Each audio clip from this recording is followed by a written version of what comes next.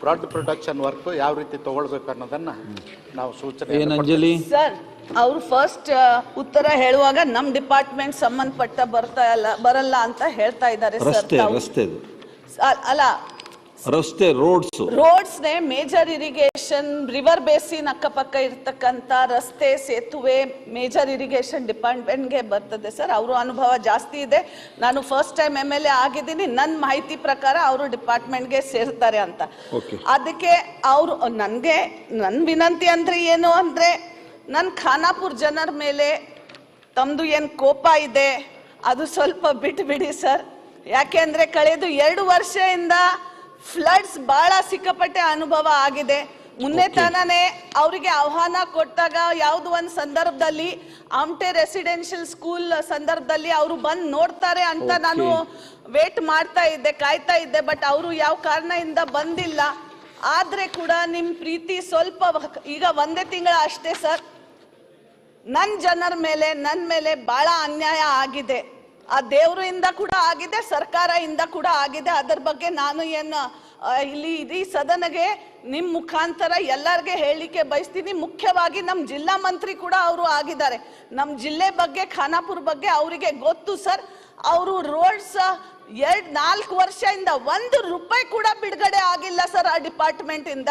ಇದು ಏನ್ ಮತ್ತೆ ಅನ್ಯಾಯ ಇಲ್ಲ ಅಂದ್ರೆ ಏನಂತ ತಮ್ಮ ಮುಖಾಂತರ ಮಾನ್ಯ ಸಚಿವರಿಗೆ ಕೇಳಲಿಕ್ಕೆ ಬಯಸ್ತೀನಿ ಸರ್. ನೀವು ಸಚಿವರು ಒಂದ್ ಹೇಳ್ರಿ, ಖಾನಾಪುರ ಜನತೆ ಮೇಲೆ ನನಗೇನ್ ಬೇಜಾರಿಲ್ಲ ಅಂತ ಹೇಳ್ಬಿಡ್ರಿ. ಅದು ಬೇಕಾಗಿರೋದು. ಅದು 1 ತಿಂಗಳ ಕೋಡ್ ಆಫ್ ಕಂಡಕ್ಟ್ ಬಂದ್ಬಿಡತ್ತೆ ಸರ್. ಅವರು ಶಾರ್ಟ್ ಟೆಂಡರ್ ಕರಿಬಿಟ್ಟು ಅಟ್ಲೀಸ್ಟ್ 975 lakhs ಗೆ ಅನುಮೋದನೆಯಿಂದ ಟೆಂಡರ್ ಕರಿ ಕೆಲಸ ಸ್ಟಾರ್ಟ್ ಮಾಡಿದ್ರೆ ಅದು ಒಂದು ದೊಡ್ಡ ಆಶೀರ್ವಾದ ಆಗ್ಬಿಡುತ್ತೆ. ಸನ್ಮಾನ್ಯ ಸಭಾಧ್ಯಕ್ಷರೇ, ದೇವರು ಕೋಪಿಸ್ಕೊಂಡಿಲ್ಲ, ನಮ್ಮ ಸರ್ಕಾರವು ಅವ್ರ ಮೇಲೆ ಕೋಪಿಸ್ಕೊಂಡಿಲ್ಲ. ಯಾಕಂದ್ರೆ ಮಳೆ ಹೆಚ್ಚಾದ್ರೆ ನಮ್ಮ ನಾಡ್ನುಡಿ ಅದು. ನೀವು ಉತ್ತರ ಕರ್ನಾಟಕದವ್ರೆ, ಮಳೆ ಹೆಚ್ಚಾದ್ರೆ ಖುಷಿ ಪಡ್ತೀವಿ, ಮಗ ಹೆಚ್ಚು ಉಂಡ್ರು ಖುಷಿ ಪಡ್ತೀವಿ. ಮಳೆ ಬಂದರೂ ಕೆಟ್ಟಲ್ಲ, ಮಗ ಹೆಚ್ಚು ಉಂಡ್ರು ಕೆಟ್ಟಲ್ಲ ಅನ್ನೋದು ನಾಡ್ನುಡಿ ಅದ ನಮ್ಮ ಗ್ರಾಮೀಣ ಪ್ರದೇಶದಲ್ಲಿ. ಅಜೀರ್ಣ ಅಲ್ಲ, ಸರಿ. ಹೆಚ್ಚು ಉಂಡ್ರೆ ಕೆಟ್ಟಲ್ಲ ಅಂತ, ಹೆಚ್ಚು ಮಳೆ ಬಂದ್ರೆ ಕೆಟ್ಟಲ್ಲ. ಮತ್ತು ಮಲೆನಾಡು ಪ್ರದೇಶ ಆಗಿರೋದ್ರಿಂದ ಖಾನಾಪುರ ಮಳೆ ಸಾಮಾನ್ಯವಾಗಿ ಹೆಚ್ಚಾಗೇ ಆಗ್ತದೆ ಯಾವತ್ತೂ ಕೂಡ, ಇವತ್ತೇ ನಿನ್ನೆದಲ್ಲ ಅದು. ಅದಕ್ಕೆ ನಾನು ಈ ಸಂದರ್ಭದಲ್ಲಿ ಇಷ್ಟ ಹೇಳ್ತೇನೆ, ಯಾಕಂದ್ರೆ ಟೈಮ್ ಜಾಸ್ತಿ ತಗೊಳ್ಳೋದಲ್ಲ. ಯಾವ್ಯಾವುದು ತುರ್ತಾಗಿ ಮಾಡ್ಲಿಕ್ಕೆ ಸಾಧ್ಯದ ಅವ್ನು ಮಾಡಿಕೊಡ್ತಾರೆ. ಓಕೆ, ಈಗ ಅಲ್ಲಿ ವಿಶೇಷವಾಗಿ ಏರಿಯಾ ಇದೆಯಲ್ಲ ಅದನ್ನೆಲ್ಲ ನೋಡ್ರಿ, ಅಲ್ಲಿ ಎಲ್ಲೆಲ್ಲಿ ಮಾಡ್ಬೋದು ಅಂತ. ಸಿಟಿ ರವಿ ಇಲ್ಲ, ಬೆಳ್ಳಿ ಪ್ರಕಾಶ್ ಇಲ್ಲ, DS ಹುಲ್ಗೇರಿ. ಸನ್ಮಾನ್ಯ ಅಧ್ಯಕ್ಷರೇ, 1065 ಪ್ರಶ್ನೆಯನ್ನ ಜಲಸಂಪನ್ಮೂಲ ಸಚಿವರು ಉತ್ತರ ಒದಗಿಸಲಾಗಿದೆ. ಸನ್ಮಾನ್ಯ ಅಧ್ಯಕ್ಷರೇ, ಮಾನ್ಯ ಅಧ್ಯಕ್ಷರೇ ಉತ್ತರವನ್ನು ಒದಗಿಸಿದ್ದಾರೆ. ಆದರೆ ನಾವು ರಾಯಚೂರು ಜಿಲ್ಲೆಯಲ್ಲಿ ಇರುವಂಥ ಸಣ್ಣ ನೀರಾವರಿ ಕೆರೆಗಳನ್ನು 5 ಕೆರೆಗಳನ್ನು ತುಂಬಲಿಕ್ಕೆ, ಯಾಕಂದರೆ ಬಯಲು ಪ್ರದೇಶ ಇರೋದರಿಂದ ಅಲ್ಲೇ ಕುಡಿಯುವ ನೀರಿಗಾಗಿ ಭಾಳ ತೊಂದರೆ ಇರೋದ್ರಿಂದ ಅದಕ್ಕಾಗಿ ಸರ್ಕಾರ ಪ್ರಸ್ತಾವನೆ ಸಲ್ಲಿಸಿದ್ದೆ. ಅದಕ್ಕಾಗಿ ಅವರು ಉತ್ತರವನ್ನು ಕೊಟ್ಟಿದ್ದಾರೆ. 109 ಕೋಟಿ ರೂಪಾಯಿನ ಅನುದಾನವನ್ನು ಬಿಡುಗಡೆಯನ್ನು ಮಾಡಿದ್ದೇವೆ, ಇದು ಮಾಡ್ತಾ ಇದ್ದೀವಿ ಅಂತೇಳಿ ಸರ್ಕಾರದ ಪರಿಶೀಲನೆ ಇದೆ. ಅದು ಪರಿಶೀಲನೆಕಿನ ನನಗೆ ಜಲ್ದಿ ಟೆಂಡರ್ ಕರೆದು ಅದನ್ನು ಸ್ವಲ್ಪ ಮಾಡಬೇಕಂತ ತಿಳ್ಕೊಂಡು ತಮ್ಮಲ್ಲಿ ಮನವಿಯನ್ನು ಮಾಡಿ. ಕುಡಿಯುವ ನೀರಿಗಾಗಿ ಸಚಿವರು. ನನ್ನ ಸಭಾಧ್ಯಕ್ಷರೇ, ಈಗಾಗಲೇ ಬೋರ್ಡ್ನಿಂದ ಕ್ಲಿಯರ್ ಮಾಡಿದ್ದೀವಿ. ಈಗ ಆಡಳಿತಾತ್ಮಕ ಅನುಮೋದನೆ ಕೊಡೋದು ಬಾಕಿ ಇದೆ. ಫೈನಾನ್ಸಿಗೆ ಕಳಿಸ್ಕೊಟ್ಟಿದ್ದೀನಿ, ಖಂಡಿತವಾಗಿ ಮಾಡಿಕೊಡ್ತೀನಿ ಬಿಡಿ ಸರ್. ಇನ್ನೂ ಒಂದು ಮುಂದೆ ಕೇಳೋದು ಬೇಡ, ಮಾಡಿಕೊಡ್ತೀನಿ ಸರ್. ಕೇಳಿನ ಸರ್, ಇನ್ನೂ ಬೇರೆ ತಾಲೂಕಿನ ನಂದವಾಡಿಗೆ ಏತ ನೀರಾವರಿ ಯೋಜನೆಯಲ್ಲಿ ಅಡಿಯಲ್ಲಿ ಕೈಬಿಟ್ಟಿರುವ 32 ಹಳ್ಳಿಗಳ ನೀರು ಸೌಲಭ್ಯ ಒದಗಿಸಲು, ನೀರಾವರಿ ಸೌಲಭ್ಯ ಒದಗಿಸಲು ಕಲ್ಪಿಸಿಕೊಂಡು ತೆಗೆದುಕೊಂಡ ಕ್ರಮಗಳು ಏನಂತೇಳಿ ನಾವು ಕೇಳಿದ್ವಿ. ಸನ್ಮಾನ್ಯ ಸಭಾಧ್ಯಕ್ಷರೇ, ಈಗಾಗಲೇ 32 ಅಲ್ಲ 35 ಹಳ್ಳಿ ಬಿಟ್ಟ. 32 ನೀವು ಕ್ವಶನ್ ಕೇಳಿದ್ 32, ಆದ್ರೆ ಆಕ್ಚುಲ್ 35 ಹಳ್ಳಿ ಬಿಟ್ಟ. 35 ಹಳ್ಳಿದು ಅದು ಪರಿಶೀಲನೆ ಹಂತದಲ್ಲಿದೆ. DPR ತಯಾರು ಮಾಡ್ಲಿಕ್ಕೆ ಸೂಚನೆ ಕೊಟ್ಟಿದ್ದೀನಿ, ಅದನ್ನು ಪರಿಶೀಲನೆ ಮಾಡಿ. ಸರ್ ಅದು ತಾವು ಕಾಚಾಪುರ ಅಂತ ಕೊಟ್ಟಿದ್ದೀವಿ ಸರ್. ಕಾಚಾಪುರ ಎಲ್ಲಿದೆ, ಇವು ಹಳ್ಳಿಗಳು ಬಿಟ್ಟಿವಿಲ್ಲ ಅಂತೇಳಿ ತಾವು ಪರಿಶೀಲನೆ ಮಾಡೋದು. ಅಧಿಕಾರಿಗಳೇ ಒಂದು ಕಾಚಾಪುರ ಡ್ಯಾಮ್ ಪಕ್ಕ ಇದೆ, ಇವು ಹಳ್ಳಿಗಳು ಕಂದಗಲ್ ಮೇಲೆ ಮಾಡಿದ್ರಂದ್ರೆ ನಾನು ಅಲ್ಲೇ ಅಲ್ಲ, ದಯಮಾಡಿ ಮತ್ತೆ ಕಂದಗಲ್ ಕಡೆ ಮಾಡಿದ್ರೆ ಅದು ಬರುತ್ತೆ ಸರ್. ದಯಮಾಡಿ ಕಾಚಾಪುರ ಅಂದ್ರೆ ಅದನ್ನ ಸ್ವಲ್ಪ ಸರಿಪಡಿಸಿ ನಾನು ಯೋಜನಾ ವರದಿ ತಯಾರು ಮಾಡ್ಲಿಕ್ಕೆ ಸೂಚನೆ ಕೊಟ್ಟಿನಿ. ಬಟ್ ಕಾಚಾಪುರ ಡೌನ್ ಸೈಡ್ ಐತೆ ಸರ್, ಮಾಡೋಣಂತ. ಅದಕ್ಕೆ ದಯಮಾಡಿ ಅದು. ಭರತ್ ಶೆಟ್ಟಿ, ಡಾಕ್ಟರ್ ಭರತ್ ಶೆಟ್ಟಿ ಸರ್, ಇನ್ನೂ ಒಂದು ಪ್ರಶ್ನೆ ಸರ್. ಏನ್ ಮತ್ತೆ ನಂದವಾಡಿಗೆ ಏತ್ ನೀರಾವರಿಯ ಯೋಜನೆಯಲ್ಲಿ ಹನಿ ನೀರಾವರಿಯನ್ನ ಕಾಮಗಾರಿ ಬದಲಾಗಿ ಹರಿಯುವ ನೀರಾವರಿಯನ್ನ ಒದಗಿಸಬೇಕಂತ ತಿಳ್ಕೊಂಡು ತಾವು ಮೊನ್ನೆ ಇದು ಮಾಡಿದ್ರೆ ಅಂತ ತಿಳ್ಕೊಂಡು ಹೇಳಿದ್ ಸರ್. ಅದಕ್ಕೆ ದಯಮಾಡಿ ಅದು ಯಾವ ಹಂತದಲ್ಲಿದೆ ಅನ್ನೋದು ತಪ್ಪು ಪರಿಶೀಲನೆ ಮಾಡಿ. ಸಭಾಧ್ಯಕ್ಷರ, ಈ ನಂದವಾಡಿಗೆ ಮತ್ತು ಈ ಹುನಗುಂದ ಈ ಭಾಗದ ಜನ ಅವರು ಹುನಗುಂದ ತಾಲೂಕಿನವ್ರೆ, ಹೀಗಾಗಿ ಅಲ್ಲಿ ಡ್ರಿಪ್ ಇರಿಗೇಷನ್ ಫೇಲ್ ಆಗಿದೆ ಅನ್ನೋದು ಅವ್ರ ಭಾವನೆ ಇದೆ. ಅದಕ್ಕೆ ನಾವು ಮಧ್ಯಪ್ರದೇಶ ಮಾಡಬೇಕು ಅಂಥೇಳಿ ಈಗಾಗಲೇ ನಿರ್ಣಯ ಮಾಡಿದ್ದೀವಿ. ನೀವು ರಾಮತಾಳದವ್ರಲ್ಲ, ನೀವು ಕೂಡಿ ಮಧ್ಯಪ್ರದೇಶ ಮಾಡಬೇಕು ಅಂತ ಮಾಡಿದ್ವಿ. ಮಧ್ಯಪ್ರದೇಶ ಅಂದ್ರೆ ನಾವು ಪೈಪ್ಲೈನನ್ನು ರೈತನ ಹೊಲಗುಂದ ಸಾಲಿಗೆ ತೊಗೊಂಡು ಹೋಗ್ತೀವಿ. ಯಾವ್ಯಾವ ರೈತನ ಕ್ಷೇತ್ರ ಎಷ್ಟಿದೆ ಅದನ್ನು ನೋಡಿಕೊಂಡು ಅದಕ್ಕೆ ಬೇಕಾಗುವಷ್ಟು ನೀರನ್ನು ಒದಗಿಸ್ಲಿಕ್ಕೆ ವ್ಯವಸ್ಥೆ ಮಾಡ್ತೀವಿ. ಅವ ಹೊಲದೊಳಗೆ ಹನಿ ನೀರಾವರಿ ಆದರೂ ಮಾಡ್ಬೋದು, ಸ್ಪ್ರಿಂಕ್ಲರ್ ಆದರೂ ಉಪಯೋಗ ಮಾಡ್ಬೋದು, ಅಥವಾ ಫ್ಲಡ್ ಇರಿಗೇಷನ್ ಆದರೂ ಮಾಡ್ಬೋದು. ಆ ರೀತಿ ಅನುಕೂಲ ಮಾಡಿಕೊಡ್ಲಿಕ್ಕೆ ಅವನ ಹೊಲಕ್ಕೆ ನೀರು ಮುಟ್ಟಿಸ್ತಕ್ಕಂಥ ಕೆಲಸ ಮಾಡಬೇಕು ಅಂತೇಳಿ ನಾವು ಈಗಾಗಲೇ ನಮ್ಮ ಅಧಿಕಾರಿನ ಕಳಿಸಿ ಮಧ್ಯಪ್ರದೇಶ ನೋಡ್ಕೊಂಡು ಬಂದಿದ್ವಿ. ಆ ರೀತಿ ಮಾಡ್ಬೇಕಂತ ಆಲೋಚನೆ ಇದೆ, ಖಂಡಿತವಾಗಿ ಪರಿಶೀಲನೆ ಮಾಡೋಣ. Okay, doctor Bharat Shetty.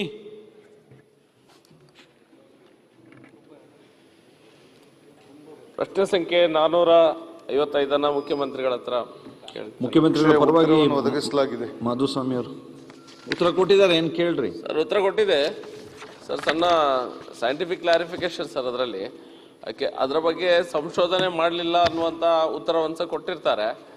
ಮತ್ತು ಮುಂದುವರೆದು ಅದರ ಅಧಿಕಾರಿ ವರ್ಗದ ವಲಯದಲ್ಲಿ ಅದರ ಪರಿಶೀಲಿಸಿ ಡಿಸಿಷನ್ ತೆಗೆದಿದ್ದಾರೆ ಅಂತ ಹೇಳಿದ್ದಾರೆ. ಈಗ ವಾಟರ್ ಲೆವೆಲ್ ಅಕೇಶ ಹಾಕಿದ್ರೆ ವಾಟರ್ ಲೆವೆಲ್ಲು ಕಮ್ಮಿ ಆಗ್ತದಾ ಅಥವಾ ಅದರಿಂದ ಏನೋ ದುಷ್ಪರಿಣಾಮ ಉಂಟಾ ಇಲ್ವೋ ಅಂತ ಬಗ್ಗೆ ಯಾವುದೇ ಸಂಶೋಧನೆ ಆಗಲಿಲ್ಲ ಅಂತ ಕೊಟ್ಟಿದ್ದಾರೆ. 2011 ಒಂದು ಸೆಂಟರ್ ಸರ್ಕ್ಯುಲರ್, ಇನ್ನೂ ಸಹ ಅದ್ರ ಬಗ್ಗೆ ಯಾವುದೇ ಸಂಶೋಧನೆ ಆಗಿರಲಿಲ್ಲ. ಸೈಂಟಿಫಿಕ್ ಆಗಿ ಕರಾರಾಗಿ ನಮಗೆ ಎಸ್ ಆರ್ ನೋ ಉತ್ತರ ಸಿಗ್ಬೋದಾ ಅಂತ ಸರ್ಕಾರ ಹತ್ರ ಕೇಳುದು. ಅದರಿಂದ ಕಮ್ಮಿ ಆಗ್ತದಾ ಇಲ್ವಾ ಅಂತ. ಸರ್, ಉತ್ತರದಲ್ಲಿ ಹೇಳ್ಬಿಟ್ಟಿದ್ದೀವಿ, ನಮ್ಮ ಹತ್ರ ಯಾವುದೇ ಸಂಶೋಧನಾ ವರದಿ ಸ್ಪಷ್ಟವಾಗಿಲ್ಲ. ಅಕೇಶಿಯ ಯೂಕಲಿಪ್ಟಸ್ ಹಾಕಿದ್ರೆ ಭೂಮಿನಲ್ಲಿರೋ ನೀರನ್ನು ಜಾಸ್ತಿ ಎಕ್ಸ್ಟ್ರಾಕ್ಟ್ ಮಾಡ್ತವೆ, ಆ ಜಾತಿ ಬೆಳೆಯಬಾರ್ದು ಅಂತ ಒಂದು ಚರ್ಚೆಗಳಾಗಿದೆ.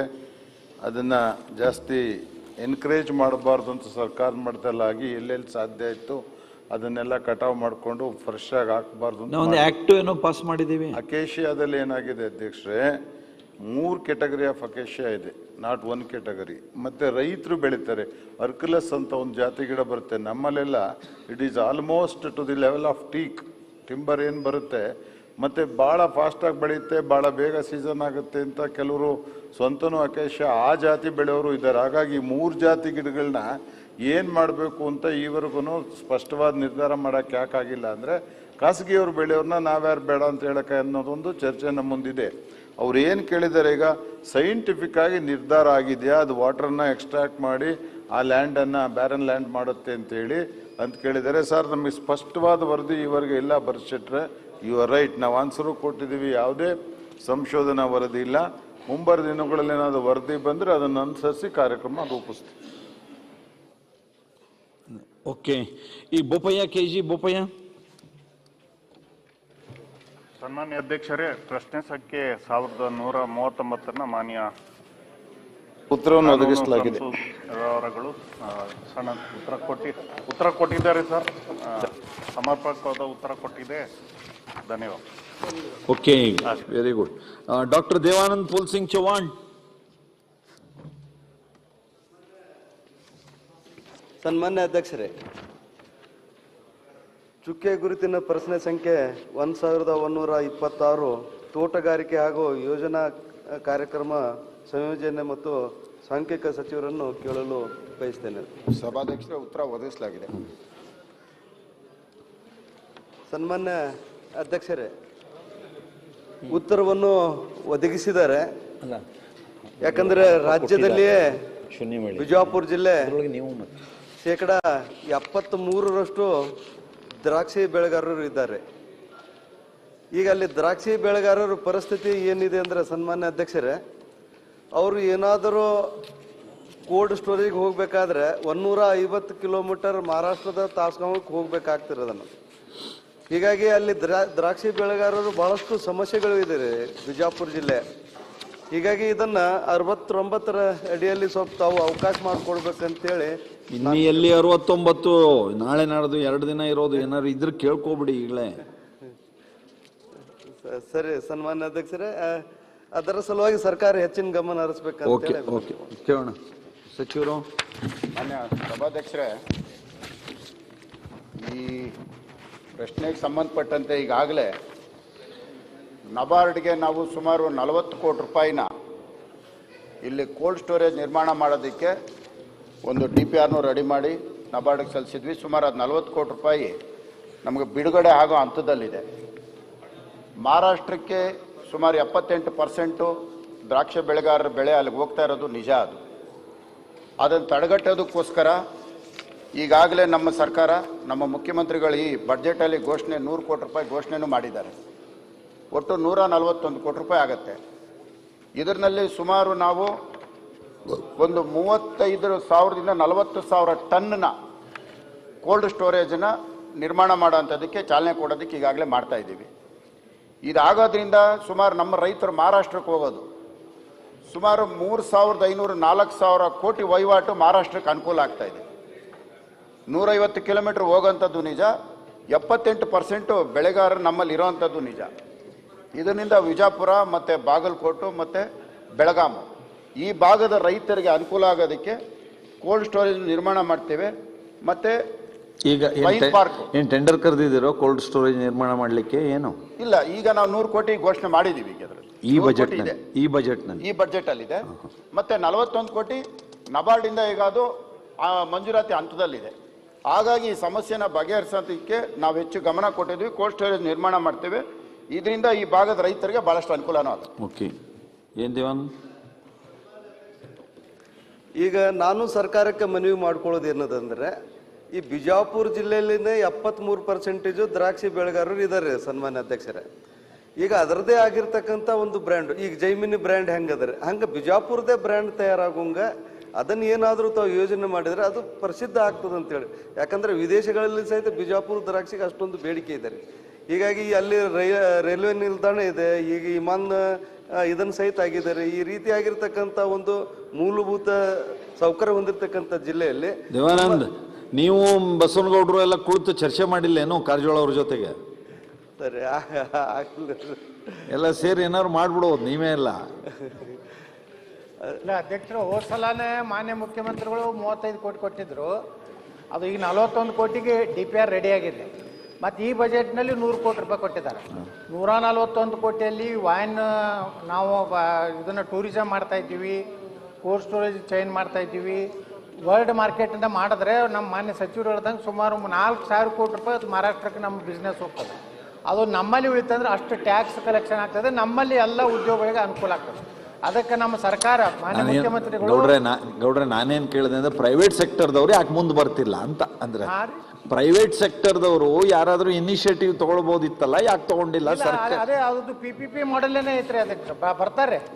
ಈಗ ರೈತರಿಗೇ ಕೋಲ್ಡ್ ಸ್ಟೋರೇಜ್ ಮಾಡಿ ಅವ್ರು 3-4 ಜನ ರೈತರು ಕೂಡಿ ಒಂದು 500 ಟನ್ 1000 ಟನ್ನದ್ದು ಕೋಲ್ಡ್ ಸ್ಟೋರೇಜ್ ಮಾಡ್ಲಿಕ್ಕೆ ಅನುಕೂಲ ಆಗಿದೆ. ಈಗ ನಾನೇ ನಮ್ಮ ಸೌಹಾರ್ದದಿಂದ 5,000 ಟನ್ನದ್ದು ಒಂದು ಕೋಲ್ಡ್ ಸ್ಟೋರೇಜ್ ಮಾಡಿದ್ದೆ. ಗೌಡ್ರೆ ಈ ರೀತಿ ಹೇಳ್ತೀನಿ 1 ನಿಮಿಷ.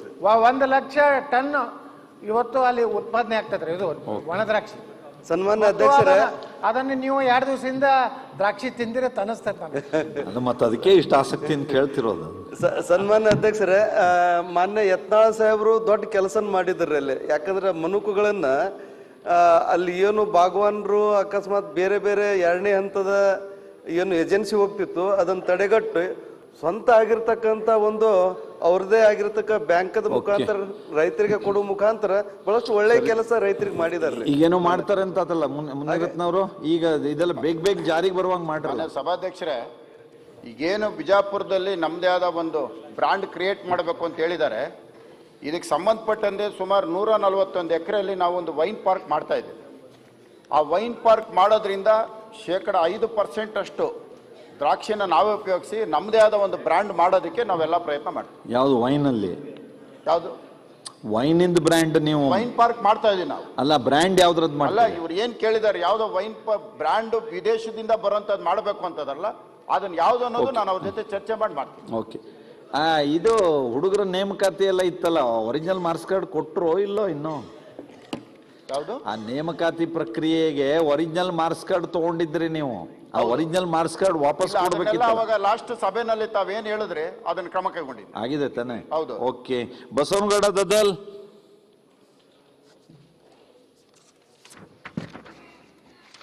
ಸನ್ಮಾನ್ಯ ಸಭಾಧ್ಯಕ್ಷರೇ, ಚುಕ್ಕಿ ಗುರುತಿನ ಪ್ರಶ್ನೆ 1034 ಮಾನ್ಯ ಮುಖ್ಯಮಂತ್ರಿಗಳನ್ನ ಕೇಳಬಯಸ್ತಾ ಇದ್ದೀನಿ. ಓಕೆ. ಹೆಬ್ಬಾರ್ ಅವರು. ಒದಗಿಸಲಾಗಿದೆ. ದದ್ದಲ್ ಹೇಳಿ. ಸನ್ಮಾನ್ಯ ಸಭಾಧ್ಯಕ್ಷರೇ, ಜಲಧಾರ ಯೋಜನೆಯನ್ನ ರಾಯಚೂರು ಜಿಲ್ಲೆಯಲ್ಲಿ ಈಗಾಗಲೇ DPR ಆಗಿ ಟೆಂಡರ್ ಆಗಿದೆ ಅಂತೇಳಿ ನನಗೆ ಉತ್ತರದಲ್ಲಿ ಕೊಟ್ಟಿದ್ದಾರೆ. ಉತ್ತರವನ್ನ ಕೊಡುವಂಥ ಸಂದರ್ಭದಲ್ಲಿ ಕೆಲವು ವಿಲೇಜ್ಗಳನ್ನು ನಾನು ತಾಲೂಕುವಾರು ವಿಲೇಜ್ಗಳನ್ನು ಕೇಳಿದೆ. ವಿಲೇಜ್ಗಳು ಭಾಳ ವ್ಯತ್ಯಾಸಗಳನ್ನು ಕೊಟ್ಟಿದ್ದಾರೆ. ಹಾಗಾಗಿ ಅದನ್ನು ವಿಲೇಜ್ಗಳನ್ನು ಸರಿಪಡಿಸಿಕೊಡುವಂಥದ್ದು ಒಂದು. ಆಮೇಲೆ ಈಗಾಗಲೇ ಈ ಯೋಜನೆಯನ್ನು ಯಾವಾಗ ಸಂಪೂರ್ಣವಾಗಿ ಮುಕ್ತಾಯಗೊಳಿಸಲು ಅಂತೇಳಿ ಕೇಳಿದ್ದೆ ನಾನು. ಅದಕ್ಕೆ 30 ತಿಂಗಳ ಅಂದರೆ 4/6/2022 ಅಗ್ರಿಮೆಂಟ್ ಆಗಿದೆ. ಈಗಾಗಲೇ 9 ತಿಂಗಳಾಗಿದೆ. ಆದರೆ ಕೆಲಸ ಭಾಳ ಆಮೆಗತ್ತೆ, ಭಾಳ ಸ್ಲೋ ಇದೆ ಕೆಲಸ. ಯಾಕಂದ್ರೆ ಈಗಾಗಲೇ ಜಲ್ ಜೀವನ್ ಮಿಷನ್ ಯೋಜನೆ ಅಡಿಯಲ್ಲಿ ಎಲ್ಲ ಗ್ರಾಮಗಳಲ್ಲಿ ಪೈಪ್ಲೈನ್ಗಳನ್ನು ಹಾಕ್ತಾ ಇದ್ದಾರೆ. ಯಾಕಂದ್ರೆ ಅಲ್ಲಿ ಸೋರ್ಸ್ಗಳಿಲ್ಲ. ಈಗಾಗಲೇ ನಮಗೇನು 2 ನದಿಗಳ ಕಡೆಯಿಂದ ಬಹುಗ್ರಾಮ ಕುಡಿಯ ನೀರು ಇರ್ತವ, ಬೇಸಿಗೆಯಲ್ಲಿ ಈಗಾಗಲೇ ನದಿಗಳಲ್ಲಿ ನೀರು ಖಾಲಿ ಆಗ್ತಾ ಇದೆ. ಹಾಗಾಗಿ 2-3 ತಿಂಗಳ ಭಾಳ ರಾಯಚೂರು ತಾಲೂಕಿಗೆ, ನನ್ನ ಕ್ಷೇತ್ರಕ್ಕೆ ಭಾಳ ನೀರಿನ ಸಮಸ್ಯೆ ಆಗ್ತದ. ಪ್ರತಿ ವರ್ಷ ಏನಾಗ್ತಿತ್ತು, ಟಾಸ್ಕ್ ಫೋರ್ಸ್ ಕಮಿಟಿಯಲ್ಲಿ ಅನುದಾನವನ್ನು ಕೊಡ್ತಾ ಇದ್ರು. ಆದರೆ ಈಗ 2 ವರ್ಷದಿಂದ, ಹೋದ ವರ್ಷದಿಂದ ಯಾವುದೇ ಟಾಸ್ಕ್ ಫೋರ್ಸ್ ಕಮಿಟಿಗಳಿಗೆ ಅನುದಾನವನ್ನು ಕೊಡ್ತಾ ಇಲ್ಲ. ಯಾಕಂದ್ರೆ ಬೋರ್ವೆಲ್ಗಳನ್ನು ಕೊರಿಬೇಕಾದ್ರೆ ಅನುದಾನವನ್ನು ಒದಗಿಸ್ತಾ ಇಲ್ಲ. ಹಾಗಾಗಿ ಈ ಜಲಧಾರೆ ಯೋಜನೆಯನ್ನು ಬರಬೇಕಾದ್ರೆ ಇನ್ನ 20 ತಿಂಗಳು ಆಗ್ತದೆ. ಅಷ್ಟೊತ್ತಿಗೆ ಇರುವಂತ ಸೋರ್ಸ್ಗಳಿಗೆ ಜಲ್ ಜೀವನ್ ಮಿಷನ್ ಪೈಪ್ಲೈನ್ಗಳು ಹಾಕಿದ್ದಾರೆ. ಹಾಗಾಗಿ ಕುಡಿಯುವ ನೀರು ಬೇಸಿಗೆಯಲ್ಲಿ ಬಹಳ ಸಮಸ್ಯೆ ಆಗುತ್ತದೆ. ಹಾಗಾಗಿ ಮಾನ್ಯ ಮುಖ್ಯಮಂತ್ರಿಗಳನ್ನ ತಮ್ಮ ಮುಖೇನ, ಯಾಕಂದ್ರೆ ಟಾಸ್ಕ್ ಫೋರ್ಸ್ ಕಮಿಟಿಗಳಿಗೆ ಪ್ರತಿ ವರ್ಷ ವಿಧಾನಸಭಾ ಕ್ಷೇತ್ರವಾರ ಏನು ಕೊಡ್ತಾ ಇದ್ರೆ ಆ ರೀತಿಯಾಗಿ, ಯಾಕಂದ್ರೆ ನಮಗೆ ಕುಡಿಯೋ ನೀರು ಬಹಳ ಸಮಸ್ಯೆ ಆಗ್ತದೆ, ಆ ಅನುದಾನವನ್ನು ಒದಗಿಸುವಂತ ಕೆಲಸವನ್ನು ಮಾಡ್ಬೇಕಂತೇಳಿ ನಿಮ್ಮಲ್ಲಿ ಮನವಿ. ಇದೊಂದು ಬಹಳ ದೊಡ್ಡ ಯೋಜನೆ. ಇಡೀ ರಾಯಚೂರು ಜಿಲ್ಲೆಗೆ ನಾರಾಯಣಪುರ ಜಲಾಶಯದಿಂದ, ಕೃಷ್ಣಾ ನದಿಯಿಂದ 2978 ಕೋಟಿ ರೂಪಾಯಿನ ಒಂದು ಯೋಜನೆ. ಈಗಾಗಲೇ ಟೆಂಡರ್ ಮಾಡಿ 2.5 ವರ್ಷ ಅಂದರೆ 30 ತಿಂಗಳಲ್ಲಿ ಕೆಲಸ ಪೂರೈಸಿಕೊಡಬೇಕು. 5 ವರ್ಷ ಅವರೇ ಮೇಂಟೆನೆನ್ಸ್ ಕೂಡ ಮಾಡಬೇಕು. ಆ ಪದ್ಧತಿಯಲ್ಲಿ ಈಗಾಗಲೇ ಕೆಲಸವನ್ನು ಕೊಟ್ಟಾಗಿದೆ. ಟೋಟಲಿ 24,30,30,965 ಜನಸಂಖ್ಯೆ, 7 ಪಟ್ಟಣಗಳು, 7 ನಗರಗಳು ಕೂಡ ಈ ವ್ಯಾಪ್ತಿಗೆ ಸೇರುತ್ತೆ. ಹಾಗಾಗಿ ಈ ಕೆಲಸ ಮಾಡುವಂಥ ಸಂದರ್ಭದಲ್ಲಿ ನೀರಿಗೆ ಏನಾದರೂ ಅನಾನುಕೂಲತೆ ಆದರೆ ಇಲಾಖೆ ಗಂಭೀರವಾಗಿ ಅದಕ್ಕೆ ಏನೆಲ್ಲ ಅವಶ್ಯಕತೆ ಇದನ್ನು ಪೂರೈಸುತ್ತೆ. ಈ ಯೋಜನೆ ಮಾಡುವಾಗ ಇದು ಭಾಳ ದೊಡ್ಡ ಯೋಜನೆ ಆಗಿರೋದ್ರಿಂದ ಈಗಾಗಲೇ DPR ಮಾಡಿ ಕೆಲಸ ಶುರು ಮಾಡಲಿಕ್ಕೆ ಎಲ್ಲ ಸಿದ್ಧತೆಗಳು ಆರಂಭ ಆಗಿದೆ. ಅತಿ ಶೀಘ್ರದಲ್ಲೇ ಕೆಲಸ ಮುಗಿಸ್ತಕ್ಕಂಥ ಕೆಲಸ ಮಾಡ್ತೇವೆ. ಸಭಾಧ್ಯಕ್ಷರೇ, ಆಯ್ತು, ಅವ್ರು ಹೇಳಿದ್ದು ನಮಗೆ ಸ್ವಾಗತಾರ್ಥ. ಯಾಕಂದ್ರೆ ರಾಯಚೂರು ಜಿಲ್ಲೆಗೆ ಜಲಧಾರೆ ಯೋಜನೆಯನ್ನ ಸಮ್ಮಿಶ್ರ ಸರ್ಕಾರ ಇದ್ದಾಗ, ಮಾನ್ಯ ಕೃಷ್ಣ ಬೈರೇಗೌಡ ಅವರು ಅಡಿಪಿಎಸ್ ಸಚಿವರಿದ್ದಾಗ ಅವತ್ತು ನಮ್ಮ ಜಿಲ್ಲೆಯನ್ನ ಆಯ್ಕೆ ಮಾಡಿದ್ವಿ. ಅದಾದ ನಂತರ ತಮ್ಮ ಸರ್ಕಾರ ಬಂದ ಮೇಲೆ ಕೂಡ ಇವತ್ತೇನು 2,978 ಕೋಟಿ ರೂಪಾಯಿಗಳನ್ನು ಮಾಡಿದ್ರಿ. ಇದು ಯಾಕಂದ್ರೆ ನನಗೆ ಆ ಕೆಲಸವನ್ನ ಬಹಳ ಸುಲಭ ನಡೀತಾ ಇದೆ. ಹಾಗಾಗಿ ಅತಿ ಶೀಘ್ರ ಆ ಕೆಲಸಗಳನ್ನು ಪ್ರಾರಂಭ ಮಾಡುವಂತ ಕೆಲಸ ಮಾಡಬೇಕು. ಮತ್ತು ಅದರ ಜೊತೆಗೆ ಯಾಕಂದ್ರೆ ಈಗ ಬೇಸಿಗೆಯಲ್ಲಿ 3 ತಿಂಗಳ ಟ್ಯಾಂಕರ್ಗಳಿಂದ ಸಪ್ಲೈಗಳನ್ನು ಕೊಡುವಂತ ಸ್ಥಿತಿ ಆಗ್ತದೆ ನಮಗೆ. ಹಾಗಾಗಿ ಆ ಸ್ಕೀಮ್ ಬಂದ ಮೇಲೆ ನಮ್ಗೆ ಒಳ್ಳೇದಾಗ್ತದೆ. ಆದರೆ ಅದರ ಮುಂಚಿತವಾಗಿ ಈಗ ಟಾಸ್ಕ್ ಫೋರ್ಸ್ ಕಮಿಟಿಗಳಿಗೆ ಅನುದಾನವನ್ನು ಒದಗಿಸಿ ಎಲ್ಲಿ ನೀರಿನ ಸಮಸ್ಯೆ ಆಗ್ತದೆ ಅಲ್ಲಿ ಬೋರ್ವೆಲ್ಗಳು ಕೊರೆಯಕ್ಕಾಗಿರ್ಬೋದು, ಮತ್ತು ರೀಡ್ರಿಲ್ಲಿಂಗ್ ಮಾಡೋದಕ್ಕೆ ಅನುದಾನವನ್ನು ಒದಗಿಸ್ಬೇಕಂತೇಳಿ ತಮ್ಮ ಮುಖಾಂತರ ಕೇಳ್ತಾ ಇದ್ದೀನಿ. ಆ ಕಾಲಕ್ಕೆ ಅಧ್ಯಕ್ಷರೇ ಜಲದಾವೆ ಅಂತ ಹೆಸರು ಇತ್ತು. ಇವತ್ತು ಜಲದಾವೆ ಇರತಕ್ಕಂಥ ಹೆಸರಿನಲ್ಲಿ ಯೋಜನೆ ಇಲ್ಲ. ಇವತ್ತು ಜಲಜೀವನ ಹೆಸರಿನಲ್ಲಿ ಯೋಜನೆ ಆರಂಭ ಆಗಿದೆ. ಕುಡಿಯುವ ನೀರಿನ ತೊಂದರೆ ಆದರೆ ಟ್ಯಾಂಕರ್ಗಳ ಮೂಲಕ ಕೊಡಬೇಕು. ಯಾವುದೇ ರೀತಿಯಲ್ಲಿ ಜನಕ್ಕೆ ಕುಡಿಯುವ ನೀರಿನ ಅನಾನುಕೂಲತೆ ಆಗದೆ ಹೋದಂತೆ ಸರ್ಕಾರ ಎಲ್ಲ ವ್ಯವಸ್ಥೆಗಳನ್ನು ಮಾಡೋದಕ್ಕೆ ಸಿದ್ಧ ಇದೆ. ಓಕೆ, ಅಶೋಕ್ ನಾಯ್ಕ್. ಓಕೆ, ಟ್ಯಾಂಕಲ್ಲಿ ಕೊಡ್ರಿ ಈಗ ಅಲ್ಲಿ ಆಗೋ ತನಕ. ಆಯ್ತು ರೀ, ಈಗ ತುರ್ತು ಇದ್ರೆ ನೀವು ವಾಟರ್ ಟ್ಯಾಂಕ್ನಲ್ಲಿ ಕೊಡೋದಕ್ಕೆ ಅವಕಾಶ ಇದ್ದೇ ಇದೆ, ಅದ್ರೊಳಗೆ ಕೊಡಿಸ್ರಿ. ಅಲ್ಲಿ DC AC ತಹಸೀಲ್ದಾರ್ ಹೆಡ್ನಲ್ಲಿ ಇರುತ್ತಲ್ಲ. ಟಾಸ್ಕ್ ಫೋರ್ಸ್ ಕಮಿಟಿ ನಿಲ್ಲಿಸಿಬಿಟ್ರೆ ಸಭಾಧ್ಯಕ್ಷ, ಕುಡಿಯುವ ನೀರಿನ ಅನಾನುಕೂಲತೆ ಆಗದೆ ಹೋದಂತೆ ಅದಕ್ಕೆ ಬೇಕಾದ ವ್ಯವಸ್ಥೆ ಮಾಡಲಿಕ್ಕೆ ಸರ್ಕಾರ ಸಿದ್ಧ ಇದೆ. ಅದಕ್ಕೆ ಯಾವ ಸಂದರ್ಭದಲ್ಲಿ ಏನೆಲ್ಲ ಅವಶ್ಯಕತೆ ಅದನ್ನು ಪೂರೈಸೋದಕ್ಕೆ ಸರ್ಕಾರ ಕ್ರಮ ತೆಗೆದುಕೊಳ್ಳುತ್ತೆ. ಅಲ್ಲೇ ಹೇಳಿದ್ರೆ ಸಿದ್ಧ ಇದೆ ಅಂದ್ರೆ ಎಲ್ಲಿ ಅದಕ್ಕೆ ಅನುದಾನ ಕೊಟ್ರೆ ಆಗ್ತದೆ. ಅಲ್ಲಿ ಹೊಟ್ಟೆ ತುಂಬಾ ಮಾತುಗಳು ಹೇಳಿದಾಗ ಆಗ್ತದೆ. ಇವತ್ತೇನು ಅಂತ ಅನಾನುಕೂಲತೆಗಳಾಗಿಲ್ಲ. ಟಾಸ್ಕ್ ಫೋರ್ಸ್ ಕಮಿಟಿ ರಾಯಚೂರು ಜಿಲ್ಲೆ ಒಳಗೆ ಪ್ರತಿ ವರ್ಷ ಕೊಡ್ತಿದ್ರೆ ಅದು ಕೊಡ್ರಿ ಅಂತ ಕೇಳ್ತಾ ಇದ್ದೀನಿ. ರಾಯಚೂರು ಜಿಲ್ಲೆಗೆ ಕೃಷ್ಣಾ ನದಿ ನೀರಿನಿಂದ ಕೊಡ್ತಕ್ಕಂಥ ಬಹಳ ದೊಡ್ಡ ಯೋಜನೆ. ಇದಾಗುವಾಗ ಸ್ವಲ್ಪ ದಿವಸ ಅನಾನುಕೂಲತೆಗಳು ಆಗ್ಬಹುದು. ಅನಾನುಕೂಲತೆಗಳು ಆಗಬಹುದು, ಏನ್ ಸಮಸ್ಯೆ? ಈಗ ಅವ್ರು ಹೇಳೋದು ಹೆಬ್ಬಾರ್ರು ಇದು ಎರಡು ಅಲ್ಲ. ಈಗ ನೀವು ಜಲಧಾರೆನೂ ಅಲ್ಲ, ಜಲ್ ಜೀವನ್ ಮಿಷನ್ ಅಲ್ಲ ಅವ್ರು ಹೇಳೋದು. ಈಗ ನೀವು ತುರ್ತಾಗಿ ನಮ್ ಟಾಸ್ಕ್ ಫೋರ್ಸ್ ಹಣ ಕೊಡಿಸಿ ಅಂತ ಅದನ್ನ ಮುಖ್ಯಮಂತ್ರಿಗಳ ಜೊತೆ ಮಾತಾಡಿ ಹೇಳಿ. ಓಕೆ, ಆಯ್ತು, ಮುಖ್ಯಮಂತ್ರಿಗಳ ಜೊತೆ ಮಾತಾಡಿ ಹೇಳ್ತೀನಿ ಅಂತ ಹೇಳಿದ್ರು ಅವರು. ಕೆ.ಬಿ. ಅಶೋಕ್ ನಾಯ್ಕ್ ಆಯ್ತು, ಮುಖ್ಯಮಂತ್ರಿಗಳ ಜೊತೆ ಮಾತಾಡಿ ಹೇಳ್ತೀನಿ ಅಂತ ಹೇಳಿದ್ದಾರೆ. ಭೀಮಾ, ಓಕೆ, ಕಾರಜೋಳ ಅವರು. ಅಶೋಕ್ ನಾಯ್ಕ್ ಉತ್ತರ ಒದಗಿಸಲಾಗಿದೆ ಅಧ್ಯಕ್ಷರೇ. ಒಂದು ಕೊಟ್ಟಿದ್ದಾರೆ ಸರ್. ನಾನು 3 ವರ್ಷಗಳ ಮಾಹಿತಿಯನ್ನು ಸನ್ಮಾನ್ಯ ಸಚಿವರಲ್ಲಿ ಕೇಳಿದ್ದೆ ಸರ್. ರಾಷ್ಟ್ರ ಅಧಿಕಾರಿಗಳು ಸ್ವಲ್ಪ ತಪ್ಪು ಮಾಹಿತಿಗಳು ಕೊಟ್ಟಿರ್ಬೋದು ಅಂತೇಳಿ. ಸಂಖ್ಯೆ 71 ಉತ್ತರ ಕೊಟ್ಟಿರೋದಲ್ಲಿ ಶಿವಮೊಗ್ಗ ಗ್ರಾಮಾಂತರ ಕ್ಷೇತ್ರದ ಕಲ್ಲಾಪಿ ರಸ್ತೆಯಿಂದ ಬೊಮ್ಮನಕಟ್ಟೆಗೆ ಸೇರೋ ರಸ್ತೆ, ಅದಕ್ಕೆ ಕಾಮಗಾರಿ ಮುಗಿದಿದೆ ಅಂತ ಕೊಟ್ಟಿದ್ದಾರೆ. ಆಮೇಲೆ ಶಿವಮೊಗ್ಗ ತಾಲೂಕು ಹಸುಡಿ ಗ್ರಾಮದ ಸರ್ವೆ ನಂಬರ್ 83ರ ಹಸುಡಿ ಕೆರೆ ಎಡಭಾಗದ ಕೋಡಿ ಕಾಲುವೆಗೆ ರಕ್ಷಣಾತ್ಮಕ ತಡೆಗೋಡೆ, ಮತ್ತು ಅದರ ನೆಕ್ಸ್ಟು 61 ಉತ್ತರದಲ್ಲಿ ಕೊಟ್ಟಿರೋ ಹಾಗೆ 19-20ನೇ ಸಾಲಿಂದು ಸರ್. ಇದು ಈ ಕಾಮಗಾರಿಗಳು ಮುಗಿದಿದೆ, ಪೂರ್ಣಗೊಂಡಿದೆ ಅಂತೇಳಿ ಮಾಹಿತಿ ಕೊಟ್ಟಿದ್ದಾರೆ ಸರ್. ಕಾಮಗಾರಿಗಳು ಆಗಿಲ್ಲ ಸರ್.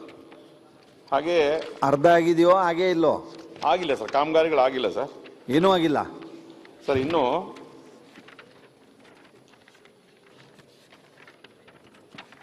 ಸರ್ಕಾರಕ್ಕೆ ಹಂಗೆ ತಪ್ಪು ಮಾಹಿತಿ ಕೊಡೋದಿಲ್ರಿ ಸದನಕ್ಕೆಲ್ಲ. ಸರ್ ಒಂದ್ಸರಿ ಚೆಕ್ ಮಾಡಲಿ ಸರ್. ಅಧಿಕಾರಿಗಳು ಯಾಕೆ ಆ ರೀತಿ ಕೊಟ್ಟಿದ್ದಾರೆ ಗೊತ್ತಾಗ್ತಲ್ಲ ಸರ್. ಅದು ಪೂರ್ಣಗೊಂಡಿದೆ ಅಂತಿದೆ ಅಂದ್ರೆ ಏನಾದ್ರು ಆಗಿರ್ಬೇಕಲ್ಲ ಅಲ್ಲಿ. ನಿಮ್ಮ ನದರಿಗೆ ಬಂದಿಲ್ಲ ಏನೋದು ಸರ್? ನಿಮ್ಮ ಗಮನಕ್ಕೆ ಬಂದಿಲ್ಲ? ಇಲ್ಲ ಸರ್, ಅದಕ್ಕೋಸ್ಕರ ಹೇಳ್ತಾರೋ ಸರ್, ಅದೇ ಉದ್ದೇಶಕ್ಕೆ ಹೇಳ್ತಾರೆ. ಆಮೇಲೆ ಇನ್ನೊಂದು, ಸೈದಿ ಕಲ್ಲಳ್ಳಿ ಗ್ರಾಮದಲ್ಲಿ ಒಂದು ಕಾಮಗಾರಿ 100 ಲಕ್ಷ ರೂಪಾಯಿದ್ದು ಸರ್. 19-20 ಆಗಿರೋದು 4 ವರ್ಷ ಆಯಿತು ಸರ್. ಇನ್ನೂ ಪ್ರಗತಿಯಲ್ಲಿ ಇದೆ ಅಂತ ಬರ್ತಾ ಇದೆ. 4 ಇಯರ್ಸ್ ಆಗಿದೆ ಸರ್. ಇನ್ನೂ ಕಾಮಗಾರಿ ಮುಗ್ದಿಲ್ಲ ಸರ್. ಅದರ ಹಣ ಇನ್ನೂ ಬಾಕಿ ಹಾಗೆ ಉಳಿದಿದೆ. ಹಾಗೆ 2021ರಲ್ಲಿ ಸರ್ ಸರ್ಕಾರ ಇಲಾಖೆ 23/6/2021ಕ್ಕೆ ಒಂದು ಆದೇಶ ಮಾಡ್ತು ಸರ್. ಒಟ್ಟು 2.5 ಕೋಟಿ SCP TSP, SCPಯಲ್ಲಿ 1.25 ಕೋಟಿ, TSPಯಲ್ಲಿ 1.25 ಕೋಟಿ, ಒಟ್ಟು 2.5 ಕೋಟಿ ಬಂದಿದೆ ಸರ್. ಅದರಲ್ಲಿ ಇದುವರೆಗೂ ಕೂಡ ಅದು ಟೆಂಡರ್ ಆಗಿ ಕಾಮಗಾರಿ ಪ್ರಾರಂಭ ಆಗಿಲ್ಲ ಸರ್. 2 ವರ್ಷ ಆಗಿದೆ ಸರ್ SCP TSP ಕಾಮಗಾರಿದು ಸರ್. ಅದೇ ಉದ್ದೇಶಕ್ಕೆ ನಾನು ಮಾಹಿತಿ ಕೇಳಿದ್ದೆ ಸರ್. ಹಾಗೆ 22ರಲ್ಲಿ 20/6/2022ರಲ್ಲಿ ಮತ್ತೆ ನಮಗೆ SCPನಲ್ಲಿ 3 ಕೋಟಿ, TSPನಲ್ಲಿ 1 ಕೋಟಿ, ಒಟ್ಟು 4 ಕೋಟಿ ಅನುದಾನ ಕೊಟ್ಟಿದ್ದಾರೆ ಸರ್ ಸರ್ಕಾರದಿಂದ. ಈ ಕಾಮಗಾರಿ ಕೂಡ ಇದುವರೆಗೂ ಕಾಮಗಾರಿ ಅನುಷ್ಠಾನ ಆಗಿಲ್ಲ ಸರ್. ಕೇಳೋಣ, ಮಂತ್ರಿಗಳಿಗೆ ಕೇಳೋಣ. ಸಚಿವರು. ನನ್ನ ಸಭಾಧ್ಯಕ್ಷರೇ, ತಪ್ಪು ಮಾಹಿತಿ ಕೊಡೋ ಪ್ರಶ್ನೆ ಬರೋದಲ್ಲ. ಸದನಕ್ಕೆ ಸರಿಯಾಗಿ ಮಾಹಿತಿನೇ ಕೊಟ್ಟಿರ್ತೀವಿ. ಅವ್ರಿಗೆ ಯಾವುದಾದ್ರೂ ಡೌಟ್ ಇದ್ದರೆ, ಈಗ ಯಾರು ಅವ್ರು 3-4 ಕಾಮಗಾರಿಗಳ ಪ್ರಸ್ತಾವನೆ ಮಾಡಿದರು, ನಮ್ಮ ಮುಖ್ಯ ಇಂಜಿನಿಯರ್ನ ಕಳಿಸಿ ಇನ್ಸ್ಪೆಕ್ಷನ್ ಮಾಡಿ ವರದಿ ತರಿಸಿ ಅವ್ರಿಗೆ ಕಳಿಸ್ಕೊಡ್ತೀವಿ. ಓಕೆ. ಇದ್ರ ಬಗ್ಗೆ ನಾನು ಹೇಳಿದೆ ಸಾಮಾನ್ಯ ಸಚಿವರಲ್ಲಿ. ಸರ್ 23/6/2021 ತಾವು 2.5 ಕೋಟಿ ಅನುದಾನ ಕೊಟ್ಟಿದ್ದಲ್ಲ ಸರ್, ಇದು ನನಗೊಬ್ಬನಿಗೆಲ್ಲ ಸರ್, ಇಡೀ ರಾಜ್ಯಕ್ಕೆ ಕೊಟ್ಟಿದೆ ಸರ್. ಅದರಲ್ಲಿ ಇದುವರೆಗೂ ಕಾಮಗಾರಿ ಅನುಷ್ಠಾನ ಮಾಡ್ಲಿಕ್ಕೆ ಆಗಲಿಲ್ಲ ಸರ್. ಆ ಸಂದರ್ಭದಲ್ಲಿ ಒಂದು ಆದೇಶ ಆಯಿತು, ಪರಿಶಿಷ್ಟ ಪರಿಶಿಷ್ಟ ವರ್ಗಗಳಿಗೆ ಕೊಡುವಂಥ ಕಾಮಗಾರಿಗಳಲ್ಲಿ 50% ಕೃಷಿಯೇತರ ಚಟುವಟಿಕೆಗೆ, 50% ಕೃಷಿ ಚಟುವಟಿಕೆ ಕೊಡಬೇಕು ಅಂತೇಳಿ ಆಯಿತು ಸರ್. ಅದು ಸ್ವಲ್ಪ ಗೊಂದಲಾಗಿ ಲೇಟ್ ಆಯಿತು. ಆ ನಂತರದಲ್ಲಿ ಅದನ್ನು ಕೆಲವು ಕಡೆ ಕೃಷಿಯೇತರ ಚಟುವಟಿಕೆ ಬಳಸ್ಕೋಬೋದು ಅಂತ ಹೇಳ್ಬಿಟ್ಟು ಆಯಿತು. ಆದರೆ ನಮ್ಮಲ್ಲಿ ಕೃಷಿಯೇತರ ಚಟುವಟಿಕೆ ಕೃಷಿ ಚಟುವಟಿಕೆ ಅಂತ ಹೇಳಿ ಮಾಡಿ ಅದು ಇವತ್ತವರೆಗೂ ಟೆಂಡರ್ಗೆಲ್ಲ ನಾನು ಹೇಳಿಕ್ಕೂ ಹೋಗಿದ್ದೇನೆ ಸರ್. ಅಂದರೆ ಆಕ್ಚುಲಿ ತಮ್ಮ ಗಮನಕ್ಕೆ ಬಂದಿಲ್ಲ, ಕೆಳಗಡೆ ಅಧಿಕಾರಿಗಳು ಅಷ್ಟು ಸ್ಪೀಡಾಗಿ ಕೆಲಸವನ್ನು ತೆಗೆದುಕೋತಾ ಇಲ್ಲ ಅಂತ. ಸ್ಪೀಡಾಗಿ ಕೆಲಸವನ್ನು ತಗೋಬೇಕು ಸರ್. ಎಲ್ಲರೂ ಬರೀ CC ರಸ್ತೆ ಚರಂಡಿ ತರ್ತಾ ಇದ್ರು. ಕೃಷಿ ಚಟುವಟಿಕೆಗೆ ಅಂದ್ರೆ ಗಂಗಾ ಕಲ್ಯಾಣ ಯೋಜನೆ ಒಳಗೆ ಅವ್ರಿಗೆ ನೀರಾವರಿ ಸೌಲಭ್ಯ ಕಲ್ಪಿಸಬೇಕು ಅಂತ ಹೇಳಿ 50-50 ಮಾಡಿತ್ತು. ಆ ಗೊಂದಲ ಏನಾದರೂ ಅವ್ರಿಗೆ ಆಗಿದ್ರೆ ಅದನ್ನು ಕ್ಲಿಯರ್ ಮಾಡಿಸ್ಕೊಡ್ತೀನಿ. ಓಕೆ, ಈಗ ಶಿವಾನಂದ್ ಪಾಟೀಲ್ ಅವ್ರ ಪರವಾಗಿ ಅಜಯ್ ಧರ್ಮ್ ಸಿಂಗ್, ಮುಖ್ಯಮಂತ್ರಿಗಳ ಪರವಾಗಿ ಹೆಬ್ಬಾರ್ ಅವರು. ಸಭಾಧ್ಯಕ್ಷರೇ, ಇದೆ ಇನ್ನೊಂದು ಪ್ರಶ್ನೆ ಸಂಖ್ಯೆ 1027 ಶಿವಾನಂದ್ ಪಾಟೀಲ್ ಅವರ ಪರವಾಗಿ ಮಾನ್ಯ ಸಚಿವರಲ್ಲಿ ಕೇಳಿ ಬಯಸುತ್ತೇನೆ. ಸಭಾಧ್ಯಕ್ಷ ಉತ್ತರವನ್ನು ಒದಗಿಸಲಾಗಿದೆ. ಸಭಾಧ್ಯಕ್ಷ ಉತ್ತರವನ್ನು ಸಮರ್ಪಕವಾಗಿ ಕೊಟ್ಟಿದ್ದಾರೆ. ಆದರೆ ಇವಾಗ ಇರ್ತಕ್ಕಂಥ ಡಬಲ್ ಇಂಜಿನ್ ಸರ್ಕಾರ, ಕೇಂದ್ರದಲ್ಲೂ ಬಿಜೆಪಿ ಸರ್ಕಾರ, ರಾಜ್ಯದಲ್ಲೂ ಬಿಜೆಪಿ ಸರ್ಕಾರ, ಇಲ್ಲಿ ಒಂದು ವೇರಿಯೇಷನ್ ಅಮೌಂಟ್ ಇದೆ. 64 ಕೋಟಿ ಇದ್ದಿದ್ದು ಸುಮಾರು ಒಂದು 2.5 ಕೋಟಿ ಈ ಒಂದು IMIS ಒಂದು ತಂತ್ರಾಂಶದಲ್ಲಿ ಈ ಯೋಜನೆಯನ್ನು ವಿವರಗಳನ್ನು ಅಲ್ಲಿಂದ ಡೀಟೇಲ್ಸ್ ಕೇಳಿದ್ದೀವಿ. ಅದು ಡೀಟೇಲ್ಸ್ ತರಿಸ್ಕೊಂಡು ಅದು ಅಪ್ರೂವ್ ಮಾಡಬೇಕಂತ ಮಾನ್ಯ ಸಚಿವರಲ್ಲಿ ನಾನು ಕೇಳ್ತೀನಿ. ಓಕೆ, ಮಾನ್ಯ ಸಭಾಧ್ಯಕ್ಷರೇ, ಇದು ವರ್ಕ್ ಸ್ಲಿಪ್ ಆಗಿರ್ತಕ್ಕಂಥ ದುಡ್ಡು. ಒಟ್ಟು 64 ಕೋಟಿ ರೂಪಾಯಿ ಕೆಲಸ ಆಗಿದೆ. 2,18,00,000 ವರ್ಕ್ ಸ್ಲಿಪ್ ಆಗಿದೆ. ಈ ವರ್ಕ್ ಸ್ಲಿಪ್ ಅನ್ನ ಕೇಂದ್ರ ಸರ್ಕಾರದ ಯೋಜನೆ ಇದು. 50-50 ನಮ್ದು, 50 ಅವ್ರದ್ದು. ಆ ಅರ್ಧ ಹಣವನ್ನು ಕೇಂದ್ರ ಸರ್ಕಾರ ನಮ್ಮ ಬಿಡುಗಡೆ ಮಾಡಬೇಕು. ಈಗಾಗಲೇ ಪತ್ರ ವ್ಯವಹಾರ ಮಾಡಿ ಈಗಾಗಲೇ ಮೊನ್ನೆ ಇಮೇಲ್ ಮೂಲಕ ಹಣವನ್ನು ಬಿಡುಗಡೆ ಮಾಡಲಿಕ್ಕೆ ಕೇಂದ್ರ ಸರ್ಕಾರ ಒಪ್ಪಿಕೊಂಡಿದೆ. ಹಾಗಾಗಿ SC ಇನ್ಸ್ಪೆಕ್ಷನ್ ಆಗಬೇಕು, ಅದು ಲೇಟ್ ಆಗಿದೆ, ಇನ್ನೂ ಆಗಿಲ್ಲ. 5 ಕೋಟಿ ತನಕ ಇನ್ಸ್ಪೆಕ್ಷನ್ ಅಥಾರಿಟಿ SCಗಿದೆ. COನೇ ಮಂಜೂರಿ ಮಾಡ್ತಾರೆ. ಅಲ್ಲಿ ಜಿಲ್ಲಾ ಪಂಚಾಯತ್ COಗೆ 5 ಕೋಟಿ ತನಕ ಅಧಿಕಾರ ಇದೆ. ಹಾಗಾಗಿ ಹಣ ಬರೋದಕ್ಕೆ ಈಗಾಗಲೇ ಕೇಂದ್ರ ಸರ್ಕಾರ ಒಪ್ಪಿಗೆ ನೀಡಿದೆ. ಸೂಪರಿಂಟೆಂಡೆಂಟ್ಗೆ ಅತಿ ಶೀಘ್ರದಲ್ಲೇ ಇದನ್ನು ಇನ್ಸ್ಪೆಕ್ಷನ್ ಮಾಡಿ ರಿಪೋರ್ಟ್ ಮಾಡಿ COಗೆ ಮಂಜೂರಿ ಮಾಡಿ 2,14,00,000 ಬಿಡುಗಡೆ ಮಾಡ್ತಕ್ಕಂಥ ಕೆಲಸ ಮಾಡ್ತೀವಿ. ಸರ್, ಅದು ಶೀಘ್ರದಲ್ಲೇ ಮಾಡಬೇಕು ಅಂತ ಕೇಳ್ಕೊಳ್ತೀನಿ ಸರ್. ಓಕೆ, ಶೀಘ್ರದಲ್ಲೇ ಮಾಡೋದಕ್ಕೆ ಕ್ರಮ ತಗೊಳ್ತೀವಿ. ಬಿಟ್ಟು ಅಲ್ಲಿಂದ ತಾವು ಅಪ್ರೂವ್ ಮಾಡಿ 2,18,00,000 ಮಾಡಿದ್ರೆ ಅನುಕೂಲ ಆಗ್ತದೆ. ಓಕೆ, ಒಪ್ಪಿಗೆ ನೀಡಿದೆ, ಕೊಡ್ತೇವೆ ಅಂತೇಳಿ ಮೇಲೆ ಈಗಾಗಲೇ ಒಪ್ಪಿಗೆ ನೀಡಿದೆ. Okay okay. ಸುರೇಶ್ ಕುಮಾರ್ ಅವರು. ಮಾನ್ಯ ಸಭಾಧ್ಯಕ್ಷರೇ, ಮಾನ್ಯ ಕಾನೂನು ಸಂಸದೀಯ ವ್ಯವಹಾರಗಳ ಸಚಿವರನ್ನ ಹತ್ರ 97ನೇ ಪ್ರಶ್ನೆಯನ್ನು ಕೇಳಕ್ಕೆ ಇಷ್ಟ. ಮಧುಸ್ವಾಮಿ ಅವರು. ಅಧ್ಯಕ್ಷ, ಉತ್ತರಗಳನ್ನು ಒದಗಿಸಲಾಗಿದೆ. ಮಾನ್ಯ ಸಭಾಧ್ಯಕ್ಷರೇ, ಉತ್ತರವನ್ನು ಭಾಳ ವಿವರವಾಗಿ ಫ್ಯಾಕ್ಚುಯಲಿ ಭಾಳ ಕರೆಕ್ಟಾಗಿ ಕೊಟ್ಟಿದ್ದಾರೆ. ಆದರೆ ಉತ್ತರದಿಂದ ಕೆಲವು ಪ್ರಶ್ನೆಗಳು ಉದ್ಭವ ಆಗುತ್ತೆ. ಕನ್ನಡದಲ್ಲಿ ಒಂದು ಗಾದೆ ಇದೆ ಸಭಾಧ್ಯಕ್ಷರೇ, ಊರಿಗೆ ಉಪಕಾರಿ ಮನೆಗೆ ಮಾರಿ ಅಂತ. ಈ ನ್ಯಾಷನಲ್ ಲಾ ಸ್ಕೂಲ್ಗೆ ನಾವು ಸರ್ಕಾರದಿಂದ 23 ಎಕರೆ ಜಮೀನನ್ನ ಕೊಟ್ಟಿದ್ದೀವಿ. ಕಳೆದ 4 ವರ್ಷದಲ್ಲಿ 22 ಕೋಟಿ ರೂಪಾಯಿ ಕೂಡ ಕೊಟ್ಟಿದ್ದೀವಿ. 2020 ಇಸ್ವಿನಲ್ಲಿ ಒಂದು ಅಮೆಂಡ್ಮೆಂಟ್ ಕೂಡ ನಾವು ತಂದಿದ್ದೀವಿ. ನಮ್ಮ ನಾಡಿನ ವಿದ್ಯಾರ್ಥಿಗಳಿಗೆ 25% ಅಲ್ಲಿ ಕೊಡಬೇಕು ಅಂತ. ಆದರೆ ಉತ್ತರದಲ್ಲೇ ಸಚಿವರು ಹೇಳಿದಂಗೆ ಕಳೆದ 2 ವರ್ಷಗಳ ಅಂದರೆ 21, 22, 22, 23 ಸಾಲಿನ ಅಂಕಿಅಂಶಗಳನ್ನು ಗಮನಿಸಲಾಗಿ ಕರ್ನಾಟಕದಲ್ಲಿ ವ್ಯಾಸಂಗ ಮಾಡಿದ ವಿದ್ಯಾರ್ಥಿಗಳಿಗೆ ತಿದ್ದುಪಡಿ ಕಾಯ್ದೆ ಅನ್ವಯ ಮೀಸಲಾತಿ ನೀಡಿರುವುದು ಕಂಡು ಬರುವುದಿಲ್ಲ. ಈ ಲಾ ಯೂನಿವರ್ಸಿಟಿ ಏನು ಅಂತ ಅನ್ಕೊಂಡಿದೆ ತನ್ನನ್ನ. ದೇಶದಲ್ಲಿ 24 ಲಾ ಯೂನಿವರ್ಸಿಟಿಗಳಿದೆ. ಬೇರೆ ಎಲ್ಲ ಲಾ ಯೂನಿವರ್ಸಿಟಿಗಳಲ್ಲೂ ಕೂಡ ಆಯಾ ರಾಜ್ಯದ ವಿದ್ಯಾರ್ಥಿಗಳಿಗೆ ವಿಶೇಷವಾದ ಒಂದು ಅವಕಾಶ ಕೊಟ್ಟು ಆ ಯೂನಿವರ್ಸಿಟಿಯಲ್ಲಿ ಓದಕ್ಕೆ ಒಂದು ಅವಕಾಶ ಕೊಟ್ಟಿರುವಾಗ ನಮ್ಮ ರಾಜ್ಯದ 86ನೇ ಇಸ್ವಿಲಿ ಶುರುವಾದ ಈ ನ್ಯಾಷನಲ್ ಲಾ ಸ್ಕೂಲ್ನಲ್ಲಿ ಯಾಕೆ ಕೊಡ್ತಾ ಇಲ್ಲ? ಈ ದೃಷ್ಟಿಯಿಂದ ಮಾನ್ಯ ಕಾನೂನು ಸಚಿವರು ಪತ್ರ ಬರೆದಿರೋದು ಕೂಡ ನನ್ನ ಗಮನದಲ್ಲಿದೆ. ಉನ್ನತ ಶಿಕ್ಷಣ ಸಚಿವರು ಗಮನದಲ್ಲೂ ಪತ್ರ ಬರೆದಿರೋ ಗಮನದಲ್ಲಿದೆ. ಅದೇ ಪರಿಣಾಮ ಏನು? ಪರಿಣಾಮ ಏನು ಅನ್ನೋದು ಪ್ರಶ್ನೆ. ನಮ್ಮ ರಾಜ್ಯದ ಕರ್ನಾಟಕದ ವಿದ್ಯಾರ್ಥಿಗಳಿಗೆ, ಕನ್ನಡಿಗ ವಿದ್ಯಾರ್ಥಿಗಳಿಗೆ ಅವಕಾಶ ಕೊಡಲಿಕ್ಕೆ ಸರ್ಕಾರ ತುರ್ತಾಗಿ ಏನು ಕ್ರಮ ತಗೊಳ್ಳುತ್ತೆ? ಸರ್, ತಮಗೆ ಗೊತ್ತು, ನಾವು ಈ ಮನೆಯಲ್ಲಿ ಶಾಸನ ತಂದು ಕರ್ನಾಟಕದಲ್ಲಿ 10 ವರ್ಷ ವ್ಯಾಸಂಗ ಮಾಡಿರೋ ಮಕ್ಕಳಿಗೆ 25% ಪ್ರಮಾಣದಲ್ಲಿ ಪ್ರವೇಶಾನುಕೂಲ ಮಾಡಿಕೊಡ್ಬೇಕು ಅಂತೇಳಿ ಶಾಸನ ಮಾಡಿದ್ವಿ. ದುರದೃಷ್ಟವಶಾತ್ ಆ ಶಾಸನ ಕರ್ನಾಟಕ ಹೈಕೋರ್ಟ್ ಸ್ಟೇ ಮಾಡ್ತು. ಕರ್ನಾಟಕ ಹೈಕೋರ್ಟ್ ಸ್ಟೇ ಮಾಡಿದ ಮೇಲೆ ನಾವು ಸುಪ್ರೀಂ ಕೋರ್ಟ್ ಮುಂದೆ ಅಪೀಲ್ ಹೋಗಿದ್ದೀವಿ. ಅಪೀಲ್ ಹೋಗಿ ಸಮಯದಲ್ಲಿ ಅವತ್ತಿದ್ದಂಥ ಕರ್ನಾಟಕ CJ ಅವರು, ಅಲ್ಲಿಯ ಜಡ್ಜ್ ಅವರ ಸ್ವಲ್ಪ ಮನಸ್ಸನ್ನು ಅರ್ಥ ಮಾಡಿಕೊಂಡು ಇಲ್ಲೇ ಯೂನಿವರ್ಸಿಟಿ ವೈಸ್ ಚಾನ್ಸಲರ್ಗೆ ಇದು ಕಾನ್ಫ್ಲಿಕ್ಟ್ ಬೇಡ, 25% ಮೀಸಲಾತಿ ಕೊಟ್ಬಿಡಿ ಅಂತ ಸೂಚನೆ ಕೊಟ್ಟು ಅವರು 25% ಸೂಚನೆಯನ್ನು ಅನುಸರಿಸಿ ಮೀಸಲಾತಿ ಕೊಡ್ತಿದ್ದಾರೆ ಅನ್ನೋ ಭಾವನೆನ ಇಟ್ಕೊಂಡಿದ್ವಿ. ಅವತ್ತಿಂದ ಇವತ್ತರೆಗೂ ಮೀಸಲಾತಿ ಕೊಟ್ಟಿದ್ದಾರೆ ನಮ್ಮ ರಾಜ್ಯದ ಮಕ್ಕಳಿಗೆ.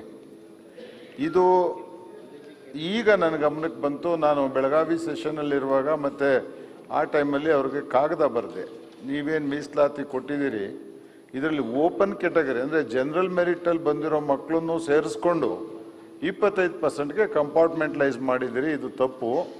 Reservation is different from open competition or general category, ಇದನ್ನು ನೀವು ಕೊಡಬೇಕಾಗಿತ್ತು ಅಂತೇಳಿ ನಾನು ಅವ್ರಿಗೆ ಕಾಗದ ಬರೆದೆ. ನಾನು ಆದಮೇಲೆ ಸನ್ಮಾನ್ಯ ಹೈಯರ್ ಎಜುಕೇಷನ್ ಮಿನಿಸ್ಟ್ರು ಬರೆದ್ರು, ಬಿಕಾಸ್ ನಾವಿಬ್ಬರು ಗವರ್ನಿಂಗ್ ಕೌನ್ಸಿಲ್ ಮೆಂಬರ್ಸ್ ಇದ್ದೀವಲ್ಲಿ, ಇದು ಮಾಡಿರೋದು ತಪ್ಪಾಗಿದೆ, ನೀವು ಕರ್ನಾಟಕದಲ್ಲಿ ಓದಿರೋ ಮಕ್ಕಳಿಗೆ ಕೊಡಲೇಬೇಕು ಅಂತ ಬರೆದಿದ್ದೀವಿ.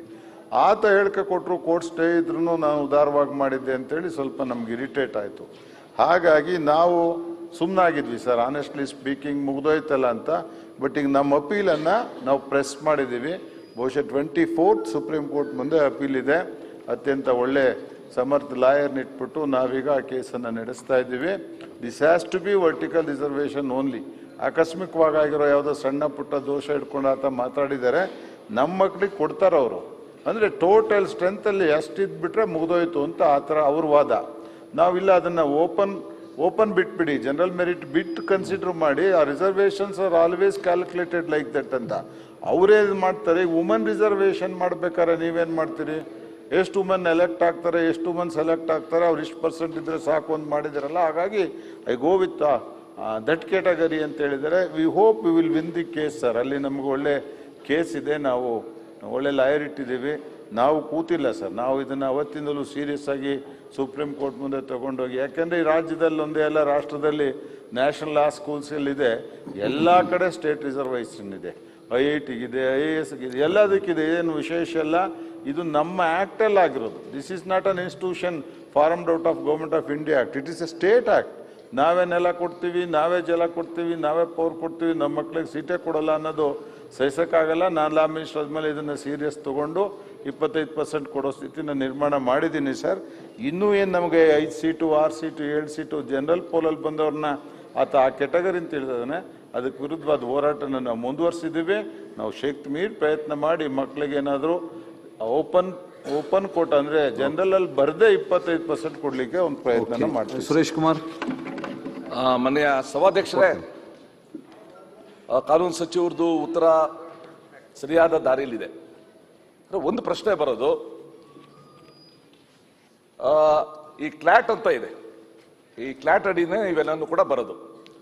ಈ ಕ್ಲಾಟ್ ಒಕ್ಕೂಟದ ಇತರೆ ಯೂನಿವರ್ಸಿಟಿಗಳು, ಅದು 4,000 ಹೈದರಾಬಾದ್ ಇರ್ಬೋದು, ಕೋಲ್ಕತ್ತಾದಿರ್ಬೋದು, ವಿಶಾಖಪಟ್ಟಣಂ, ರಾಯ್ಪುರ, ತಿರುಚರಾಪಳ್ಳಿ, ಇಲ್ಲೆಲ್ಲನೂ ಕೂಡ ಅಖಿಲ ಭಾರತ ವರ್ಗದಲ್ಲಿ ಸಾಮಾನ್ಯ ಮೆರಿಟ್ನಲ್ಲಿ ಪ್ರವೇಶಾತಿಯನ್ನು ಪಡೆಯಲು ಅರ್ಹರಿರುವ ತಮ್ಮ ರಾಜ್ಯದ ವಿದ್ಯಾರ್ಥಿಗಳು ಹೊರತುಪಡಿಸಿ ಇತರ ಸ್ಥಳೀಯ ವಿದ್ಯಾರ್ಥಿಗಳಿಗೆ ಸ್ಥಳೀಯ ಮೀಸಲಾತಿಯನ್ನು ನೀಡುವನ್ನು ಪರಿಣಾಮಕಾರಿಯಾಗಿ ಅನುಸರಿಸಲಾಗುತ್ತಿದೆ. ಇದು ಒಂದು ಪ್ರಶ್ನೆ. ಅದು ಎಲ್ಲ ಯೂನಿವರ್ಸಿಟಿಲಿ ಮಾಡ್ದಂಗೆ ಈ ಯೂನಿವರ್ಸಿಟಿಲಿ ಯಾಕೆ ಮಾಡೋದಿಲ್ಲ ಅನ್ನೋ ಒಂದು ಪ್ರಶ್ನೆ. ಇದು ಕೋರ್ಟು, ಒಳ್ಳೆ ಇದು ಏನೋ ಬೆಂಚು, ಒಳ್ಳೆ ಲಾಯರು, ಬೇರೆ ಪ್ರಶ್ನೆ. ನಾನು ಒಂದು ಬಹಳ ಸಿಂಪಲ್ ಒಂದು ಪ್ರಶ್ನೆ ಲಾ ಯೂನಿವರ್ಸಿಟಿ ಲಾ ಮಿನಿಸ್ಟರ್ ಕೇಳ್ತೀನಿ, ಇವ್ರು ಹೀಗೆ ಮುಂದುವರೆದ್ರೆ will the government take a decision, ಇನ್ಮೇಲೆ ಅನುದಾನವನ್ನ ನಾವು ನಿಲ್ಲಿಸ್ತೀವಿ, ನಮ್ಮ ಮಕ್ಕಳಿಗೆ ಸೀಟ್ ಕೊಡದೇ ಅನುದಾನವನ್ನ ನಿಲ್ಲಿಸ್ತೀವಿ, ಈಗ ಒಂದು ಒಳ್ಳೆ ಡಿಸಿಷನ್ ಅಂತ ಇನ್ನೂ ಲ್ಯಾಂಡ್ ಹೆಚ್ಚುವರಿ ಬೇಕು ಅಂತ ಕೇಳಿದ್ರು, ಅದು ಅಗತ್ಯ ಇಲ್ಲ, ಅವ್ರ ಹತ್ರ ಇರೋದೇ ಲ್ಯಾಂಡ್ ಸಾಕು ಅಂತ ಹೇಳಿದ್ದಾರೆ. ಗ್ರಾಂಟನ್ನು ಕೂಡ ನಾವು ನಿಲ್ಲಿಸಿ ನಮ್ಮ ಮಕ್ಕಳಿಗೆ ಅವಕಾಶ ಕೊಡ್ಸಕ್ಕೆ ನಾವೇ ಕ್ರಮ ತಗೊಳ್ತೀವ. ಓಕೆ, ಈ ಬೋಪಯ್ಯ ಅವರು ಒಂದೇ ನಿಮಿಷ, ಮಾಧುಸ್ವಾಮಿ ಬೋಪಯ್ಯ ಅವರೇನು? ಸನ್ಮಾನ್ಯ ಅಧ್ಯಕ್ಷರೇ, ಇವತ್ತೇನು ಈ ಒಂದು ಸೆಂಟ್ರಲ್ ಸ್ಕೂಲ್ ಆಫ್ ಲಾ, ಅದಕ್ಕೆ ಮೊದಲು ಆಲ್ ಇಂಡಿಯಾ ಲೆವೆಲ್ ಎಕ್ಸಾಮು ಅಲ್ಲಿ ಯಾರು ಪಾಸ್ ಆಗ್ತಿದ್ರು, ಆಮೇಲೆ ಇಲ್ಲೇ ಬಿಲ್ ತಂದು 25% ಸಾಕಷ್ಟು ಚರ್ಚೆ ಆದ ಮೇಲೆ 25% ರಿಸರ್ವೇಷನ್ ಕರ್ನಾಟಕಕ್ಕೆ. ಆದರೆ ಉತ್ತರದಲ್ಲಿ ಅವರು ಮಾಡಿದ್ದು ಹಾಗೇನೆ, ಏನು ಆಲ್ ಇಂಡಿಯಾ ಮೆರಿಟಲ್ಲಿ ಕರ್ನಾಟಕದವರು ಸೆಲೆಕ್ಟ್ ಆಗಿದ್ದಾರೆ, ಅದನ್ನು ಈ 25%ಗೂ ಸೇರಿಸ್ಬಿಟ್ಟಿದ್ದಾರೆ. ಅದು ತಪ್ಪು. ಅದಕ್ಕೆ ಸಮರ್ಪಕವಾಗಿ ಹೇಳಿದ್ದಾರೆ. ಅಂದರೆ ಎಲ್ಲವೂ ನಮ್ಮದೇ, ಅವರು ಆಸ್ ಇಫ್ ನಮ್ಮ ಕರ್ನಾಟಕ ಸರ್ಕಾರದ ಗ್ರೌಂಡ್ ಇದರಲ್ಲಿ ಅವರು ಕಂಟ್ರೋಲ್ಲೇ ಇಲ್ವೋ ಅನ್ನೋ ವರ್ತನೆ ಅವ್ರದ್ದಿದೆ. ಇದನ್ನ ಸರಿ ಮಾಡಿ ಇರುವಂಥದ್ದು ಬೇರೆ ವಿಚಾರ. ಅಧ್ಯಕ್ಷರೇ, ಮಾನ್ಯ ಸುರೇಶ್ ಕುಮಾರ್ ಅವರ ಆಗ್ರಹಕ್ಕೆ ನಂದು ಬೆಂಬಲ ಇದೆ, ಅವರ ಭಾವನೆಗೆ ನಂದು ಸಂಪೂರ್ಣ ಸಹಮತ ಇದೆ. ಆದರೆ ಸ್ವಲ್ಪ ಎಚ್ಚರಿಕೆಯಿಂದ ಹೆಜ್ಜೆ ಇಡಬೇಕು. ತಾವು ಕಾನೂನು ಸಚಿವರಾಗಿದ್ರಿ, ಬಹುಶಃ ತಾವೂ ಸಹ ಈ ಆಡಳಿತ ಮಂಡಳಿಯಲ್ಲಿ ತಾವು ಸಹ ಸದಸ್ಯರಾಗಿದ್ರಿ. ಅವರೊಂದು ಪ್ರಶ್ನೆ ಎತ್ತಿದ್ರು, ಬೇರೆ ನ್ಯಾಷನಲ್ ಲಾ ಸ್ಕೂಲ್ಗಳಲ್ಲಿ ಕೊಡ್ತಾ ಇದ್ದಾರೆ, ನಮ್ಮಲ್ಲಿ ಯಾಕೆ ಅನುಸರಣೆ ಮಾಡ್ತಾ ಇಲ್ಲ ಅಂತ. ನಮ್ಮದು ಮೊದಲನೇ ಲಾ ಸ್ಕೂಲ್ ಅಧ್ಯಕ್ಷರೇ. ಸೊ ನಾವೇ ಅಸೆಂಬ್ಲಿಯಲ್ಲಿ ಪಾಸ್ ಮಾಡಿಕೊಟ್ಟಿದ್ವಿ ಫಸ್ಟ್, ಬಹಳ ಹಿಂದೆ. ನಾವು ಮಾಡಿಕೊಟ್ಟಾಗ ಈ ಆಲೋಚನೆಗಳು ಇರಲಿಲ್ಲ. ತದನಂತರ ಲಾ ಸ್ಕೂಲುಗಳಾದಾಗ ಆಗ್ಲಿಂದಾನೇ ಆರಂಭದಲ್ಲೇ ಅವರು ಸೇರಿಸ್ಬಿಟ್ರು ಕಾನೂನಲ್ಲಿ. ನಾವು ಆವಾಗ ಮಾಡಿದಾಗ ಈ ಆಲೋಚನೆ ಇರಲಿಲ್ಲ, ನಾವು ಸೇರಿಸ್ಲಿಕ್ಕೆ ಆಗಲಿಲ್ಲ. ಬೇರೆಯವರು ನಮ್ಮ ಅನುಭವ ನೋಡಿಕೊಂಡು ವಿಧೇಯಕ ಮಂಡಿಸೋವಾಗ್ಲೇನೆ ಅದರಲ್ಲಿ ಇವುಗಳನ್ನೆಲ್ಲ ಸೇರಿಸ್ಕೊಂಡು ಮಾಡಿದ್ರು. ಹಂಗಾಗಿ ಅಲ್ಲಿ ಸ್ಮೂತ್ ಪ್ಯಾಸೇಜ್ ಆಯ್ತು. ಅಲ್ಲ, ಇಲ್ಲೂ ನಾವು ಮಾಡಿದ್ವಿ, ಆಮೇಲೆ ಮಾಡಿದೀವಿ. ನಾವು ತದನಂತರ ಸೇರಿಸ್ಲಿಕ್ಕೆ ಹೋದಾಗ ಅಲ್ಲಿ ಇಲ್ಲಿ ಸ್ವಲ್ಪ ಕೆಲವು ವಿಚಾರ ನಾವು ಮುಕ್ತವಾಗಿ ಮಾತಾಡೋದು ಬಹುಶಃ ಸೂಕ್ತ ಅಲ್ಲ. ಸ್ವಲ್ಪ ಸೆನ್ಸಿಟಿವ್ ಇದೆ ಮ್ಯಾಟರ್.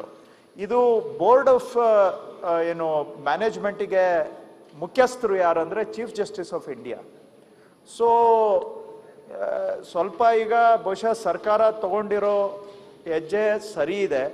ಸಂಧಾನ ಮಾತುಕತೆ ಈ ಮೂಲಕ ಬಗೆಹರಿಸೋದು ಒಳ್ಳೆಯದು.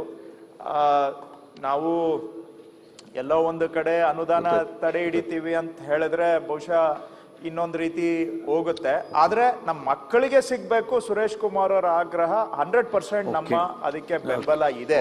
ರಾಜೀವ್, ಬಟ್ ಸ್ವಲ್ಪ ಕಾಶಿಯಸ್ ಆಗಿ ಅಪ್ರೋಚ್ ಮಾಡೋದು. ಒಂದೇ ನಿಮಿಷ, ರಾಜೀವ್ ಏನೋ ಒಂಚೂರು. ಸನ್ಮಾನ್ಯ ಸಭಾಧ್ಯಕ್ಷರೇ, ಮಾನ್ಯ ಲಾ ಮಿನಿಸ್ಟರ್ ಕೊಟ್ಟಿರುವಂತಹ ಉತ್ತರ ಸ್ವಲ್ಪ ಮಟ್ಟಿಗೆ ತೃಪ್ತಿದಾಯಕವಾಗಿದೆ. ಸನ್ಮಾನ್ಯ ಸುರೇಶ್ ಕುಮಾರ್ ಅವರ ಕಳಕಳಿ ಏನು ಅಂದರೆ, ಕರ್ನಾಟಕದ ಮಕ್ಕಳಿಗೆ, ಕನ್ನಡಿಗರಿಗೆ ಏನು ಕೊಡಿಸ್ಲಿಕ್ಕೆ, ನ್ಯಾಯ ಕೊಡಿಸ್ಲಿಕ್ಕೆ ಈ ಸದನ ಏನು ತೀರ್ಮಾನ ಮಾಡಿದೆ ಅದನ್ನು ಎತ್ತಿ ಹಿಡಿಬೇಕು. ಗವರ್ನಿಂಗ್ ಕೌನ್ಸಿಲಲ್ಲಿ ಲಾ ಮಿನಿಸ್ಟ್ರಿ ಇರೋದಕ್ಕಾಗಿ ನಾನು ತಮ್ಮ ಮೂಲಕ ಒತ್ತಾಯ ಮಾಡುವಂಥದ್ದು, ನಾವು ಯಾವತ್ತು ಲಾ ಇಲ್ಲಿಂದ ಪಾಸ್ ಮಾಡಿದ್ದೀವಿ 25% ರಿಸರ್ವೇಷನ್ ಇಲ್ಲಿ ಕನ್ನಡಿಗರಿಗೆ ಕೊಡಬೇಕು ಕರ್ನಾಟಕದ ಮಕ್ಕಳಿಗೆ ಅಂತ, ಅದನ್ನ ಇನ್ನು ಮುಂದೆ ಕೊಟ್ಟರು ಕೂಡ ರೆಟ್ರೋಸ್ಪೆಕ್ಟಿವ್ ಆಗಿ ತರಬೇಕು ಅನ್ನೋದು ಒಂದು ಪಾಯಿಂಟ್. ಎರಡನೇದು, ಯಾಕಂದ್ರೆ ಯಾವ ಡೇಟಿಗೆ ನಾವು ಪಾಸ್ ಮಾಡಿದೀವಿ ಅವತ್ತಿಂದ ರಿಸರ್ವೇಶನ್ ಕೊಡ್ಬೇಕಾಗತ್ತ ಅವ್ರು ನಮಗೆ. ಹೆಂಗ್ ಕೊಡ್ಲಿಕ್ಕೆ ಬರುತ್ತೆ? ಅಲ್ಲಿಗೆ ಬ್ಯಾಚ್ ಎಲ್ಲ ಪಾಸ್ ಆಗಿ ಹೋಗಿರುತ್ತೆ. ಅದು ಅಲ್ಲ, ನಾವು ಪಾಸ್ ಮಾಡಿದ್ಮೇಲೆ ಅವ್ರ ಮೇಲೆ ಅದನ್ನು ಕೊಡಬೇಕು ಅನ್ನುವಂಥದ್ದು ಅವ್ರು. ಮಧುಸ್ವಾಮಿ ಅವರು, ಹಾಗಾಗಿ ಅದನ್ನು ಪರಿಶೀಲನೆ ಮಾಡ್ಬೇಕಂತ ನಾನು ಒತ್ತಾಯ ಮಾಡ್ತೀನಿ. ನಾನು ಸೂಕ್ಷ್ಮವಾಗಿ ಹೇಳಿದೆ, the very law was stayed by high court of Karnataka. High court of Karnataka ಲಾನ ಸ್ಟೇ ಮಾಡಿದ್ರಿಂದ ನಮಗೆ ಈ ಸ್ಥಿತಿ ಉದ್ಭವ ಆಯಿತು. ಅಪೀಲಲ್ಲಿದ್ವಿ. ಅವತ್ತಿನ CJ ನಮಗೆ ಹೆಲ್ಪ್ಫುಲ್ ಆಗಿದ್ದವರು ಸಜೆಸ್ಟ್ ಮಾಡಿ ಅಡ್ಮಿಷನ್ಸ್ ಮಾಡಿಸಿರು. ಈಗಲೂ ಸರ್, ಮೊನ್ನೆ ಎಕ್ಸಿಕ್ಯೂಟಿವ್ ಕಮಿಟಿ ಮುಂದೆ ಸನ್ಮಾನ್ಯ ಮುಖ್ಯ ನ್ಯಾಯಾಧೀಶರು ಇಂಡಿಯಾ ದೇಶದ ಅವರು ಕೂಡ ಸಜೆಸ್ಟ್ ಮಾಡಿದ್ದಾರೆ. ಅವರು ಕೇಳೋದು ರಾಜ್ಯ ಸರ್ಕಾರದ ಆರ್ಗ್ಯುಮೆಂಟ್ ಸರಿಗಿದೆ, ವೈ ಕಾಂಟ್ ವಿ ಕನ್ಸಿಡರ್ ಅನ್ನೋ ಮಾತನ್ನು ಬಳಸಿರೋದ್ರಿಂದ ತೀರಾ ತೀಕ್ಷ್ಣವಾಗಿ ಅವ್ರ ಮೇಲೆ ಬೀಳಬೇಕು ಅಂತ ನನಗೆ ಅನ್ನಿಸ್ತಾ ಇಲ್ಲ. ನಾನು ಭಾಳ ತೀಕ್ಷ್ಣವಾದ ವ್ಯಕ್ತಿನೇ. CJ ಏನೇ ಎಕ್ಸ್ಪ್ರೆಸ್ ಮಾಡಿದ್ದಾರೆ ಅಂತೇಳಿ ನಮ್ಗೆ ಗೊತ್ತಿರೋದ್ರಿಂದ ವಿ ಆರ್ ಅವೈಟಿಂಗ್. ಅವರು ಭಾಳ ಲಿಬ್ರಲ್ ಆಗಿದ್ದಾರೆ sir.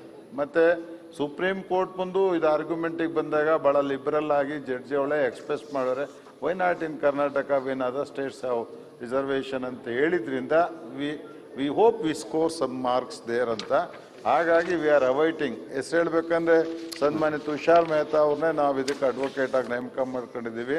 Best available advocate in the ಕಂಟ್ರಿನ ನಾವು ಇಟ್ಕೊಂಡು ಈ ಕೇಸನ್ನು ಫೈಟ್ ಮಾಡ್ತೀವಿ. Let us wait sir. Supreme ಕೋರ್ಟಲ್ಲಿ 4-5 ದಿವಸಕ್ಕೆ ಕೇಸ್ ಬರೋದ್ರಿಂದ ಅದೇನಾಗುತ್ತೆ ಅಂತ ನೋಡಿ ಆಮೇಲೆ ಏನಾದರೂ ಅನಿವಾರ್ಯ ಅಂದಾಗ ಎಕ್ಸ್ಟ್ರೀಮ್ಗೆ ಹೋಗ್ಲಿಕ್ಕೆ ನಾನೇನು ಇಂಜರಿ ಅಲ್ಲ. ಸುರೇಶ್ ಕುಮಾರ್ಗೆ ಗೊತ್ತು ನನ್ನ ಮೆಂಟಾಲಿಟಿ, ಇಂಜರಿ ಪ್ರಶ್ನೆ ಇಲ್ಲ. ಆದರೆ ಏಕದಮ್ ನಾವು ಅದೆಲ್ಲ ಇಲ್ಲಿ ಮಾತಾಡೋದು ಕೃಷ್ಣ ಬೈರೇಗೌಡರು ಸಜೆಸ್ಟ್ ಆದಂಗೆ ಬೇಡ. We hope Supreme Court will serve some justice against the state of Karnataka ಅನ್ನೋ ಅಭಿಪ್ರಾಯದಲ್ಲಿ ನಾನು ಇರೋದ್ರಿಂದ, ಮತ್ತು CJI ಕೂಡ ಅವರ ಭಾವನೆಗಳನ್ನ ವ್ಯಕ್ತಪಡಿಸಿರೋದ್ರಿಂದ ಕಾಯೋದು ಸರಿ ಕೋರ್ಟ್ ತೀರ್ಮಾನ ಅಂತೇಳಿ ನಾನು ಭಾವಿಸ್ತೀನಿ. ಅಲ್ಲ, ಒಂದೇ ಒಂದು ನಂದು ಈ ನಾವೇನು 25% ನಮ್ಮ ಸ್ಟೇಟ್ನವ್ರಿಗೆ ಕೊಡಬೇಕು ಅಂತ ಮಾಡಿದ್ದೀವಿ. ನೀವೇನು ಸುಪ್ರೀಂ ಕೋರ್ಟ್ನಲ್ಲಿ ಹೋರಾಟ ಮಾಡ್ತಾ ಇದ್ದೀರಿ, ಬಲವಾಗಿ ನಮ್ಮ ರಾಜ್ಯದ ವಿದ್ಯಾರ್ಥಿಗಳ ಹಿತ ಗಮನಿಸಿ ಮಾಡ್ತೀವಿ ಅಂತ ಹೇಳಿದ್ದೀರಿ. ನೀವು ಮಾಡ್ತೀರಿ ಅನ್ನೋ ವಿಶ್ವಾಸದೊಂದಿಗೆ ನಾವೆಲ್ಲ ಇದ್ದೇವೆ. ನರೇಂದ್ರ ಇಲ್ಲ. ರವೀಂದ್ರ ಶ್ರೀಕಂಠಯ್ಯ. ಅಧ್ಯಕ್ಷರೇ, ಚಿಕ್ಕೆ ಗುರುತಿನ ಸಂಖ್ಯೆ 817ನ ಪ್ರಶ್ನೆ ಕೇಳಿದ್ದೀನಿ. ಓಕೆ, ಈ ಮಧುಸ್ವಾಮಿ ಅವರು ಹೇಳಿ. ಇವರು ಸಮಸ್ಯೆ ಸರ್ಕಾರದ ಗಮನಕ್ಕೆ ಬಂದಿದೆ ಅಂತ ಹೇಳಿದ್ದಾರೆ. ಅದರಂತೆ ಕಳೆದ ಬಜೆಟ್ನಲ್ಲಿ ಕೂಡ ಏನು 199 ಜನ ತಗೊಂಡು ಅದನ್ನು ಕಂಟ್ರೋಲ್ ಮಾಡ್ತೀವಿ ಅಂತ ಹೇಳಿದ್ದಾರೆ, ಚಿರತೆ ಅವಳಿನ. ಆದರೆ ತಾವಿಲ್ಲಿ ಅವರು ಉತ್ತರ ಕೊಟ್ಟಿರೋದ್ರಲ್ಲಿ 2001-2022 ಆ ಸಾಲಿನಲ್ಲಿ 410 ಪ್ರಕರಣಗಳು ಬೆಳಕಿಗೆ ಬಂದಿದೆ. ಅಂದರೆ ರೈತರ ಮೇಲೆ ಸತತವಾಗಿ ಜಾನುವಾರುಗಳ ಮೇಲೆ ಚಿರತೆಯಿಂದ ಆಗ್ತಿರ್ತಕ್ಕಂಥ ದಾಳಿ ಮಂಡ್ಯ ಜಿಲ್ಲೆಯಲ್ಲಿ 410, ಬೇರೆ ಮಂಡ್ಯ ಜಿಲ್ಲೆ ಒಂದರಲ್ಲಿ ಯಾವ ಅತಿರೇಕಕ್ಕೆ ಹೋಗಿದೆ ಅನ್ನೋದನ್ನ ಅಧ್ಯಕ್ಷೆ ತಮ್ಮ ಗಮನಕ್ಕೆ ನಾನು ಬಯಸ್ತೀನಿ. ಇವತ್ತು ಹಳ್ಳಿಗಳಲ್ಲಿ ಏನಾಗ್ಬಿಟ್ಟಿದೆ ಅಂದರೆ, ಕರೆಂಟ್ ಕೊಡೋದು ಬೆಳಗ್ಗೆ 2 ಗಂಟೆ ಕೊಡ್ತಾರೆ, ರಾತ್ರಿ 1-3 ಗಂಟೆ ಕರೆಂಟ್ ಕೊಡ್ತಾರೆ. ರೈತರು ಹೋಗಿ ಪಂಪ್ ಸೆಟ್ ಆನ್ ಮಾಡಬೇಕು. ಆ ರಾತ್ರಿ ಅಲ್ಲಿಗೆ ಹೋಗಕ್ಕೆ ಹೆದರ್ಕೊಂಡು ವ್ಯವಸಾಯನೇ ಅಧ್ವಾನ ಆಗಿ ನಿಂತಿದೆ. ಈಗ ಇಲಾಖೆ ಸಂಬಂಧಪಟ್ಟವರು ಯಾರು ಇದ್ರ ಬಗ್ಗೆ ತೀಕ್ಷ್ಣವಾದ ಕ್ರಮ ತಗೊಂತಾ ಇಲ್ಲ. ನಾಮಕಾವಸ್ಥೆಗೆ ನಾವು ಒತ್ತಡ ಕೊಟ್ಟಾಗ ಒಂದು ಇಡ್ತಾರೆ. ರವೀಂದ್ರ, ಆ ಚಿರತೆ ಏನು ಕಬ್ಬಿನ ತೋಟದಲ್ಲೇ ಇರುತ್ತೋ ಎಲ್ಲಿ? ಬಹಳ ಆಗ್ಬಿಟ್ಟಿದೆ ಸರ್. ಈಗೆಲ್ಲ ಕಬ್ಬಿನ ಗದ್ದೆಗಳಲ್ಲಿ ಮರಿ ಹಾಕ್ಬಿಟ್ಟಿವೆ. ಫಾರೆಸ್ಟ್ ಇಲ್ಲಲ್ಲ ಆ ಪ್ರಮಾಣದಲ್ಲಿ. ಇಲ್ಲ, ಅಂದ್ರೆ ಕಬ್ಬಿನ ಗದ್ದೆಗಳಲ್ಲಿ ಮರಿ ಹಾಕ್ಬಿಟ್ಟಿವೆ. ಅದೇನಾಗ್ತದೆ, ಕಬ್ಬು ಕಡಿಯಕ್ ಆಗ್ತಾ ಇಲ್ಲ. ಅಲ್ಲಿ ಫೆರೋಷಿಯಸ್ ಆಗಿ ಅಟ್ಯಾಕ್ ಮಾಡುತ್ತೆ ರೈತರನ್ನ, ಮತ್ತೆ ಅಲ್ಲಿ ಅವರು ಜಾನುವಾರುಗಳಿಗೆಲ್ಲ ತೊಂದರೆ ಮಾಡುತ್ತೆ. ದೊಡ್ಡ ಒಂದು ಅನಾಹುತನೇ ಆಗ್ತಾ ಇದೆ ಮಂಡ್ಯ ಜಿಲ್ಲೆಯಲ್ಲಿ. 410 ಪ್ರಕರಣ ಆಗಿದ್ರು ಕೂಡ ಅದನ್ನ ಈಗ ಹಳೆ ಪದ್ಧತಿಲಿ ಅಲ್ಲ, ನಾನು ಮುಗಿಸ್ತೀನಿ ಸರ್. ಹಳೆ ಪದ್ಧತಿಲಿ ಬೋನ್ ತಂದು ಇಟ್ಟು ಹಿಡಿಯೋ ಪರಿಸ್ಥಿತಿಲೇ ಈಗಲೂ ಮಾಡಿದ್ರೆ ಒಂದು ದಿನಕ್ಕೆ ನಮಗೆ 6-7 ಫೋನ್ ಬರುತ್ತೆ ಸರ್. ನಮ್ಮಳ್ಳಿಲಿ ಚಿರತೆ ಕಾಣಿಸ್ಕೊಂತು, ಫಾರೆಸ್ಟ್ ಅವ್ರು ಕಳಿಸ್ಕೊಡಿ. ಏನ್ ಮಾಡೋಣ ಈಗ? ಅದನ್ನೇ ಸರ್ಕಾರ ಹೇಳ್ಬೇಕು ಸರ್. ಅದನ್ನ ಏನ್ ಮಾಡೋಣ ಅಂದ್ರೆ ಸರ್ಕಾರ ಅವರು ಒಂದು ಅಭಯಾರಣ್ಯ ಅಲ್ಲ ಸರ್. ನಾನು ಹೇಳೋದು ಮನುಷ್ಯರು ಬದುಕಕ್ಕಾಗ್ತಿಲ್ಲ ಅನ್ನೋ ಪರಿಸ್ಥಿತಿ. ನೀವು ನಿಮ್ಮ ಅನುಭವದಿಂದ ಹೀಗೆ ಸರ್ಕಾರ ಮಾಡಿದ್ರೆ ಒಳ್ಳೇದು. ನಂದೊಂದು ಸಲಹೆ ಇದೆ ಸರ್. ನಾನೇನ್ ಹೇಳ್ತೀನಿ ಅಂದ್ರೆ, ಒಂದು ಅಭಯಾರಣ್ಯ ಅಂತ ಮಾಡಿ ಇಲ್ಲಿಂದ ಚಿರತೆಗಳನ್ನ ತಗೊಂಡೋಗಿ ಎಲ್ಲರೂ ಒಂದ್ ಕಡೆ ಅದನ್ನ ಒಂದು ಸಂರಕ್ಷಿಸೋ ಪಾರ್ಕ್ ಮಾಡ್ಬೇಕು ಅಂತ ಮಾಡಿದ್ವಿ. ಹಾಗೆ ಈಗ ಇಲ್ಲಿ ಜನ ಬದುಕಕ್ಕಾಗ್ತಿಲ್ಲ, ರಸ್ತೆಲಿ ಓಡಾಡಕ್ ಆಗ್ತಿಲ್ಲ. ಹಳ್ಳಿಗಳಲ್ಲಿ ಮಕ್ಕಳನ್ನ ರೋಡ್ ಬಿಡ್ತಾ ಇಲ್ಲ ಸರ್. ನಮ್ಮ ಜಿಲ್ಲೆಯಲ್ಲಿ ಚಿರತೆ ಸರ್, ಚಿರತೆ ಅವ್ರು ಹೇಳ್ದಂಗೆ ಬಹಳ ಫಾಸ್ಟ್ ಮೂವಿಂಗ್ ಅನಿಮಲ್ ಸರ್. ಅದು ಎಲ್ಲಿರುತ್ತೆ ಏನು, ನಾನು ಇದರಲ್ಲಿ ಅವ್ರಿಗಿಂತ ಮೇಜರ್ ಸಫರರ್ ನಾವೇ. ತುಮಕೂರು ಈ ಪ್ರಕರಣಗಳಲ್ಲಿ ಹೆಚ್ಚು ಚಿಕ್ಕನಾಯಕನಹಳ್ಳಿ, ಕುಣಿಗಲ್ಲು ಈ ಭಾಗದಲ್ಲೇನೆ ಚಿರತೆ ಅವಳಿ ಜಾಸ್ತಿ ಇದ್ದಿದ್ದು. ಇವ್ರು 410 ಪ್ರಕರಣ ಆಗಿದೆಯಲ್ರಿ 3 ವರ್ಷದಲ್ಲಿ. 410 ಪ್ರಕರಣ ಆಗಿದೆ ಸರ್. ಈಗ ಏನಾಗುತ್ತೆ ಸರ್, ಒಂದ್ಸಲ ಅದೆಲ್ಲರೂ ಹೋಗೋಕೆ ಬರೋಕ್ಕೆ ಶುರು ಮಾಡಿದ್ರೆ ಕಂಟಿನ್ಯೂಸ್ ಹೋಗ್ತಿರುತ್ತೆ. ಅದೇನಾದ್ರು ಮರಿಗಿರಿ ಹಾಕಿ ಅಲ್ಲಿ ಯಾರಾದ್ರೂ ಡಿಸ್ಟರ್ಬ್ ಮಾಡಿದ್ರೆ ಅಟ್ಯಾಕ್ ಮಾಡುತ್ತೆ. ಆನಿಸೋನ್ ಯಾರನ್ನು ಅದು ಕೀಳೋದು ಮಾಡೋದು ಮಾಡಲಿಲ್ಲ. ಎಲ್ಲರೂ ನಾವು ಅವ್ರಿಗೆ ಚಿರತೆಗೆ ಏನಾದ್ರು ಟಚ್ ಮಾಡಿದ್ರೆ, ಅದನ್ನೇನಾದ್ರು ಬೂಮ್ ಮಾಡಕ್ಕೆ ಹೋದರೆ, ಆಪ್ರೇಟ್ ಮಾಡಕ್ಕೆ ಹೋದರೆ ಮಾಡುತ್ತೆ. ಈಗ ಸರ್ಕಾರ ಭಾಳ ಕ್ರಮನ ಕೈಗೊಂಡಿದೆ ಸರ್. ನಿಜ ಸರ್, ಚಿರತೆ ಸಾಮಾನ್ಯವಾಗಿ ಹಳ್ಳಿಗಳ ಪಕ್ಕದಲ್ಲೇ ಚಿರತೆ ವಾಸ ಮಾಡೋದು, ಭಾಳ ಡೆನ್ಸ್ ಫಾರೆಸ್ಟ್ ಒಳಗಿರಲ್ಲ. ನಾವೀಗ ಅದಕ್ಕೆ ಪುನರ್ವಸತಿ ಕೇಂದ್ರ ಸ್ಥಾಪನೆ ಮಾಡಬೇಕು ಅಂತ ಅವ್ರು ಹೇಳಿದಾಗೆ 23-24 ಬಜೆಟಲ್ಲಿ ಈಗಾಗಲೇ ಘೋಷಣೆ ಮಾಡಿದ್ದೀವಿ. ಅವಕ್ಕೆಲ್ಲ ಹಿಡ್ಕೊಂಬಂದು ಎಲ್ಲರೂ ಒಂದು ಕಡೆ ಮಾಡಬೇಕು ಅಂತ. ಇದ್ರ ಜೊತೆಗೆ ಟಾಸ್ಕ್ ಫೋರ್ಸ್ ಮಾಡಿದ್ದೀವಿ. 30 ಕೂತ್ಕೊಳ್ಳಿ ತಾವು. 31-1-23ರಲ್ಲಿ 60 ಜನ ಸ್ಟಾಫ್ ಇಟ್ಕೊಂಡು ಟಾಸ್ಕ್ ಫೋರ್ಸ್ ಮಾಡಿದ್ದೀವಿ. 19 ಚಿರತೆಗಳನ್ನ ಮಂಡ್ಯ ಭಾಗದಲ್ಲಿ ಈಗಾಗಲೇ ನಾವು ಸೆರೆ ಹಿಡಿದಿದ್ದೀವಿ. ಎಲ್ಲ ಪ್ರಕರಣಗಳಲ್ಲೇನು ನಾವು ಕಾಂಪನ್ಸೇಟ್ ಮಾಡ್ತಾ ಇದ್ವಿ, ಆ ಪರಿಹಾರನೂ ಡಬಲ್ ಮಾಡಿದ್ದೀವಿ. ಎಷ್ಟು ಸಾಧ್ಯ ಅಷ್ಟು ಅದನ್ನು ಬೋನ್ ಇಟ್ಬಿಟ್ಟು ಹಿಡಿಯೋದೊಂದು, ಯಾಕೆಂದರೆ ಏಕ್ದಮ್ ಸಾಯಿಸೋಕ್ಕಾಗಲ್ಲ ಸರ್. ಸಾಯಿಸಬೇಕು ಅಂದರೆ ಭಾಳ ನಾನೇ ಡಿಸ್ಟ್ರಿಕ್ಟ್ ಮಿನಿಸ್ಟರ್ ತುಮಕೂರಲ್ಲಿ ಅನುಭವಿಸಿದ್ದೀನಿ. ಆ ಒಂದು ಚಿರತೆ ಶೂಟ್ ಮಾಡ್ಬೇಕಂದ್ರೆ ಅಲ್ಲಿರೋ ಕಾನೂನುಗಳ ಕೆಳಗೆ ಸಾಧ್ಯನೇ ಇಲ್ಲ ಅಧ್ಯಕ್ಷರೇ. ಅದೆಲ್ಲದನ್ನು ನಾವು ಜಸ್ಟಿಫೈ ಮಾಡ್ಕೊಂಬಂದು ಶೂಟ್ ಮಾಡೋದ್ರೊಳಗೆ ಏನೋ ಆಗೋಗಿರುತ್ತೆ ಕತೆ. ಹಾಗಾಗಿ ಹಿಡಿದು ತಾವು ಹೇಳ್ದಂಗೆ ಒಂದು ಕಡೆ ಅಭಯಾರಣ್ಯನೋ ಪುನರ್ವಸತಿ ಕೇಂದ್ರನೋ ಮಾಡಿ ಆ ಸಾಧ್ಯ ಆದಷ್ಟು ಅಲ್ಲಿ ಶಿಫ್ಟ್ ಮಾಡ್ತೀವಿ. ತಾವೇನು 19 ಕೊಟ್ಟಿದ್ದೀರಾ, 19 ನಮ್ದನ್ನು ಅಲ್ಲಿಗೆ ಶಿಫ್ಟ್ ಮಾಡ್ತಾರೆ. Okay, Raghumurthy sir. ಇಲ್ಲ ಸರ್, ಒಂದ್ ನಿಮಿಷ ದಯಮಾಡಿ ಅವಕಾಶ ಕೊಡಿ. ಇದು ಬಹಳ ಗಂಭೀರವಾಗಿದೆ. ಮುಂದೆ ಆನೆ ಬರೋದಿದೆ, ಅದಕ್ಕೆ ಕೇಳಿದೆ. ಈಗ ಏನಾಗಿದೆ ಅಂದ್ರೆ ಸರ್, ನಮ್ಮಲ್ಲಿ ವೆಹಿಕಲ್ಗಳು ಓಡಾಡ್ತಿದ್ದಾಗ್ಲೇನೆ ಬಂದು ಅದು ಸಿಕ್ಕಿ ಆಕ್ಸಿಡೆಂಟ್ ಆಗಿ ಸಾಯೋದನ್ನು ಕೂಡ ನಮ್ಮಲ್ಲಿ ಕಾಮನ್ ಆಗ್ಬಿಟ್ಟಿವೆ. ಕೆಲವರು ಹೇಳ್ತಾರೆ ಬೆಳಕಿಗೆ ತರ್ತಾ ಇದ್ದಾರೆ, ಕೆಲವರು ಬೆಳಕಿಗೆ ತರ್ತಾ ಇಲ್ಲ. ಇದೊಂದು ರೀತಿಲಿ ಜನಕ್ಕೆ ಆತಂಕನೂ ಶುರು ಆಗ್ಬಿಟ್ಟಿದೆ. ಇದೇನಪ್ಪ ನಮ್ಮ ಇದಕ್ಕೆ ವೆಹಿಕಲ್ಗೆ ಚಿರತೆ ಒಡೆದು ಸತ್ತೋಯ್ತು, ಯಾರಿಗೆ ಹೇಳೋದು, ನಾವು ಹೇಳ್ಬೇಕಾ ಬೇಡವಾ, ಈ ಸ್ಥಿತಿ ಬಂದ್ಬಿಟ್ಟಿದೆ. ಒಂಥರ ಭಯದ ವಾತಾವರಣ ಮಂಡ್ಯ ಜಿಲ್ಲೆಯಲ್ಲಿ ಬಂದಿದೆ. ನಮ್ಮ ದುರದೃಷ್ಟಕ್ಕೆ ಏನಾಗ್ಬಿಟ್ಟಿದೆ, ಮಂಡ್ಯ ಜಿಲ್ಲಾ ಉಸ್ತುವಾರಿ ಸಚಿವರು ಇಲ್ಲ, ಯಾರು ಅದ್ರ ಬಗ್ಗೆ ವಿಶೇಷವಾದ ಕಾಳಜಿ ತಗೊಳಕ್ ಆಗ್ತಾ ಇಲ್ಲ. ಈ ಪರಿಸ್ಥಿತಿಗೆ ನಾವು ತಲುಪಿದೀವಿ ಸರ್ ಮಂಡ್ಯ ಜಿಲ್ಲೆ. ಆಯ್ತಲ್ಲ, ಈಗ ಹೇಳಿದಾರಲ್ಲ, ಉತ್ತರ ಹೇಳಿದಾರಲ್ಲ ಇದಕ್ಕೆಲ್ಲ. ಅಲ್ಲ, ಇದು ತುರ್ತಲ್ಲಿ ಹಾಕ್ಬೇಕು ಸರ್. ಬಹಳ ಜನ ತುಂಬಾನೇ ಸಂಕಷ್ಟದಲ್ಲಿದ್ದಾರೆ. ಅದರಲ್ಲೂ ದಯಮಾಡಿ ಅಲ್ರಿ ರವೀಂದ್ರ, ಮಂಡ್ಯ ಜಿಲ್ಲಾ ಉಸ್ತುವಾರಿ ಸಚಿವರನ್ನ ಹಾಕಿದ್ರೆ ಸಚಿವರು ಹಿಡಿಲಿಕ್ಕೆ ಹೋಗ್ತಾರ ಅದನ್ನ? ಅಲ್ಲ, ಅದನ್ನ ಮಾಡ್ಬೇಕು ಸರ್. ಸರ್ಕಾರ ಇನ್ಯಾರು ಮಾಡ್ತಾರೆ? ಸರ್ಕಾರ ಅದಕ್ಕೆ ಪರಿಹಾರ ಹುಡುಕೊಡ್ಬೇಕಲ್ಲ ಸರ್. ಸರ್ಕಾರ ಆದಷ್ಟು ಬೇಗ ಕ್ರಮ ಕೈಗೊಳ್ಳುತ್ತೆ ಸರ್. ಓಕೆ, ಈಗ ಟಿ ರಘುಮೂರ್ತಿ ತಮ್ಮಲ್ಲಿ ಇನ್ನೊಂದು ರಿಕ್ವೆಸ್ಟ್ ಇದೆ, ದಯಮಾಡಿ. ಇದು ಬಹಳ ಇಂಪಾರ್ಟೆಂಟ್ ಇದೆ. ಅದಕ್ಕೆ ನಾನು ಇಲ್ಲೇ ಇದ್ದಾರೆ, ನಮ್ಮ ಇವರು ಯಾರು KV ಮಂತ್ರಿ ಅವರು ಇಲ್ಲೇ ಇದ್ದಾರೆ. ಅವ್ರನ್ನ ನಾನು ರಿಕ್ವೆಸ್ಟ್ ಮಾಡ್ಕೊಂತೀನಿ, ನಮ್ಮ ಜಿಲ್ಲೆಯಲ್ಲಿ ಇಂಥ ಒಂದು ಅವಘಡ ಆಗ್ತಾ ಇರೋದ್ರಿಂದ ದಯಮಾಡಿ ಬೆಳಗ್ಗೆ ಹೊತ್ತು ಕರೆಂಟ್ ಕೊಡಿ, ತಾತ್ಕಾಲಿಕವಾಗಾದ್ರೂ. ರಾತ್ರಿ ಹೊತ್ತು ಕೊಡೋದು ಬೇಡ ಸರ್, ಯಾಕೆಂದ್ರೆ ರೈತರು ಜಮೀನಿಗೆ ಹೋಗಕ್ಕೆ ಆಗ್ತಾ ಇಲ್ಲ, ಬಹಳ ಆತಂಕದಲ್ಲಿದ್ದಾರೆ. ಸುನಿಲ್ ಅವರು ಹೇಳಿರೋದು ಸರಿ ಇದೆ, ತಾವು ಅದನ್ನ ಅನುಷ್ಠಾನ ಮಾಡೋದಕ್ಕೆ ಏನು ಕ್ರಮ ತಗೋತೀರಿ ನೋಡಿ, ಅವ್ರು ಪರಿಶೀಲಿಸ್ತಾರೆ. ರಘುಮೂರ್ತಿ ಇಲ್ಲ. ಓಕೆ, ತಡೆ ಹಿಡಿದ ಪ್ರಶ್ನೆ ವರ್ಗಾವಣೆ. ಮಂಜುನಾಥ್.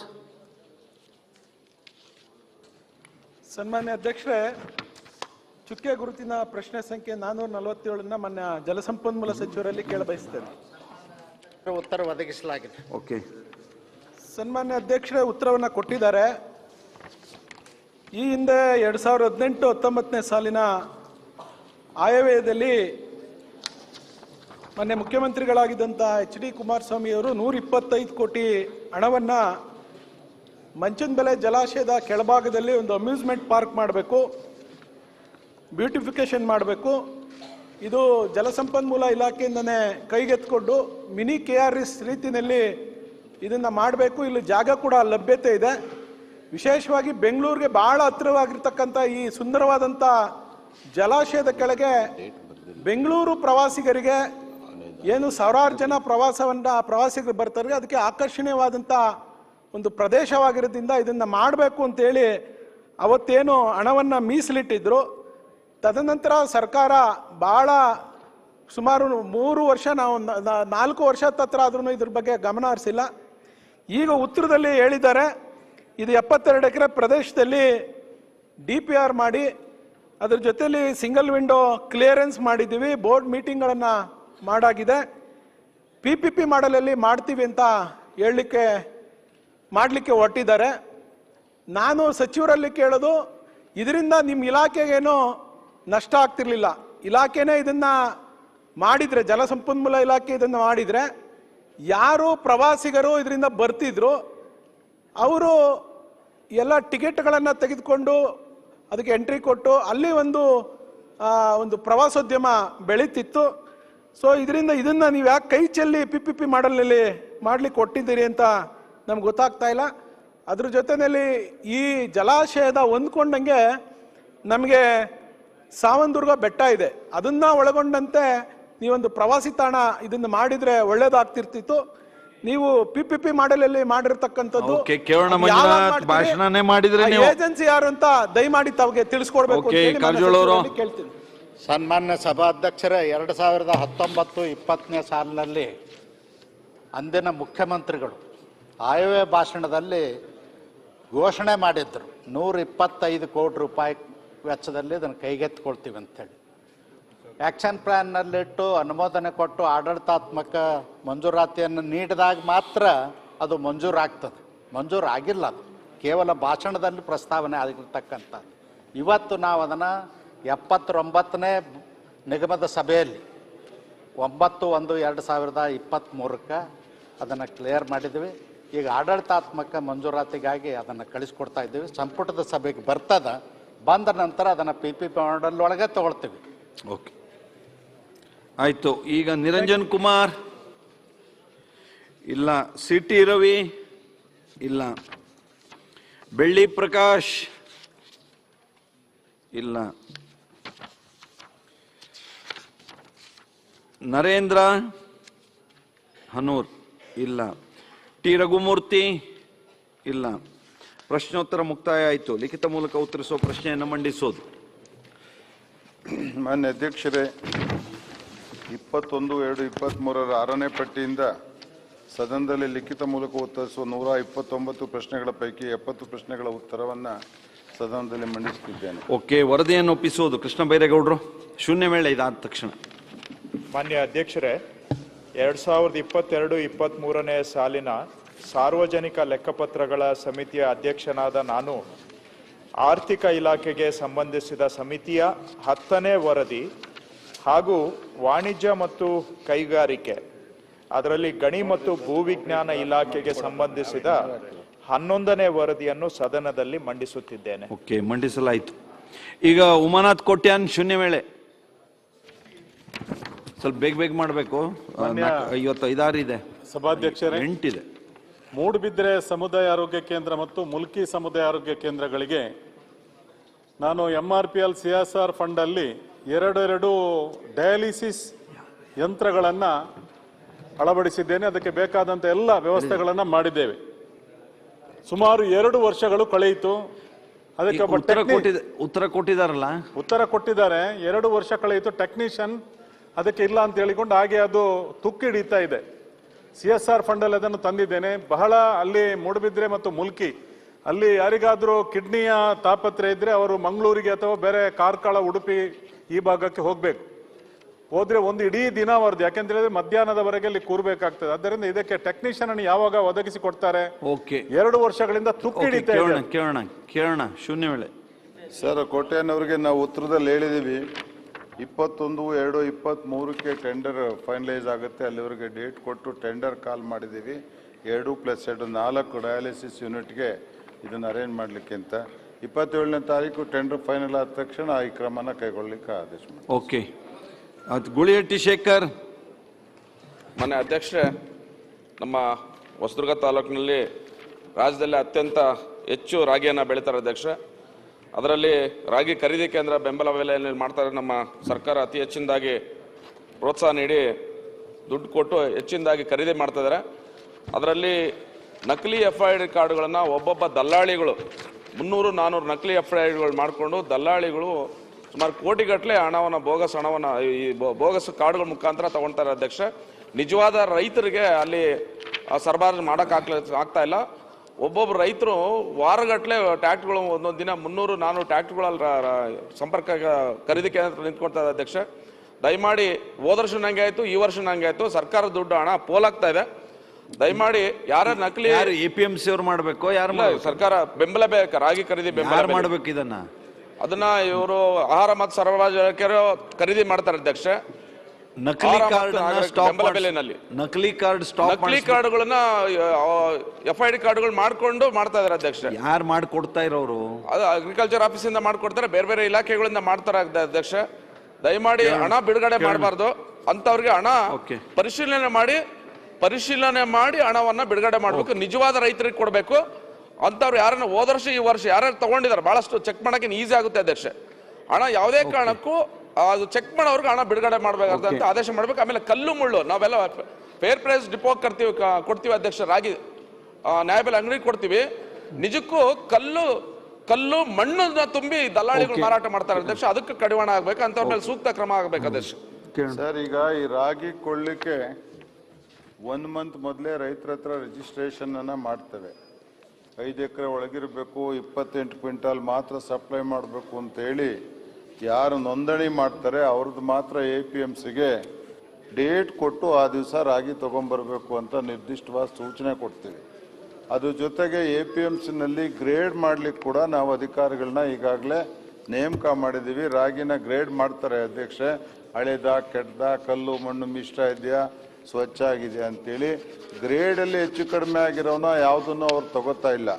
ಮೂರನೇದು, ಇದು ಅವ್ರು ಹೇಳೋದು ನಿಜ ಸರ್, ಯಾರ್ದೋ ಹೆಸರು ರಾಗಿ ತರ್ತಿದ್ರು ಅಂತಲೇ 1 ತಿಂಗಳ ಹಿಂದೆನೇ ಗೌರ್ಮೆಂಟಿಂದ ಆಕ್ಷನ್ ತಗೊಂಡು ರಿಜಿಸ್ಟ್ರೇಷನ್ ಮಾಡಿ ಆ ರೈತ ತರಬೇಕು, ಮತ್ತು ಚೆಕ್ ಕೂಡ ಅವ್ರ ಹೆಸರಿಗೆ ಹೋಗ್ಬೇಕು ಅಂತೇಳಿ ಖರೀದಿ ಮಾಡಿದ ಹಣನ ಅವ್ರ ಹೆಸರಿಗೆ ಡೈರೆಕ್ಟ್ ಟ್ರಾನ್ಸ್ಫರನ್ನು ನಾವು ಮಾಡ್ತಾ ಇದ್ದೀವಿ.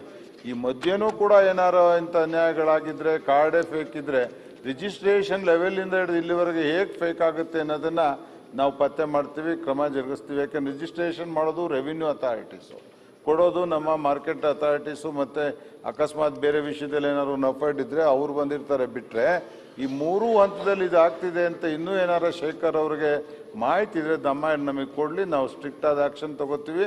ಯಾರು ಅಂಥವ್ರು ಮಾಡಿದ್ರೆ ಅವ್ರು ಹೇಳಿದಾಗ ಅವ್ರ ಪೇಮೆಂಟನ್ನು ಸ್ಟಾಪ್ ಮಾಡ್ತೀವಿ. ಓಕೆ, ಮಧುಸ್ವಾಮಿ ಅವರು ಒಂದು ಮಾಡ್ಬೋದು ಅಲ್ಲ, ತಾಲೂಕು ಮಟ್ಟದ ಅಧಿಕಾರಿಗಳು ಇವರು ಕೃಷಿ ಕಂದಾಯ ಅದು ಇದು ಅಂತ ಹೇಳ್ಕೊಂಡಿದ್ರೆ ಮೇಲಿಂದ ಯಾವ್ದಾರು ಒಬ್ರು ಅಧಿಕಾರಿಗಳನ್ನ ಡಿಸ್ಟ್ರಿಕ್ಟ್ ಲೆವೆಲ್ನ ಯಾರು ಆಫೀಸರ್ಗಳಿಗೆ, DC ಗೆ ಅಥವಾ CO ಅವ್ರಿಗೆ ಯಾರ್ಯಾರು ಹೇಳಿ ಅವ್ರು ಇದನ್ನು ಸ್ವಲ್ಪ ಹೊಸದುರ್ಗದ ಮಾನಿಟರ್ ಮಾಡ್ಲಿಕ್ಕೆ ಹೇಳಿ. ಕಂಪ್ಲೇಂಟ್ ಬಂದಿರೋದು ಚಿತ್ರದುರ್ಗ DC ಅವ್ರಿಗೆ ಅಥವಾ ಸಂಬಂಧಪಟ್ಟ ಅಸಿಸ್ಟೆಂಟ್ ಕಮಿಷನರ್ಗೆ ಸೂಚನೆ ಕೊಟ್ಟು ಇದನ್ನು ತನಿಖೆ ಮಾಡಕ್ಕೆ ಒಂದು ಸ್ವಲ್ಪ ಮಾನಿಟರ್ ಮಾಡಿ. ಓಕೆ, ಪೇಮೆಂಟ್ ಆಯ್ತು, ಮಾಡ್ತಾರೆ ಬಿಡ್ರಿ. HK ಕುಮಾರಸ್ವಾಮಿ. ಮೊನ್ನೆ ಸಭಾಧ್ಯಕ್ಷರೇ, ತಮಗೂ ಮಾಹಿತಿ ಇದೆ, ಮೊನ್ನೆ 16ನೇ ತಾರೀಕು ನಮ್ಮ ಸಕಲೇಶಪುರ ತಾಲೂಕಿನ ಕಾಡ್ಮನೆ ಸಮೀಪ ಮಣಿಬಿಕ್ತಿ ಅಂತಕ್ಕಂಥ ಅರಣ್ಯ ಪ್ರದೇಶದಲ್ಲಿ ಬೆಂಕಿ ಹತ್ತಿಕೊಂಡು ಆ ಪ್ರದೇಶ ರಕ್ಷಿತ ಪ್ರದೇಶದಲ್ಲಿ ಪಾಪ ನಮ್ಮ ಸ್ಟಾಫ್ ಹೋಗಿದ್ದಾರೆ. ಒಬ್ಬರು DRF, ಒಬ್ಬರು ಗಾರ್ಡ್, 3 ಜನ ವಾಚರ್ಗಳು ಹೋಗಿದ್ದಾರೆ. ನಂದಿಸ್ತಕ್ಕಂಥ ಸಂದರ್ಭದಲ್ಲಿ ಇಬ್ಬರಿಗೆ ತೀವ್ರ ಗಾಯಗಳಾಗಿದೆ, ಬೆಂಗಳೂರು ಆಸ್ಪತ್ರೆಗೆ ತಂದಿದ್ದಾರೆ. ನಾನು ಕೂಡ ಆಸ್ಪತ್ರೆಗೆ ಹೋಗಿದ್ದೆ. ದುರಾದೃಷ್ಟವಶಾತ್ ಒಬ್ಬರು ಗಾರ್ಡು ಮೊನ್ನೆ ಸುಂದರೇಶ್ ಅಣ್ಣವರು ತೀರೋಗಿದ್ದಾರೆ ಸರ್. ಇನ್ನೊಬ್ಬರು ಫಾರೆಸ್ಟರ್ ಮಂಜುನಾಥ್ DRF ಸಾವು ಬದುಕಿನ ನಡುವೆ ಇದ್ದಾರೆ, ಅವರು ಕಷ್ಟ ಇದೆ. ಇನ್ನು 3 ಹಾಸನ ಆಸ್ಪತ್ರೆಯಲ್ಲಿದ್ದಾರೆ. ಈ ಪರಿಸ್ಥಿತಿಗೆ ನಾನು ತಮ್ಮಲ್ಲಿ ಮನವಿ ಮಾಡ್ತಕ್ಕಂಥದ್ದು, ಅಲ್ಲಿ ಹೋಗೋದಕ್ಕೆ ದಾರಿ ಇಲ್ಲ. ಅಲ್ಲಿ ಆದಂಥ ಘಟನೆಯಲ್ಲಿ ಅವರು ಎತ್ಕೊಂಡು ಬರೋದಕ್ಕೆ ಸುಮಾರು 2-2.5 ಗಂಟೆ ಆಗಿದೆ. ರಸ್ತೆ ಇಲ್ಲ. ಹೌದು, ನಮ್ಮ ಅರಣ್ಯ ರಕ್ಷಿತ ಪ್ರದೇಶವೇ. ಹಾಗಂತ ಅಂದ್ಬಿಟ್ಟು ದಿನನಿತ್ಯದ ಚಟುವಟಿಕೆಗಳಿಗಾದ್ರೂ ಕೂಡ ಕಷ್ಟ ಬಂದಾಗ ಅದನ್ನು ತರೋದಕ್ಕಿರ್ಬೋದು, ಹೋಗೋದಕ್ಕಿರ್ಬೋದು, ಮತ್ತೊಂದಕ್ಕೆ ಏನಾದರೂ ಮಾಡಬೇಕಲ್ಲ. ಹೆಲಿಕಾಪ್ಟರ್ ಅಟ್ಲೀಸ್ಟ್ ಅರ್ಜೆಂಟ್ನಲ್ಲಿ ಹೋಗಬೇಕು ಅಥವಾ ಬೇರೆ ಮತ್ತೊಂದು ಮಾಡಬೇಕು. ಇದಕ್ಕೆ ಇಲಾಖೆಯವರು ಏನು ಮಾಡ್ತಿದ್ದಾರೆ? ಸಾಂತ್ವನ ಹೇಳೋದು, ಪರಿಹಾರ ಕೊಡೋದು, ಅವ್ರ ಉದ್ಯೋಗ ಕೊಡೋದು, ಅದು ನಂತರದ ಪ್ರಶ್ನೆ ಅದು. ಆದರೆ ಇಂಥ ಸ್ಥಿತಿನಲ್ಲಿ ಅಲ್ಲಿ ಸ್ಥಿತಿ ನೋಡಬಾರ್ದು ಮಾನ್ಯ ಸಭಾಧ್ಯಕ್ಷರೇ. ಇದು ನನ್ನ ಕ್ಷೇತ್ರ ಅಲ್ಲ, ಇಡೀ ರಾಜ್ಯಾದ್ಯಂತ ಈ ಪರಿಸ್ಥಿತಿ ಇದೆ. ಮಾನ್ಯ ಮುಖ್ಯಮಂತ್ರಿಗಳು ಸಮರ್ಪಕ ಉತ್ತರ ಕೊಟ್ಟಿದ್ದಾರೆ. ಆದರೆ ಮಾನ್ಯ ಮುಖ್ಯಮಂತ್ರಿಗಳು ಕೂಡ 2-3 ಕಡೆ ಹೇಳಿದ್ದಾರೆ. ಒಂದು ಸಾರಿ ಅರಣ್ಯ ಅಧಿಕಾರಿಗಳು ಕಾಡಿಗೆ ಹೋಗಬೇಕು, ಸ್ಥಳೀಯ ಅಧಿಕಾರಿಗಳು ಮಾತ್ರ ಹೋಗ್ತಾ ಇದ್ದಾರೆ, ಉನ್ನತ ಮಟ್ಟದ ಅಧಿಕಾರಿಗಳು ಯಾರೂ ಹೋಗ್ತಿಲ್ಲ. ನಮ್ಮ ರವೀಶ್ ಶ್ರೀಕಂಠಯ್ಯನವರು ಹೇಳಿದರು, ಚಿರತೆ, ಆನೆ ಇವೆಲ್ಲ ಸಂಭವಿಸಿದಾಗ ನಾವು ಮಾತ್ರ ಪ್ರತಿನಿಧಿಗಳಲ್ಲಿ ನಿಂತ್ಕೊಂಡು ಫೇಸ್ ಮಾಡ್ತಕ್ಕಂಥವ್ರು, ಸ್ಥಳೀಯ ಅಧಿಕಾರಿಗಳು ಮಾತ್ರ ಫೇಸ್ ಮಾಡೋಂಥವ್ರು. ಅಲ್ಲೊಂದು ಸಾರಿ ಒಂದು ಮೊನ್ನೆ 22ರಲ್ಲಿ ಒಂದು ಘಟನೆ ಆಯಿತು. ಅದಾದಮೇಲೆ 1 ವಾರದಲ್ಲಿ ಅಧಿಕಾರಿಗಳು ಬಂದರು, ಅಲ್ಲಿಗೆ ಚರ್ಚೆ ಮಾಡಿದ್ರು, ವಾಪಸ್ ಬಂದರು. ಏನು ಪರಿಹಾರ ಆಗಲಿಲ್ಲ. ತಾವೇನು ಟಾಸ್ಕ್ ಫೋರ್ಸ್ ಮಾಡಿದಿರಿ ಸರ್, ಆ ಸಿಬ್ಬಂದಿ ಇರೋ ಸಿಬ್ಬಂದಿ ಒಳಗಡೆ ಇದ್ದಾರೆ, ಯಾರು ಕೂಡ ಹೊಸಬ್ರು ಸಿಬ್ಬಂದಿ ಇಲ್ಲ ಅಲ್ಲಿ. ಅದ್ರದ್ದು ಏನು ಪ್ರಯೋಜನ ಆಗ್ತಾ ಇಲ್ಲ. ಮಾಡಿದಿರಿ, ನಾವು ಸ್ವಾಗತ ಮಾಡ್ತೀವಿ. ಆಗಿದೆ ಸಂದರ್ಭಕ್ಕೆ ಬೆಂಕಿ ನಂದಿಸದಂಥ ವಿಚಾರದಲ್ಲಿ ಏನು ಮಾಡಬಹುದು, ಏನು ಸರ್ಕಾರ ಕಾಂಕ್ರೀಟ್ ಉತ್ತರ ಹೇಳುತ್ತೆ? ದಯಮಾಡಿ ಹೇಳಿ. ಪಾಪ ಅವ್ರ ಫ್ಯಾಮಿಲಿಗಳು ನೋಡಬಾರ್ದು ಸರ್. ಸರಿ ಮಧುಸ್ವಾಮಿ ಅವ್ರ ಸ್ಥಿತಿ ನೋಡಬಾರ್ದು. ಉತ್ತರ ಅವರೇ ಹೇಳ್ಬಿಟ್ರಲ್ಲ, ನಾವೇನೇನು ಕೊಟ್ಟು ಕುಮಾರಸ್ವಾಮಿ ಮಾತಾಡಲ್ಲ. ಕೇಳೋಣ ಅವರು ಪಾಪ ನಮ್ಮ ಇವರು ಗಾರ್ಡ್ ಅವರು ಕೇಳೋಣ ಸರ್. ಈಗ ರುಟೀನ್ ಗಸ್ತಾಗುವಾಗ ಇದಾಗಿರೋದು ಸರ್.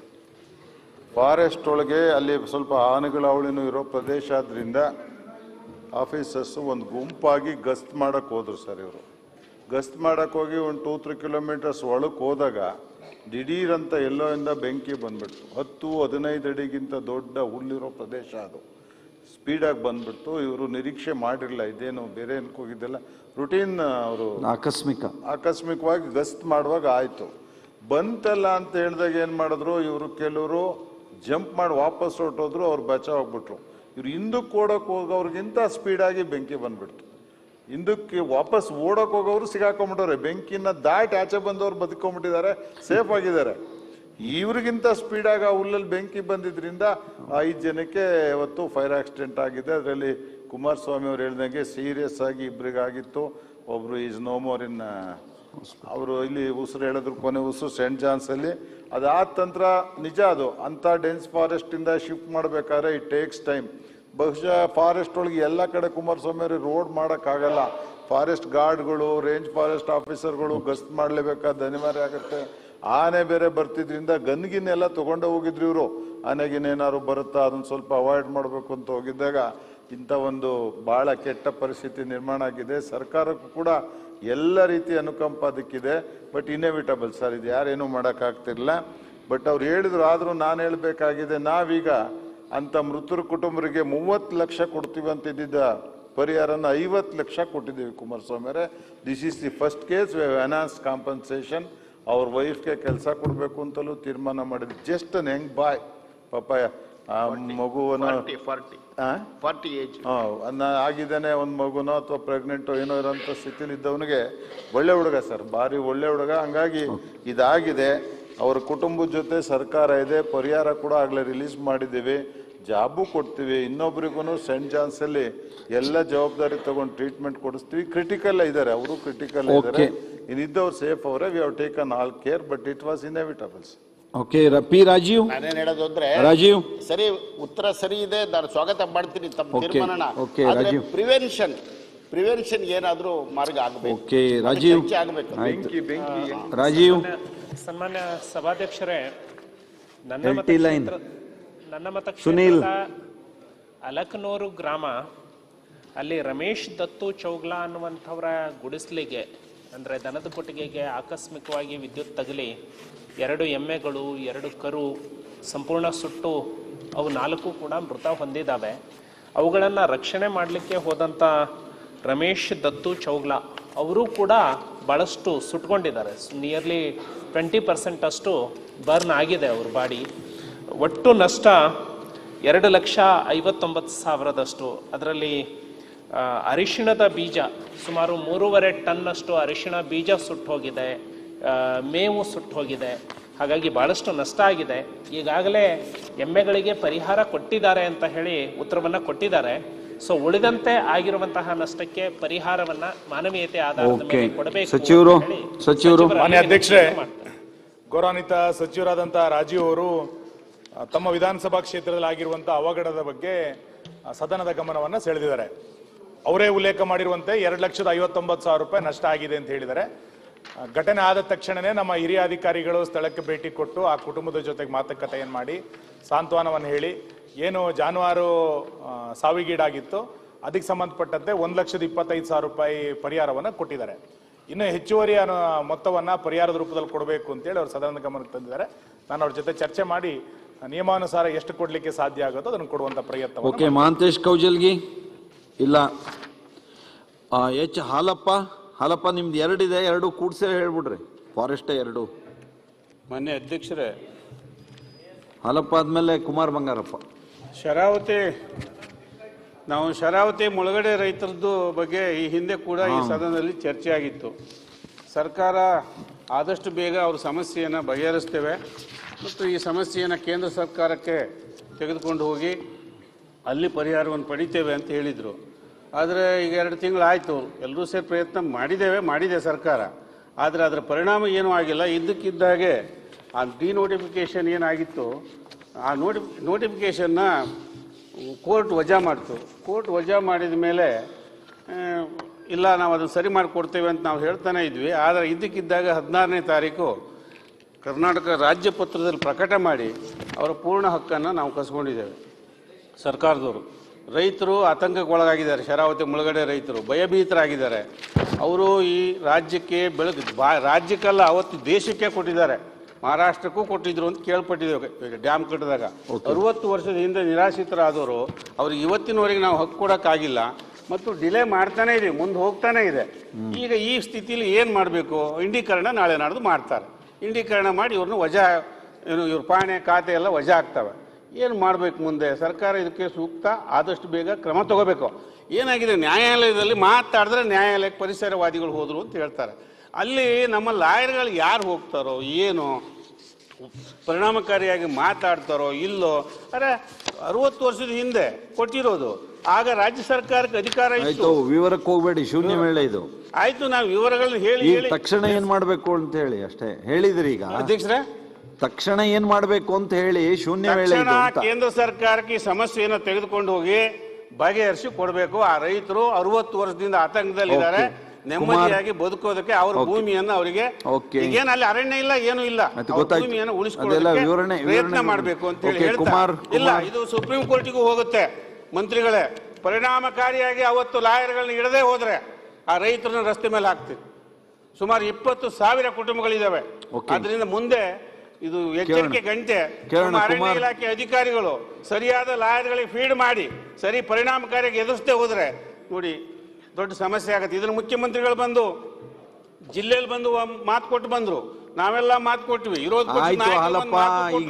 ಹೇಳಿದ್ರು. ಶೂನ್ಯ ವೇಳೆ ಇದು ಕುಮಾರ್, ಹೌದು ಸರ್, ಸಮಸ್ಯೆ ಅಷ್ಟು ದೊಡ್ಡದಲ್ಲ. ಆಯ್ತು ಈಗ ಹೇಳಿದ್ರಿ ಕುಮಾರ್, ಅವರು ನಿಮ್ಮ ಧ್ವನಿ ಗೂಡಿಸ್ತಾ ಇದ್ದಾರೆ. ದಯವಿಟ್ಟು ಸರ್ಕಾರ ಇದಕ್ಕೆ ಆದ್ಯತೆ ಮೇಲೆ ಗಮನ ಕೊಟ್ಟು ಬಗೆಹರಿಸಿಕೊಳ್ಬೇಕು. ಕೇಳೋಣ ಕುಮಾರ್. ಇವಾಗ ಸನ್ಮಾನ್ಯ ಹಾಲಪ್ಪನವರು ಹೇಳಿರ್ತಕ್ಕಂಥದ್ದು ಮಾತುಗಳೇನಿದ್ದಾವೆ, ಸಮಸ್ಯೆಗೆ ಪರಿಹಾರವನ್ನು ಅನ್ನೋದಾದರೆ ಇವಾಗ ಯಾವ್ಯಾವ ಸರ್ವೆ ನಂಬರ್ಸ್ಗಳು ನಿಮಗೆ ಸರ್ವೆ ಆಗಿದ್ದಾವೆ, ನೀವು ಸರ್ವೆ ಆದ ನಂಬರ್ಸಿಗೆ ಒಂದು ಅಫಿಡೇವಿಟ್ನ ಇಮಿಡಿಯೇಟ್ ಆಗಿ ನೀವು ಸುಪ್ರೀಂ ಕೋರ್ಟಿಗೆ ಮತ್ತು ಕೇಂದ್ರ ಸರ್ಕಾರಕ್ಕೆ ಹಾಕಿಕೊಟ್ಬಿಡಿ. ಯಾಕಂದರೆ ಇದು ಇವಾಗ 3ನೇ DC ಅವರು ಇವಾಗ ಕೆಲಸ ಮಾಡ್ತಾ ಇದ್ದಾರೆ. ಸರ್ವೆ ನಂಬರ್ ಐ ಥಿಂಕ್ ಆವಾಗ DC ಅವರು ದಯಾನಂದ್ ಅಂತ ಇದ್ರು, ಅವರೇ ಹೋಗಿ ಕೂತ್ಕೊಂಡು ಅಲ್ಲಿ ಸರ್ವೆ ನಂಬರ್ ವೈಸು ಶರಾವತಿ ಮುಳುಗಡೆ ಜಾಗಕ್ಕೆ ಅವರು ಫೈಲ್ನ ರೆಡಿ ಮಾಡಿಸಿ ಇಟ್ಟಿದ್ದಾರೆ. ಇವಾಗ ಸ್ಪೆಷಲ್ ಅಧಿಕಾರಿ ಒಂದು ಮುಳುಗಡೆಗೆ ಅಂತ ಹೇಳ್ಬಿಟ್ಟು ಒಂದು ಸ್ಪೆಷಲ್ ಟಾಸ್ಕ್ ಫೋರ್ಸ್ ಅಧಿಕಾರಿಗಳನ್ನ ಸನ್ಮಾನ್ಯ ಯಡಿಯೂರಪ್ಪನವರು ಮುಖ್ಯಮಂತ್ರಿಗಳಿದ್ದಾಗ ಅದನ್ನು ಮಾಡಿಕೊಟ್ಟಿದ್ದಾರೆ. ಇವಾಗ ಕನ್ಸಾಲಿಡೇಟೆಡ್ ಆಗಿ ನಿಮಗೆ ಎಲ್ಲದನ್ನು ಒಟ್ಟಿಗೆ ಸೇರಿಬಿಟ್ಟು ನಾವು ಇದನ್ನು ಅಫಿಡೇವಿಟ್ ಹಾಕ್ತೀವಿ ಅಂತೇಳಿ ದಯಮಾಡಿ ಇಲಾಖೆಯವರು, ಫಾರೆಸ್ಟ್ ಇಲಾಖೆಯವರು ಕಾಯಬಾರ್ದು. ಯಾಕಂದರೆ ಇದನ್ನು ನೋಟಿಫೈ ಇವಾಗ ಡಿನೋಟಿಫೈ ಆಗಿದ್ದ ಮತ್ತೆ ನೋಟಿಫೈ ಮಾಡಿದ ಅನ್ನೋದಾದರೆ ನಮ್ಮ ರಾಜ್ಯ ಸರ್ಕಾರ ಇದರದ್ದೇನು ದೊಡ್ಡ ಸಮಸ್ಯೆ ಅಲ್ಲ ಅಂತೇಳಿ ನಾನು ಭಾವಿಸ್ತೀನಿ. ಇಮಿಡಿಯೇಟ್ ಆಗಿ ತಾವೊಂದು ಸ್ವಲ್ಪ ಸೂಕ್ತವಾಗಿರ್ತಕ್ಕಂಥದ್ದನ್ನು ಮಾಹಿತಿಯನ್ನು ಇಲಾಖೆಯಿಂದ ತಗೊಂಡು ಎಷ್ಟು ಸರ್ವೆ ನಂಬರ್ಸು ಮುಳುಗಡೆ ಆಗಿರ್ತಕ್ಕಂಥವು ಇದಾವೆ ಅವನ್ನ ನೀವು ಮಾಡಿಕೊಡ್ಬೇಕು ಅಂತೇಳಿ ವಿನಂತಿ ಮಾಡ್ತೀನಿ. ಸಚಿವರು ಅಶೋಕ್ ಬೇಡ ಬಿಡಿ, ಅವ್ರಿಬ್ರು ಒಂದೇ ಹೇಳಿ ಅವ್ರ ಉತ್ತರ ಕೇಳಿ ಫಸ್ಟ್. ಆಯ್ತ್ರಿ, ನೀವೆಲ್ಲರೂ ಎದ್ನಿತ್ತರ ಇಲ್ಲಿ ಬರ್ಕೊಟ್ಟವ್ರ ಕತೆ ಏನಾಗ್ಬೇಕು? ಅಶೋಕ್ ಆಯ್ತು, ಹೇಳಿ ಮಾಧುಸ್ವಾಮಿ ಅವ್ರು ಹೇಳಿ. ಅಧ್ಯಕ್ಷರೇ, ಇವರು 0 ಅವರ್ ಕೊಟ್ಟ ಮೇಲೆ ಅವ್ರ ಜೊತೆನೂ ಕೂತು ನಾನು ಆಫೀಸರ್ಸ್ ಜೊತೆ ಮಾತಾಡಿದ್ದೀನಿ. ಫಾರೆಸ್ಟ್ ಕನ್ಸರ್ವೇಷನ್ ಆಕ್ಟ್ ಕೆಳಗೆ ಸ್ಟೇಟ್ ಗೌರ್ಮೆಂಟ್ಗೆ ಡಿನೋಟಿಫೈ ಮಾಡಲಿಕ್ಕೆ ಅವಕಾಶ ಇರಲಿಲ್ಲ ಅನ್ನೋದು ಒಂದೇ ಇಲ್ಲಿ ಕಾರಣ. ನಾವು ಡಿನೋಟಿಫಿಕೇಶನ್ ಮಾಡಿದ್ದೀವಿ, ಅವ್ರಿಗೆ ರಿಹ್ಯಾಬಿಲಿಟೇಷನಲ್ಲಿ ಜಾಗ ಕೊಟ್ಟಿದ್ದೀವಿ, ಯಾವುದೂ ಗೊಂದಲ ಇಲ್ಲ. ಇದಾದ ಮೇಲೆ ಯಾರೋ ಪರಿಸರವಾದಿಗಳು 3ನೇವರು ಹೋಗಿ ಹೈಕೋರ್ಟ್ ಮುಂದೆ ಸ್ಟೇಟ್ ಗೌರ್ಮೆಂಟ್ಗೆ ಯಾರು ಅಧಿಕಾರ ಕೊಟ್ಟಿದ್ರು ಡಿನೋಟಿಫಿಕೇಶನ್ ಮಾಡಲಿಕ್ಕೆ ಅಂತ ಕೇಳಿದ್ದಕ್ಕೆ ಹೈಕೋರ್ಟು ಆದೇಶ ಮಾಡ್ತು, you are not empowered to denotify forest land. FCA ಕೆಳಗಡೆ ಗೌರ್ಮೆಂಟ್ ಆಫ್ ಇಂಡಿಯಾನೇ it has to take call, ನಿಮಗೆಲ್ಲ ಸಂಬಂಧ ಇಲ್ಲ ಅಂತ ಆರ್ಡರ್ ಆಗ್ಬಿಟ್ಟು ಮುಂದುವರಿಬೇಕಾದಂಥ ಪರಿಸ್ಥಿತಿ ಬಂತು. ನಾವೇನು ಡಿನೋಟಿಫಿಕೇಶನ್ ಆರ್ಡರ್ ಮಾಡಿದ್ವಿ ಅದನ್ನು ನಾವು ರದ್ದು ಮಾಡಿದ್ದೀವಿ. We have not cancel the denotification order or we have not notified it again. ಇದು ಕನ್ಫ್ಯೂಷನ್ ಆಗೋದು ಬೇಡ.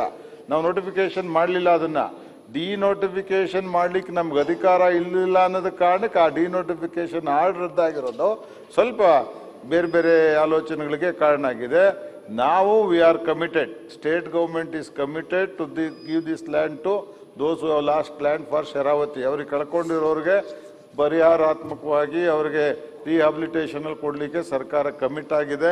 ಅವ್ರಿಗೂ ಕೂತು ಹೇಳಿದ್ದೀವಿ, ನಾವಿನ್ನು 15 ದಿವಸದೊಳಗೆ ಈ ಎಲ್ಲ ಪ್ರೋಸೆಸ್ಸನ್ನು ನಾವು ಕೇಂದ್ರ ಸರ್ಕಾರದ ಮುಂದೆ ತೊಗೊಂಡು ಹೋಗೋಕ್ಕೆ ಶುರು ಮಾಡ್ತೀವಂತ. ಯಾಕೆ ಶುರು ಮಾಡ್ತೀವಂದರೆ ಅದು ಎಲ್ಲ ಮೆಜರ್ಮೆಂಟ್ ಆಗಿ ಬರಬೇಕಾಗಿದೆ. ಸರ್ವೆ ಸ್ಕೆಚ್ ಆಗಿ DC ಮತ್ತು DFO ಇಬ್ಬರೂ ಕಂಬೈನ್ ಆಗಿ ಮಾಡಿಬಿಟ್ಟು ನಮ್ಮ ಸರ್ಕಾರಕ್ಕೆ ಕೊಡ್ತಾ ಹೋಗ್ಬೇಕು. ಕುಮಾರ್ ಬಂಗಾರಪ್ಪನವ್ರು ಸಲಹೆ ಕೊಟ್ಟಾಗೆ ಅದು ಒಟ್ಟಾಗಿ ಬರಲಿ ಅಂತ ಕಾಯೋದಿಲ್ಲ. ಏನೇನು ಬರುತ್ತೆ ಅದನ್ನು ನಾವು ಫಾರ್ವರ್ಡ್ ಮಾಡಲಿಕ್ಕೆ ಸ್ಟಾರ್ಟ್ ಮಾಡಿ ಆದಷ್ಟು ಬೇಗ ಇದನ್ನು ಇವರು ಆ ಜಾಗನ ರೈತರಿಗೆ ಬಿಡಿಸ್ಕೊಡ್ತಾರೆ. ಓಕೆ, ಕೆ ಮಾಡಾಳು ವಿರೂಪಾಕ್ಷಪ್ಪ, ಆಯ್ತು ಅದು ಚರ್ಚೆ ಮಾನ್ಯ ಅದ ಆಮೇಲೆ ತಗೊಂಡು ಒಂದು ನಿಮಿಷ. ಅಧ್ಯಕ್ಷರೇ, ನೀವೆಲ್ಲ ಹೇಳೋದೆಲ್ಲ ಸರಿಯಾಗಿದೆ, ಕಾನೂನು ರೀತಿ ಅದೆಲ್ಲ ಕರೆಕ್ಟು. ಬಟ್ ಏನಾಗಿದೆ, ಈ ಸಂತ್ರಸ್ತರಿಗೆ ಬಹಳ ಹಿಂದೆನೆ ಕೊಟ್ಬಿಟ್ಟಿದೆ ಜಮೀನೆಲ್ಲ. ಈಗ ವಾಸ ಮಾಡ್ತಾ ಇದ್ದಾರೆ, ಮನೆಗಳೆಲ್ಲ ಕಟ್ಕೊಂಡ್ಬಿಟ್ಟಿದ್ದಾರೆ. ಬಹಳ ಅಷ್ಟು ವರ್ಷದಿಂದ ಮಾಡಿಬಿಟ್ಟು 1981ನಲ್ಲಿ ಕನ್ಸರ್ವೇಷನ್ ಆಫ್ ಫಾರೆಸ್ಟ್ ಆಕ್ಟ್ ಬಂತು. ಅದಕ್ಕಿಂತ ಹಿಂದೆ ಇದೆ ಅಂತೇಳಿ, ಅಧಿಕಾರ ಇದೆ ಅಂತೇಳಿ ನಾವು ಮಾಡಿದ್ದದು. ಆಗ 1981ಗಿಂತ ಹಿಂದೆ ಆಗಿದೆ ಅಂತ ಮಾಡೋದು. ಸೊ ಅದರಿಂದ ಈ ಕನ್ಫ್ಯೂಷನ್ ಇದೆ. ನೀವು ಏನು ಮಾಡಬೇಕು ಅಂತಂದರೆ ಡೆಲ್ಲಿಗೆ ಹೋಗಿ ಕೂತ್ಕೊಂಡು ಕೇಂದ್ರ ಸರ್ಕಾರದ ಜೊತೆ ಮಾತಾಡಿ ಅದಕ್ಕೆ ಡಿನೋಟಿಫೈ ಮಾಡದೆ ಹೋದರೆ ಅದು ಕಷ್ಟ ಆಗ್ತದೆ, ತೊಂದರೆ ಆಗ್ತದೆ ಅವ್ರಿಗೆ. ಅದಕ್ಕೆ ನೀವು ಅದನ್ನು ಮಾಡಿಸ್ಬೇಕು ಅಷ್ಟೇ. ಬಿಕಾಸ್ ಈಗ ನೀವು ಹೇಳ್ತೀರಿ ಡಿನೋಟಿಫೈ ಮಾಡಿರ್ತಕ್ಕಂಥ ಆದೇಶನ ನಾವು ರದ್ದು ಮಾಡಿದ್ದೀವಿ ಅಂತ. ಮುಖ್ಯಮಂತ್ರಿಗಳು ಏನು ಹೇಳಿದ್ದಾರೆ, ಶಿವಮೊಗ್ಗಕ್ಕೆ ಹೋದಾಗ ಅವ್ರಿಗೆ ಆಶಾಭಾವನೆ ಮೂಡಿದೆ. ಡಿಸೆಂಬರ್ ಒಳಗಡೆ 22 ಡಿಸೆಂಬರ್ ಒಳಗಡೆ ನಾವು ಇದಕ್ಕೆ ಒಂದು ಪರಿಹಾರ ಕೊಡ್ತೀವಿ ಅಂತ ಹೇಳಿದ್ದಾರೆ. ಅದು ಸ್ಟೇಟ್ಮೆಂಟ್ ಎಲ್ಲ ಪ್ರಕಟ ಆಗಿದೆ. ಆ ಸ್ಟೇಟ್ಮೆಂಟ್ ಎಲ್ಲ ಪತ್ರಿಕೆಗಳಲ್ಲೆಲ್ಲ ಬಂದ್ಬಿಟ್ಟದೆ. ಈಗ ಏನಾಗ್ತದೆ, ಜನಗಳಿಗೆ ಇದ್ದಕ್ಕಿದ್ದಾಗಲೇ ನೀವು ಆದೇಶ ರದ್ದು ಮಾಡಿರೋದ್ರಿಂದ ಅವ್ರಿಗೆ ಮೆಸೇಜ್ ಏನು ಹೋಗುತ್ತೆ, ನಮಗೆ ನೋಡಪ್ಪ ಕಷ್ಟ ಆಗ್ಬಿಡ್ತದೆ, ನಮಗೆ ಈ ಸರ್ಕಾರ ಈ ಥರ ತೀರ್ಮಾನ ಮಾಡಿಬಿಡ್ತು ಅಂತ. ಕೂಡಲೇ ಅದಕ್ಕೆ ದಿಲ್ಲಿಗೆ ಹೋಗಿ ಅವರಿಗೆ ವಿಶ್ವಾಸ ಮೂಡಿಸ್ಬೇಕು. ಒಂದು. ಎರಡನೇದು, ಕೂಡಲೇ ಕೇಂದ್ರ ಸರ್ಕಾರಕ್ಕೆ ಹೋಗಿ ಕೇಂದ್ರ ಸರ್ಕಾರದಲ್ಲಿ ಇದನ್ನು ಡಿನೋಟಿಫೈ ಮಾಡಿಸ್ಲಿಕ್ಕೆ ನಿಮಗೆ ಅವ್ರ ಕೈಲೇ ಮಾಡಿಸ್ತಕ್ಕಂಥ ಕೆಲಸ ಮಾಡಿಸ್ಬೇಕು. ಬೇಡ ಬಿಡ್ರಿ, ಅಲ್ಲಲ್ಲ ಬೇರೆ ಇನ್ನೊಂದು ನೋಡಿ, ಅದು ಆಮೇಲೆ ನಾಳೆ ಇದು ಸರ್ವೆ ಆಗ್ಬಿಟ್ಟು ಡಿಸಿಗಳಿಂದ ಇದರಲ್ಲಿ ಒಂದು ಸಡಿಷನ್ ಡಿಲಿಷನ್ಸ್ ಆಗಿದೆ. ಸಿದ್ದರಾಮಯ್ಯ ಸ್ಕೆಚ್ ಬರಬೇಕಾಗಿದೆ, ನಮಗೆ ಪಕ್ಕಾ ಸ್ಕೆಚ್ ಬಂದಿರಲಿಲ್ಲ. ಈ ಎಲ್ಲದನ್ನ ತಗೊಂಡು ನಾವು ಕೇಂದ್ರ ಸರ್ಕಾರ ಮುಂದೆ ಹೋಗ್ತೀವಿ, ಸುಪ್ರೀಂ ಕೋರ್ಟ್ ಮುಂದೆ ಅಫಿಡವಿಟ್ ಹಾಕ್ತೀವಿ. ಇದರಲ್ಲಿ ಏನು ಅನುಮಾನ ಇಲ್ಲ. ಡಿಲೇ ಆಗೋದು ಬೇಡ ಅಂತ ಆ್ಯಸ್ ಆ್ಯಂಡ್ ವೆನ್ ಎಷ್ಟೆಷ್ಟು ಸರ್ವೆ ನಂಬರ್ಗಳದ್ದು ಮಾಹಿತಿ ಬರುತ್ತೆ ಅಷ್ಟನ್ನೇ ನಾವು ಪುಷ್ ಮಾಡಿ ಕೇಂದ್ರ ಸರ್ಕಾರದ ಮುಂದೆ ಕೂತು ಈ ಕೆಲಸನ ನಾವು ಮಾಡಿಸ್ತೀವಿ. ಯಾರೂ ಆತಂಕಕ್ಕೆ ಬರಬೇಕಾಗಿಲ್ಲ ಅಧ್ಯಕ್ಷರೇ. ಇಡೀ ಸಮುದಾಯಕ್ಕೆ ನಾನು ಇಲ್ಲಿಂದ ಮಾತು ಕೊಡ್ತಿದ್ವಿ, ಯಾರನ್ನೂ ಕುಲ್ಲ ಮಾಡಿಸಲ್ಲ. ಯಾರಿಗೆ ಜಮೀನು ಕೊಟ್ಟಿದ್ದೀವಿ ಅದು ಸ್ಥಿರವಾಗಿ ಅವ್ರಿಗೆ ಕೊಟ್ಟೇ ಕೊಡ್ತೀವಿ sir. Okay, very good. Okay, ಮಾಡಾಳ ಅದು ಆಮೇಲೆ ನಾಳೆ ಆಯ್ತು. ಅದು ಗೊತ್ತದೆ, ನಾನು ಇವತ್ತು ತುರ್ತು ಅಂತ ಇದನ್ನು ಕೊಟ್ಟಿದ್ದೀನಿ, ಅದನ್ನು ನಾಳೆ ಕೊಡ್ತೀನಿ. ಒಬ್ಬೊಬ್ರು 4 ಕೊಟ್ಟರು ಒಂದೇ ದಿನ ತಗೊಳ್ಳಿ. ಮಾನ್ಯ ಸಭಾಧ್ಯಕ್ಷರೇ, ಕೊಡ್ತೀನಿ. ಭದ್ರಾವತಿ ವಿಭಾಗದ ಕುಕ್ವಾಡ ಉಬ್ರಾಣಿ ರಾಜ್ಯ ಅರಣ್ಯ ಪ್ರದೇಶವನ್ನ ಇವರದ್ದೇ ಒಂದಿದೆ ಮತ್ತು ಸುತ್ತಮುತ್ತಲಿನ ಮೀಸಲು ಅರಣ್ಯ ಪ್ರದೇಶವನ್ನ ವನ್ಯಜೀವಿ ಧಾಮ ಎಂದು ಘೋಷಣೆ ಮಾಡೋದಕ್ಕೆ ಪ್ರಧಾನ ಅರಣ್ಯ ಸಂರಕ್ಷಣಾಧಿಕಾರಿಗಳು ಮತ್ತು ವನ್ಯಜೀವಿ ಪರಿಪಾಲಕರು ಇವರು ಪ್ರಕ್ರಿಯೆಯನ್ನು ಪ್ರಾರಂಭ ಮಾಡಿದ್ದಾರೆ. ಅದಕ್ಕಾಗಿ ಜನಪ್ರತಿನಿಧಿಗಳ ಮತ್ತು ನಾಳೆ ಕೊಡ್ತೀನಿ ಸರ್. ಅದು ಬೇರೆ ವಿಷಯ, ಅದು ಜಲ್ ಜೀವನ್ ಮಿಷನ್ ಇಂದು ಸರ್. ಅದು ಸಾರ್ವಜನಿಕರ ಅಭಿಪ್ರಾಯವನ್ನ ಸಂಗ್ರಹ ಮಾಡೋದಕ್ಕೆ DFO ಭದ್ರಾವತಿ ಇವ್ರಿಗೆ ಸೂಚಿಸಿದ್ದು, ಅವರು ನಮಗೆ ಪತ್ರವನ್ನು ಕೊಟ್ಟಿರ್ತಾರೆ. ನಾವೆಲ್ಲರೂ ಅದನ್ನು ವಿರೋಧ ಮಾಡಿರ್ತೀವಿ. ಈ ಅರಣ್ಯ ಪ್ರದೇಶ ಸುಮಾರು 329 ಚದುರ ಕಿಲೋಮೀಟರ್ ವ್ಯಾಪ್ತಿಯಲ್ಲಿದ್ದು 33,000 ಹೆಕ್ಟೇರ್ ಪ್ರದೇಶವನ್ನು ಹೊಂದಿದೆ. ಈ ಅರಣ್ಯ ಪ್ರದೇಶದಲ್ಲಿ ವನ್ಯಜೀವಿಗಳೇನು ಅಷ್ಟು ಹೆಚ್ಚಾಗಿ ಇರೋದಿಲ್ಲ. ನೂರಾರು ಹಳ್ಳಿಗಳು ಈ ಅರಣ್ಯ ಪ್ರದೇಶದ ವ್ಯಾಪ್ತಿಯಲ್ಲಿದ್ದು ಅರಣ್ಯ ಮಧ್ಯಭಾಗದಲ್ಲಿಯೂ ಸಹ ಜನವಸತಿಗಳು ಇರುತ್ತವೆ. ಸದರಿ ಪ್ರದೇಶದಲ್ಲಿ ಪುರಾಣ ಪ್ರಸಿದ್ಧವಾದಂಥ ಕುಕ್ವಾಡದಮ್ಮನ ದೇವಸ್ಥಾನ ಮತ್ತು ರಂಗನಾಥ ಸ್ವಾಮಿ ದೇವಸ್ಥಾನ, ಆಂಜನೇಯ ಸ್ವಾಮಿ ದೇವಸ್ಥಾನ ಇವುಗಳೆಲ್ಲವೂ ಇದ್ದು ಇವುಗಳಿಗೆ ಹೋಗೋದಕ್ಕೆ ತೊಂದರೆ ಆಗ್ತದೆ. ಮತ್ತು ಈ ಭಾಗದಲ್ಲಿ ಆ ಭಾಗದಲ್ಲಿರ್ತಕ್ಕಂಥ ರೈತರು ವ್ಯವಸಾಯ ಮತ್ತು ಅದಕ್ಕೆ ಉಪಕಸಬಾದಂಥ ಅದು ಹೇಳ್ತೀನಿ ಸರ್, ಪಶುಪಾಲನೆಯನ್ನೇ ಅವಲಂಬಿಸಿದ್ದು ಅವರಿಗೂ ಸಹ ತೊಂದರೆ ಆಗ್ತದೆ. ಆದ್ದರಿಂದ ಈ ಕುಕ್ವಾಡ ಅರಣ್ಯ ಪ್ರದೇಶದಲ್ಲಿ ಅಷ್ಟೊಂದು ವನ್ಯಜೀವಿಗಳು ಏನು ಇರೋದಿಲ್ಲ. ಈ ಅರಣ್ಯ ಪ್ರದೇಶವನ್ನು ಅಭಿವೃದ್ಧಿಪಡಿಸೋದಕ್ಕೆ ಮತ್ತು ಅದನ್ನು ಸಂರಕ್ಷಣೆ ಮಾಡೋದಕ್ಕೆ ನಮ್ದು ಯಾರ್ದು ತಕರಾರಿಲ್ಲ. ಆದರೆ ಮಾನ್ಯ ಮುಖ್ಯಮಂತ್ರಿಗಳು ಈ ಪ್ರಸ್ತಾವನೆಯನ್ನು ಕೈಬಿಡುವಂತೆ ಅರಣ್ಯ ಇಲಾಖೆಯ ಸಂಬಂಧಿತ ಅಧಿಕಾರಿಗಳಿಗೆ ಸೂಚನೆಯನ್ನು ನೀಡಬೇಕೆಂದು ನಾವು ಒತ್ತಾಯಿಸ್ತೇವೆ. ಅದ್ರ ಮೇಲೂ ಅಧಿಕಾರಿಗಳು ಮುಂದುವರೆದಿದ್ದೇ ಆದರೆ ನಾವು ಉಗ್ರವಾದ ಹೋರಾಟವನ್ನು ಮಾಡ್ತೇವೆ. ಯಾವುದೇ ಕಾರಣಕ್ಕೆ ಅದನ್ನು ವನ್ಯಜೀವಿ ಧಾಮ ಅಂತ ಹೇಳಿ ಅವರು ಘೋಷಣೆ ಮಾಡಬಾರ್ದು ಅಂತ ಹೇಳಿ ಈ ತಮ್ಮ ಮೂಲಕ ಸರ್ಕಾರಕ್ಕೆ ಒತ್ತಾಯ ಸಚಿವರು ಮಧುಸ್ವಾಮಿ. ಮಾನ್ಯ ಅಧ್ಯಕ್ಷರೇ, ನಾವು ಬೇಡ ಸುಮ್ಮನೆ ನೀವೆಲ್ಲದಕ್ಕೂ ಎದ್ ನಿಲ್ಬೇಡ್ರಿ, ಕೂತ್ಕೊಳ್ರಿ. ಇದೆ ಹಂಗೆಲ್ಲ ಯಾವ್ಯಾವ್ದೋ ಲಿಂಕ್ ಮಾಡ್ಕೊಂಡು ಮಾತಾಡ್ಲಿಕ್ಕೆ ಆಗೋದಿಲ್ಲ. ದಯವಿಟ್ಟು ಕೂತ್ಕೊಳ್ಬೇಕು. ಹಾಲಪ್ಪ ಅವ್ರು ಮುಗೀತು. ಮಾಧುಸ್ವಾಮಿ ಅವ್ರು ಹೇಳ್ರಿ. ಹಿಂಗೆ ಹೇಳೋದಕ್ಕೆ ಇಲ್ಲಿ ನಾನು ಕೂಡಿಸಿರೋದು. ಏನ್ ಮಾಡೋದು ನಾನು? ಸರಿ, ಬಹಳ ಪ್ರಾಬ್ಲಮ್ ಇದೆ ರೀ, ನೀವು ಬರ್ಕೊಡ್ರಿ ಬೇರೆ. ಸರ್, ವಿರೂಪಾಕ್ಷಪ್ಪನವ್ರು ಏನು ಹೇಳಿದ್ದಾರೆ ಅದನ್ನ ಸಾರ್ವಜನಿಕ ಅಭಿಪ್ರಾಯಕ್ಕೆ ವಿರುದ್ಧವಾಗಿ ಮಾಡಬಾರ್ದು. ಸಾರ್ವಜನಿಕ ಅಭಿಪ್ರಾಯನ ಸಂಗ್ರಹ ಮಾಡಿ ನಮ್ಮ ಮುಂದೆ ತನ್ನಿ ಅಂತ ಈಗಾಗಲೇ ಚೀಫ್ ಮಿನಿಸ್ಟರ್ ಆರ್ಡರ್ ಮಾಡಿದ್ದಾರೆ. ಪಬ್ಲಿಕ್ ಅದಕ್ಕೆ ವಿರುದ್ಧವಾಗಿ ಬಂದು ಅದು ಮಾಡಬಾರ್ದು ಅಂದರೆ ಅದನ್ನು ಮಾಡಲೇಬೇಕು ಅನ್ನೋ ಹಠ ವಿರೂಪಾಕ್ಷಪ್ಪನವರೇ ಸರ್ಕಾರಕ್ಕಿಲ್ಲ. ಪಬ್ಲಿಕ್ ಒಪಿನಿಯನ್ಗೆ ನಾವು ಬಹಳ ಮಹತ್ವ ಕೊಟ್ಟು ಮುಂದಿನ ಕ್ರಮನ ಜರುಗಿಸ್ತೀವಿ. ಧನ್ಯವಾದಗಳು ಸರ್. ಓಕೆ, ರಂಜನಪ್ಪಚ್ಚಿ ಅವರು. ಸುರೇಶ್ ಕುಮಾರ್ ಆಶ್ರಮ ಶಾಲೆಗೆ ಸಂಬಂಧಪಟ್ಟ ಹಾಗೆ ಅಲ್ಲಿ ಇರುವಂಥ ಟೀಚರ್ಸ್ ಯಾರಿದ್ದಾರೆ ಸುಮಾರು 10-15 ವರ್ಷದಿಂದ ಕೆಲಸವನ್ನು ಮಾಡ್ತಾ ಬಂದಿದ್ದಾರೆ. ಆದರೆ ಅವರಿಗೆ ಕೊಡುವಂಥ ಸಂಬಳ ಬರೀ 10,000 ರೂಪಾಯಿನ ಕೊಡ್ತಾ ಇದ್ದಾರೆ. ಇವತ್ತು ಮಿನಿಮಮ್ ಲೇಬರ್ ವೇಜಸ್ ಆ್ಯಕ್ಟ್ ಪ್ರಕಾರ ಕೂಡ ಮಿನಿಮಮ್ 18,000 ರೂಪಾಯಿ ಕೊಡಬೇಕು ಅಂತಿದೆ. ಆದರೆ MA ಆದವರು, ಡಿಗ್ರಿ ಆದವರು 10-15 ವರ್ಷದಿಂದ ಕೆಲಸ ಮಾಡಿದಂಥವರಿಗೆ 10,000 ರೂಪಾಯಿ ಕೊಡ್ತಾರೆ ಅಂತ ಹೇಳಿದ್ರೆ ಭಾಳ ಶೋಚನೀಯ. ಅದಕ್ಕೋಸ್ಕರವಾಗಿ ಮಿನಿಮಮ್ ಆದರೂ ಒಂದು 18,000 ರೂಪಾಯಿನ ಕೊಡುವಂಥ ಮಾಡಬೇಕು ಅಂತ ತಮ್ಮ ಮುಖಾಂತರ ಒತ್ತಾಯ ಆಗ್ತಿದ್ದೇನೆ. ಸನ್ಮಾನ್ಯ ಸುರೇಶ್. ಸಭಾಧ್ಯಕ್ಷರೇ, ಏನು ಅಪ್ಪಚ್ಚು ರಂಜನ್ ಹೇಳ್ತಾರೆ 100% ಸತ್ಯ. ಅವರು ಆ ಗುಡ್ಡಗಾಡಿನ ಪ್ರದೇಶದಲ್ಲಿ ಇರೋದು, ಆಶ್ರಮ ಶಾಲೆಗಳೆಲ್ಲ ಅಂತ ಕಡೆ ಇರೋದು. ಅವರ ಕೆಲಸನ ನಾವು ಗಮನಿಸಿ, ಅವರ ಏನು ಕರ್ತವ್ಯನ ಗಮನಿಸಿ, ಅವ್ರು 24 ಗಂಟೆ ಅಲ್ಲೇ ಇರ್ತಾರೆ. ಸೊ ಅದಕ್ಕೋಸ್ಕರ ಅಪ್ಪಚ್ಚು ರಂಜನ್ ಅವರು ಕೇಳಿದರೆ ಆ ರೀತಿ ಸಂಬಳವನ್ನ ಮಿನಿಮಮ್ ವೇಜಸ್ಗಾದ್ರೂ ಕೂಡ ನಾವು ಕೊಡಬೇಕು ಅಂತ ನಾನು ಕೇಳ್ಕೊಳ್ತೀನಿ. ಓಕೆ, ಸಚಿವರು. ಸರ್, ರಾಜ್ಯದಲ್ಲಿ 38,778 ಜನಕ್ಕೆ ನಾವು 25,000 ರೂಪಾಯಿ ಕೊಡಬೇಕು ಅಂತ ಸುರೇಶ್ ಕುಮಾರ್ ಅವರು ಅಪ್ಪಚ್ಚು ರಂಜನ್ ಹೇಳಿದ್ರೆ 712.88 ಕೋಟಿ ರೂಪಾಯಿ ಆರ್ಥಿಕ ಹೊಣೆಯಾಗುತ್ತೆ ಅಂತೇಳಿ ಮಾಹಿತಿ ಇದೆ. ಮತ್ತು ಇಲ್ಲೆಲ್ಲೂ ಪ್ರಾವಿಷನ್ ಇಲ್ಲ ಅವರಿಗೆ ಪರ್ಮನೆಂಟ್ ಎಂಪ್ಲಾಯ್ಮೆಂಟ್ ಕೊಡಲಿಕ್ಕೆ ಮತ್ತು ಅವ್ರನ್ನ ರೆಗ್ಯುಲರ್ ಪೇ ಸ್ಕೇಲ್ ತರಲಿಕ್ಕೆ. ಅವರೆಲ್ಲ ಕಾಂಟ್ರಾಕ್ಟ್ ಮೇಲೆ ಇರೋದ್ರಿಂದ ಸದ್ಯ ಈಗ ಅವ್ರಿಗೆ 10,500 ರೂಪಾಯಿ ಏನು ಕೊಡ್ತಾ ಇದ್ದಾರೆ, ಇದನ್ನು ಪರಿಶೀಲನೆ ಮಾಡಲಿಕ್ಕೆ ಸನ್ಮಾನ್ಯ ರಾಮುಲು ಅವ್ರು ಬಂದ ಮೇಲೆ ನಾನು ರಿಕ್ವೆಸ್ಟ್ ಮಾಡ್ಕೊತೀನಿ. ಓಕೆ, UT ಖಾದರ್ ಕೊನೆಯದು ಲಾಸ್ಟ್. ಸಭಾಧ್ಯಕ್ಷರೇ, ಬಹುಶಃ ನಿನ್ನೆ ದಕ್ಷಿಣ ಕನ್ನಡ ಜಿಲ್ಲೆಯ ಕಡಬ ತಾಲೂಕಿನ ರೆಂಜಲಾಡಿ ಎಂಬಲ್ಲಿ ಬಹುಶಃ ಇವತ್ತು ಆನೆ ತುಳಿತಗೊಳ್ಳಪಟ್ಟು ಒಬ್ಬರು ಯುವತಿ ಹಾಗೂ ಒಬ್ಬರು ಸಹೋದರಿ ಇವತ್ತು ತೀರೋಗಿದ್ದಾರೆ. ಬಹುಶಃ ಇವತ್ತು ರಂಜಿತ ಎಂಬ 24 ವರ್ಷ ಮತ್ತು ರಮೇಶ್ ಅವರನ್ನು ಬಚಾವ್ ಮಾಡಿ ಬಂದ ರಮೇಶ್ ರೈ ಅವರು ಕೂಡ ಇವತ್ತು ತೀರಿ ಹೋಗಿದ್ದಾರೆ. ಇವತ್ತು ಅಲ್ಲಿ ಅತ್ಯಂತ ಜನಸಾಮಾನ್ಯರು ಕೂಡ ಬಹಳಷ್ಟು ಭಯದ ವಾತಾವರಣ ಇದೆ. ಯಾಕೆ ಕಡಬ ಅಂತ ಪ್ರದೇಶದಲ್ಲಿ ಕೂಡ ಇವತ್ತು ಬೆಳಗಿನ ಹೊತ್ತು ಈ ರೀತಿ ಆನೆ ತೊಳೆದುಕೊಳ್ಳಲ್ಪಡುವಂಥದ್ದು. ಅದು ಒಂದು ಆನೆ ಆನೆ ಬಂದಿದೆ ಅಂತ ತಕ್ಷಣ ಹಿಡಿಯುವಂಥ ಕ್ರಮವನ್ನು ಇವತ್ತು ಸರ್ಕಾರ ಕೈಗೊಳ್ಳಬೇಕು. ಎರಡನೇದು ಬಹುಶಃ ಅವರಿಗೆ ಬರೀ ಇವತ್ತು ಪರಿಹಾರ ಕೂಡ ಕೊಟ್ಟು 15 ಲಕ್ಷ ಮಾತ್ರ. ನೀವೆಲ್ಲ ಕಡೆ 25 ಲಕ್ಷ ಕೊಡುವಾಗ ಇವರು ಎಲ್ಲ ಪ್ರಾಣಕ್ಕೂ ಕೂಡ ಮೌಲ್ಯ ಇದೆ, ಮಹತ್ವ ಇದೆ. ಇದನ್ನು ಕೂಡ ಬಹುಶಃ 25 ಲಕ್ಷ ಕೊಡಿಸ್ಬೇಕಂತ ಹೇಳಿಕೆ ಅಂತೂ ಬಯಸ್ತೇನೆ. ಮೂರನೇದು ರಮೇಶ್ ರಾಯ್ ಇವತ್ತು ಬಚಾವ್ ಮಾಡ್ಲಿಕ್ಕೆ ಹೋದರು, ಅವ್ರು ನಾವೆಲ್ಲ ಮೆಚ್ಚಬೇಕು. ಆ ಒಂದು ಕಷ್ಟ ಕಾಲದಲ್ಲಿ ಕೂಡ ತಮ್ಮ ಜೀವ ಅಂಗ ತೊರೆದು ಹೋಗಿ ಅವ್ರು ರಕ್ಷಣೆ ಮಾಡ್ಲಿಕ್ಕೆ ಹೋಗಿದ್ದಾರೆ. ಅವ್ರು ಕೂಡ ತೀರೋಗಿದ್ದಾರೆ.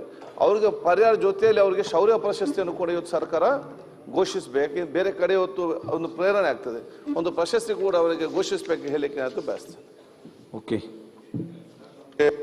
ಸ್ವಲ್ಪ ಖಾದರ್ ಅವರೇ ತಡ ಆಯಿತು, ನೋಟಿಸ್ ಕೊಟ್ಟಿದ್ದು ಉತ್ತರ ತರಿಸಿ ನಾಳೆ ಉತ್ತರ ಕೊಡ್ತೀನಿ. ಓಕೆ, ಈಗ ವಿತ್ತೀಯ ಕಲಾಪಗಳು ಆಮೇಲೆ ನಾಳೆ ನೋಡೋಣ, ಅದು ಮುಗಿತದ. ಈಗ ವಿತ್ತೀಯ ಕಲಾಪ ನಿಮ್ಮ ಲೀಡರ್ಗೆ ಲೇಟ್ ಆಗುತ್ತೆ ಈಗಾಗಲೇ. ಈಗ ವಿತ್ತೀಯ ಕಲಾಪಗಳು ಶ್ರೀ ಬಸವರಾಜ ಬೊಮ್ಮಾಯಿ ಅವರು ಮುಖ್ಯಮಂತ್ರಿ ಅವರನ್ನು ಮಂಡಿಸಬೇಕು.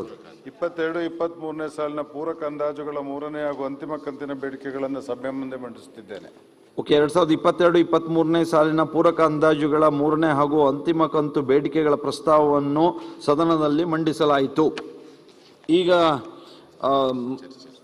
ಪ್ರತಿಪಕ್ಷದ ನಾಯಕರು ಶ್ರೀಯುತ ಸಿದ್ದರಾಮಯ್ಯನವರು ನಿನ್ನೆ ತಾವು ಪ್ರಾರಂಭಿಸಿರುವಂತಹ ವಿತ್ತೀಯ ಕಲಾಪದ ಮೇಲಿನ ಮಾತನ್ನು ಮುಂದುವರಿಸಬೇಕು.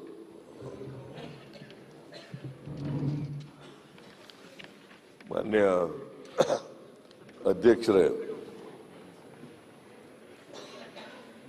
ಡಾಕ್ಟ್ರೇ ಕೂತ್ಕೊಳ್ರಿ. ಕೂತ್ಕೊಳ್ಳಿ. ಎಲ್ಲ ಇರೋರು ಒಂದ್ ಕಡೆ ಬಂದ್ಬಿಟ್ರೆ ಕಷ್ಟ ಆಗ್ಬಿಡ್ತದೆ. ನಿಮ್ ಜಾಗದಲ್ಲಿ ಕೂತ್ಕೊಳ್ಳಿ ಅಂದ್ರು ಅವರು. ಇಲ್ಲ ಹೇಳಿ. ಮಾನ್ಯ ಅಧ್ಯಕ್ಷರೇ,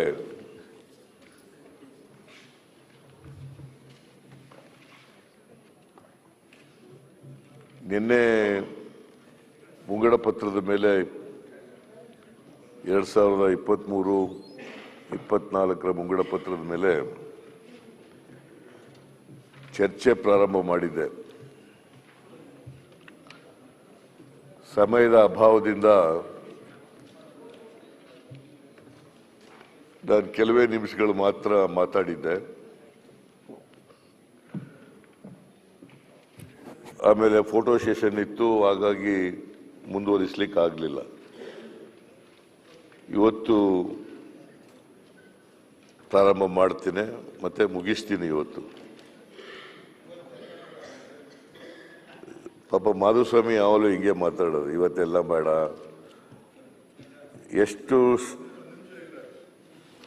ಅಲ್ಲ, ನೀವು ಇವತ್ತು ಮಾತಾಡೋದಾದ್ರೆ ಪರ್ಸನಲ್ ರಿಕ್ವೆಸ್ಟು ಒಂದು 5-6 ಬಿಲ್ ಇದೆ, ಪಾಸ್ ಮಾಡ್ಕೊಂಡ್ಬಿಡ್ತೇವೆ, ಆಮೇಲೆ ಮಾತಾಡ್ರಿ. ಯಾಕೆಂದ್ರೆ ಸ್ವಲ್ಪ ನಮ್ ಕಷ್ಟ ಕೇಳಿ ಕೌನ್ಸಿಲ್ ಹೋಗ್ಬೇಕು. ಯಾವಾಗಲೂ ಕರೆದಿರೋದೇ ಬಜೆಟ್ ಸೆಷನ್. ಬಜೆಟ್ ಸೆಷನ್ ಒಂದೇ ನಿಮಿಷ. ಮಧುಸ್ವಾಮಿ ಅವರೇ, ಬಿಲ್ ಅನ್ನ ಇವತ್ತು ನಾನು 5 ಗಂಟೆಗೆ ತಗೊಳ್ತೀನಿ. ಸದಸ್ಯರು 5 ಗಂಟೆಗೆ ಸರಿಯಾಗಿರ್ಬೇಕು. 5 ಗಂಟೆಗೆ ಬಿಲ್ ತಗೋತೀನಿ. ಅಡಚಣೆ ಆಗ್ಬಾರ್ದು. ಇಲ್ಲ, ನಾ ಮಾಡ್ಕೊಡ್ತೀನಿ. ನೀವು ಮಾಡ್ಕೊಡೋ ಸಂತೋಷ. ಅವ್ರು ಇವತ್ತು ಮುಗಿಸ್ತೀವಿ ಅಂದ್ರು, ಸಂಜೆವರೆಗೆ ಮಾತಾಡ್ಲಿ ನನ್ನ ತಕ್ಕ. ಇಲ್ಲ ಹಂಗೆ ಮಾತಾಡೋದೇ ಆದ್ರೆ ಒಂದು ಅರ್ಧ ಗಂಟೆ ನಮ್ಗೆ ಲೀವ್ ಕೊಟ್ರೆ ಬಿಲ್ಗಳು ಮುಗಿಸ್ಕೊಂಡ್ಬಿಡ್ತೀವಿ. ಇಲ್ಲ, ಅದನ್ನ ಆಮೇಲೆ ಸಮಯ ಇದೆ ಈಗ. ಮಧುಸ್ವಾಮಿ ಇಲ್ಲ, ಮುಗಿಸ್ಬೋಣ. ಮಧುಸ್ವಾಮಿ 5 ಗಂಟೆಗೆ ಬುಧವಾರ ಪಾರ್ಲಿಮೆಂಟರಿ ಅಫೇರ್ಸ್ ಮಿನಿಸ್ಟರ್ ಯಾವಾಗಲೂ ಬಜೆಟ್ ಸೆಷನ್ ನಲ್ಲಿ ಫೈನಾನ್ಸ್ ಬಿಲ್ಲು ಬಜೆಟ್ ಮೇಲೆ ಆದ್ಯತೆ ಮೇಲೆ ಚರ್ಚೆ ಆಗ್ಬೇಕು ಸರ್. ಗವರ್ನರ್ ಅಡ್ರೆಸ್ ಅದಾದ್ಮೇಲೆ ಬೇರೆ ಬಿಲ್ಗಳೆಲ್ಲ ತಗೋಬೇಕು. ನಾ ಬೇರೆ ಬಿಲ್ಗಳೆಲ್ಲ ಅನ್ಇಂಪಾರ್ಟೆಂಟ್ ಅಂತ ಹೇಳಕ್ ಹೋಗಲ್ಲ. ಬೇರೆ ಬಿಲ್ಗಳೆಲ್ಲ ಆಮೇಲೆ ತಗೋಬೇಕು. 5 ಗಂಟೆ ಮೇಲೆ ಆಮೇಲೆ ತಗೋಬೇಕು. But not before the finance bill, before the discussion on the budget. ನಾವು ಬಿಲ್ ಇಟ್ಟಿದ್ದು ರಾಜ್ಯಪಾಲರ ಭಾಷಣ ಶುರುವಾದಾಗಲೇ ಇಟ್ಟಿದ್ದೀವಿ.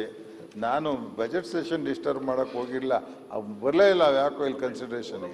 ಯಾವುದು ರಾಜ್ಯಪಾಲರ ಭಾಷಣ ಸ್ಟಾರ್ಟ್ ಆಯ್ತಲ್ಲ ಸರ್, ಆಗ್ಲೇ ಇವೆಲ್ಲ ಬೆಳಗಾಂ ಸೆಷನ್ ಇಟ್ ಬಿಲ್ಗಳು ಸರ್, ಎಜುಕೇಶನ್ ಬಿಲ್. ಆಯ್ತು, ತಗೋಣ. ಆಮೇಲೆ ತಗೋತೀನಿ, ನಾನು ಮಾಡ್ಕೊಡ್ತೀನಿ. ನಾಳೆ ತಗೊಳ್ಳಿ. ಆಯ್ತು, ಇವತ್ತು ಸಂಜೆ 5 ಗಂಟೆ ಮೇಲೆ ತಗೋತೀನಿ. 5 ಗಂಟೆ ಮೇಲೆ ತಗೊಳ್ಳಿ. 5 ಗಂಟೆ ಮೇಲೆ ತಗೋತೀನಿ. 5 ಗಂಟೆ ಮೇಲೆ ತಗೊಳ್ಳಿ. ಆಯ್ತು, ನಾ ಇವತ್ತು ಮಾಡ್ಕೊಡ್ತೀನಿ. ಕೋರಮ್ ಇಲ್ಲದೆ ಒಂದ್ಸರಿ ಅಡ್ಜನ್ ಆಗಿದೆ. ಈಗ ಮತ್ತೆ ಮಾಧುಸ್ವಾಮಿ ಯಾಕೆ ಈ ತರ ತಕರಾರು ಮಾಡ್ತಾ ಇದ್ದೀರಲ್ಲ ನೀವು? Business parliamentary affairs minister, parliamentary affairs law pass ಮಾಡ್ಕೋಬೇಕಲ್ಲ, ಪ್ರೆಸಿಡೆಂಟ್ಸ್. ಅದ್ ಬಿಟ್ಬಿಟ್ಟು ನೀನು ಓಕೆ ಸೋವರ್ 5 ಗಂಟೆ ಮೇಲೆ ಕೊಡ್ತೀನಿ. ಈಗ ತಾವು ಬಜೆಟ್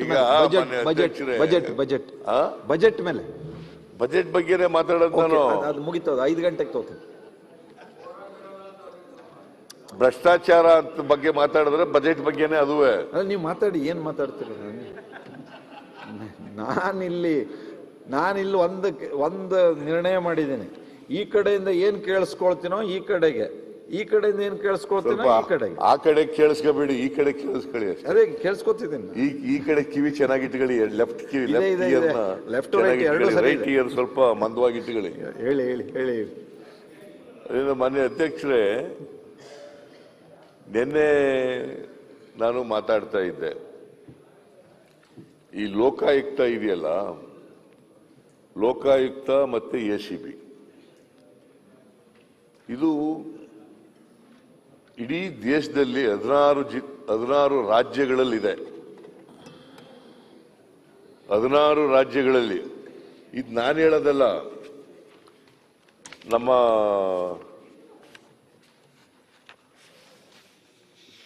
ನಿಮ್ಮ ಅಡ್ವೊಕೇಟ್ ಜನರಲ್ ಹೇಳಿರೋದು ಕೋರ್ಟ್ನಲ್ಲಿ.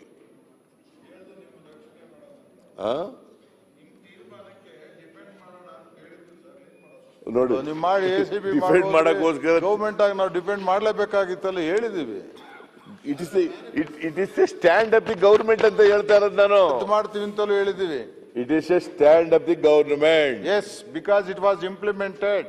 Government cannot go and say. ಅಲ್ಲ, ಈಗ ಅದಕ್ಕೆ ಈ ತರ ಸ್ಟ್ಯಾಂಡ್ ತಗೊಂಡು ಸಿದ್ದರಾಮಯ್ಯನವರು ACB ಮಾಡಿದ್ದು ಅವ್ರ ಮೇಲಿರ್ತಕ್ಕಂಥ ಕೇಸ್ಗಳನ್ನ, ಭ್ರಷ್ಟಾಚಾರದ ಆರೋಪಗಳನ್ನ ಅದರಿಂದ ಮುಕ್ತ ಆಗ್ಲಿಕ್ಕೋಸ್ಕರ ಮಾಡ್ಕೊಂಡ್ರು ಅಂತ ಅನ್ನೋದಿದೆಯಲ್ಲ, ಇಟ್ ಈಸ್ ನಾಟ್ ಕರೆಕ್ಟ್. ಇದು ರಾಜಕೀಯ ಕಾರಣಕ್ಕೋಸ್ಕರ ಹೇಳ್ತಕ್ಕಂಥ ಮಾತುಗಳು.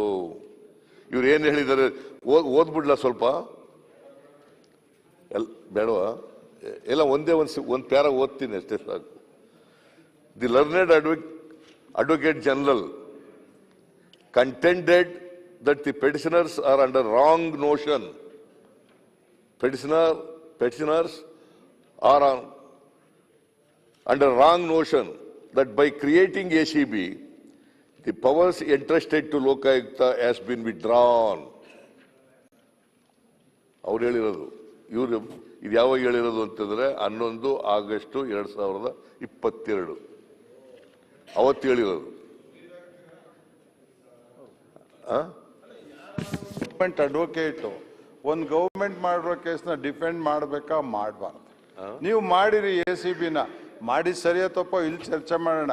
ಹಾಗಂತ ಸಿದ್ದರಾಮಯ್ಯನವ್ರು ಮಾಡಿದ ತಪ್ಪು ಅಂತ ನಾವು ಸುಪ್ರೀಂ ಕೋರ್ಟ್ ಹೈಕೋರ್ಟಲ್ಲಿ ಹೇಳಕ್ಕಾಗತ್ತಾ? ನೀವ್ ಹೇಳ್ಬಿಡ್ತೀರಾ ನಾವು ಮಾಡಿದ್ದೇನಾರ ನಾಳೆ ನೀವು ಕೂತ್ಕೊಂಡು ಇನ್ನೊಬ್ರು ಬಂದಾರೋ ಇವ್ರು ಮಾಡಿದ ತಪ್ಪು ಅಂತ ಹೈಕೋರ್ಟ್ ಮುಂದೆ. ಇದ್ಯಾಕೆ ಸರ್ ಇಂಥವೆಲ್ಲ ಚರ್ಚೆ ಮಾಡಿದ್ರೆ? We are here to defend whatever government action was taken. We are here to defend. ಅದಕ್ಕೆ ಅಡ್ವರ್ಸ್ ಆಗಿ ಕೋರ್ಟ್ ಹೇಳಿದಾಗ ಒಪ್ಕೊಂಡಿದೀವಿ ನಾವು. ಜಸ್ಟ್ ಅವರು ಸ್ಪೀಕ್ ನೋಡಪ್ಪ, ಮಾಧುಸ್ವಾಮಿ ಹೇಳೋದು ಕರೆಕ್ಟು, ಡಿಫೆಂಡ್ ಮಾಡಿರೋದು ಕರೆಕ್ಟೇ, ಅದನ್ನು ವೆಲ್ಕಮ್ ಮಾಡ್ತೀನಿ ನಾನು. ಅದು ಡಿಫೆಂಡ್ ಮಾಡಿಬಿಟ್ಟು ಬೇರೆ ನಿಲುವನ್ನ ತಾಳಬಾರದು ಅನ್ನೋದು ಅಷ್ಟೇ ನಂದು. ಬೇರೆ ನಿಲುವನ್ನ ತಾಳಕ್ಕೆ ಹೋಗ್ಬಾರ್ದು. ಒಂದು ನಿಲುವು ಕೋರ್ಟ್ನಲ್ಲಿ ಅವ್ರ ಅಡ್ವೊಕೇಟ್ ಜನರಲ್ ಹೇಳಿದ್ದಾರೆ. ಅಡ್ವೊಕೇಟ್ ಜನರಲ್ ಸ್ಟೇಟ್ಮೆಂಟ್ ಅಂತಂದ್ರೆ it is the statement of the government, it is the stand of the government. When such being the case, ಸಿದ್ದರಾಮಯ್ಯನವರು ಲೋಕಾಯುಕ್ತ ಮುಚ್ಚಿಬಿಟ್ರು ಅಂತ ಹೇಳೋದು ಸರಿನಾ? ನಾನು ನಿನ್ನೆ ಹೇಳಿದೆ, ಅನೇಕ ರಾಜ್ಯಗಳಲ್ಲಿ ಬಿಜೆಪಿ ಇರ್ತಕ್ಕಂಥ ಸರ್ಕಾರ ಇರ್ತಕ್ಕಂಥ ಕಡೆ ಇದಾವೆ, ಲೋಕಾಯುಕ್ತನೂ ಇದೆ, ಬಿಜೆಪಿ ACBನೂ ಇದೆ. ಯಾಕೆ ಮಾಡ್ದು ಅಂತಕ್ಕಂಥ ಕಾರಣನೂ ಕೂಡ ಹೇಳಿದ್ದೀನಿ. ಇವರು ಪ್ರಸ್ತಾಪ ಮಾಡಿದ್ದಾರೆ ಅಲ್ಲಿ, ಇವರು ಅಡ್ವೊಕೇಟ್ ಜನರಲ್ ಕೂಡ ಮಾಡಿದ್ದಾರೆ. ಅದರಿಂದ ಮಾನ್ಯ ಅಧ್ಯಕ್ಷರೇ, ನಮಗೆ ಯಾವುದೇ ಉದ್ದೇಶ ಇರಲಿಲ್ಲ. ಮತ್ತೆ ಅನೇಕ ನನ್ನ ಮೇಲೆ ಆರೋಪಗಳನ್ನ ಲೋಕಾಯುಕ್ತ ಕೊಟ್ಟಿದ್ದಾರೆ. ಲೋಕಾಯುಕ್ತ ಎಕ್ಸಿಸ್ಟೆನ್ಸ್ ನಲ್ಲಿತ್ತು. ಲೋಕಾಯುಕ್ತ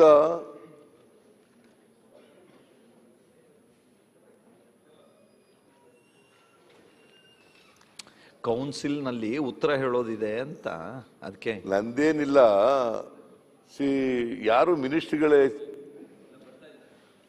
ಅವ್ರು ಇರ್ತಾರ, ಹೇಳಿ ಕಳಿಸಿದ್ದೀನಿ. ಉಳಿದವರಿಗೂ ಹೇಳಿದ್ದೀನಿ. ಅವ್ರಿಗೆ ಇಲ್ಲ, ಜೊಲ್ಲೆಯವರು ಇವರು ಇಬ್ಬರು ಇದ್ದಾರೆ, ಉಳಿದವ್ರಿಗೆ ಬರ್ಲಿಕ್ಕೆ ಹೇಳಿದ್ದೀನಿ, ಹೇಳಿ ಕಳಿಸಿದ್ದೀನಿ. ಇದು ವ್ಯರ್ಥ ಪ್ರಲಾಪ. ಇಲ್ಲ ಇಲ್ಲ ಇಲ್ಲ ಇಲ್ಲ, ತಾವು ಮಾತಾಡಿ. ನಾವು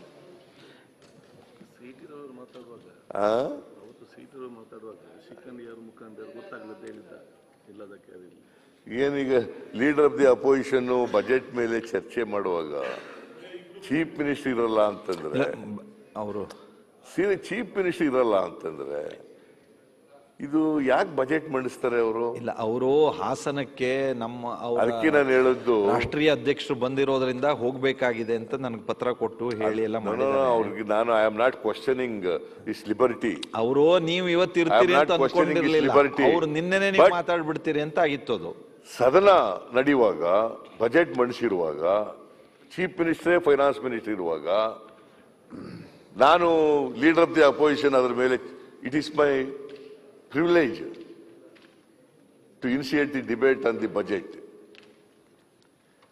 ಯಾರು ಮಿನಿಸ್ಟರ್ಗಳೇ ಇರೋದಿಲ್ಲ ಅಂತಂದ್ರೆ ಪಾಪ ಇವರು ಒಬ್ರು ಇದ್ದಾರೆ, ಅರ್ಗ ಜ್ಞಾನೇಂದ್ರ ಅಂತಂದ್ರೆ ಅವ್ರಿಗೇನು ಗೊತ್ತು? ಬಜೆಟ್ ಓದ್ಕೊಂಡಿದ್ದೀರಾ?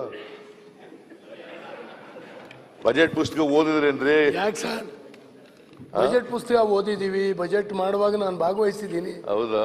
ನಿಮ್ಮ ಮಿನಿಸ್ಟ್ರಿನಲ್ಲಿ ಯಾರು ಭಾಗವಹಿಸ್ತಿರ್ಲಿಲ್ವಾ? ಇಲ್ಲ, ಎಲ್ಲ ಭಾಗವಹಿಸ್ತಾ ಇದ್ರು. ಎಲ್ಲ ಇಲಾಖೆಗಳನ್ನೂ ಕರೆಕ್ಟ್ ಚರ್ಚೆ ಮಾಡ್ತಿದ್ದೆ ನಾನು. ಎಲ್ಲ ಮಿನಿಸ್ಟ್ರಿಗಳನ್ನೂ ಚರ್ಚೆ ಮಾಡ್ತಿದ್ದೆ, ಎಲ್ಲ ಅಧಿಕಾರಿಗಳನ್ನೂ ಚರ್ಚೆ ಮಾಡ್ತಾ ಇದ್ದೆ, ಎಲ್ಲ ಟ್ರೇಡ್ ಬಾಡಿಗಳನ್ನೆಲ್ಲ ಚರ್ಚೆ ಮಾಡ್ತಿದ್ದೆ, ಬೇರೆ ಬೇರೆ ಸಂಘ ಸಂಸ್ಥೆಗಳನ್ನ ಚರ್ಚೆ ಮಾಡ್ತಿದ್ದೆ. 20 ದಿನ ಅದೇನಾಗಿದೆ ಅಂದ್ರೆ ನಮ್ಮಲ್ಲಿದ್ದ ಅಧಿಕಾರಿಗಳು, ನಾವು ಬಜೆಟ್ ಮಂಡಿಸುವಾಗಿದ್ದ ಅಧಿಕಾರಿಗಳು ಈಗ ಅಲ್ಲೂ ಇದ್ಬಿಟ್ಟಿದ್ದಾರೆ. ಅದೇ ಬಂದಿರೋ ತಾಪತ್ರಯ. ಅಧಿಕಾರಿಗಳು ಅವರೇ ಅಲ್ಲವೇ ಇರೋದು. ಅದರಿಂದ ಮಾನ್ಯ ಅಧ್ಯಕ್ಷ, ನಾನು ಈಗ ನೋಡಿ ನನಗೆ ಮಾತಾಡಕ್ಕೆ ಹುಮ್ಮಸ್ಸೇ ಇಲ್ದಾಗ ಆಗೋಯ್ತು ಹೊತ್ತಾಗಿ. ನೀವು ಉತ್ಸಾಹ ಕಳ್ಕೋಬಾರ್ದು. ನೀವು ಈಗ ನಿಮ್ ನೋಡ್ಕೊಂಡು ಮಾತಾಡ್ಬೇಕು. ಈಗ ಮಾತಾಡಿ, ನಾನು ಇರ್ತೇನೆ. ಅಧ್ಯಕ್ಷರೇ, ಬರೀ ಅಧ್ಯಕ್ಷರಿಗೆ ಮಾತಾಡ್ಬೇಕು ನಾನು. ಅಧ್ಯಕ್ಷರೇ, ಅಲ್ಲಿ ಯಾರು ಬಜೆಟ್ ಬಜೆಟ್ ತುಂಬಾ ಚೆನ್ನಾಗಿರೋದ್ರಿಂದ ಅವ್ರಿಗೆ ಏನ್ ಹೇಳ್ಬೇಕು ಗೊತ್ತಾಗ್ತಾ ಇಲ್ಲ. ಜನಸಾಮಾನ್ಯರು ಹೇಳ್ಬೇಕು, ನೀವೆಲ್ಲ ಹೇಳೋದು ನಡೆಸಿತ್ತಂದ್ರೆ ಕ್ಲೋಸ್ ಮಾಡಿ ಅಲ್ಲ ಸರ್ಕಾರಕ್ಕೆ ಮಂತ್ರಿಗಳು ಅವ್ರ ಕಾಟಾಚಾರಿಕೆ ಯಾಕೆ ನಡೆಸ್ಬೇಕು? ಯಾಕೆ ನಡೆಸ್ಬೇಕು? ಸಾಕು ಸರ್, ನೀವು ಒಂದ್ ನಾಲ್ಕು ಮಾತಾಡಿ ಸುಮ್ಮನೆ ನಾವು ಹೆಸರಿಗೆ ಮಾತಾಡಿ ನಡೆಯ. ಪ್ರಿಯಾಂಕ್, ನಾನು ಎಲ್ಲೂ ಹೋಗಿಲ್ಲ, ಇಲ್ಲೇ ಇದ್ದೀನಿ ಒಳಗೆ. ಇಲ್ಲಿಲ್ಲ ಅಂದ್ರೆ ಇದ್ರ ಮ್ಯಾಗ ತಾವು ಸೀರಿಯಸ್ ಆಗಿ ಸರ್ಕಾರ ಜೊತೆ ಚರ್ಚೆ ಮಾಡಿ. ನೀವು ಕಾಟಾಚಾರಕ್ಕೆ ನಡ್ಸೋದ್ ಬೇಡ. ಕಿವಿ ಹಿಂಡಲ್ಲ, ಅದೇ ಬಂದಿರೋ ತಾಪತ್ರೆ. ನಮ್ಮ ಸಂಖ್ಯೆ ಬೇಡ, ಅವ್ರ ಅಟ್ಲೀಸ್ಟ್ ಮಂತ್ರಿಗಳು ಅವ್ರವ್ರು ಸೀರಿಯಸ್ ಎಲ್ಲ ಕಡೆ ಹೋಗ್ಬಿಡಿ, ನಮಗ್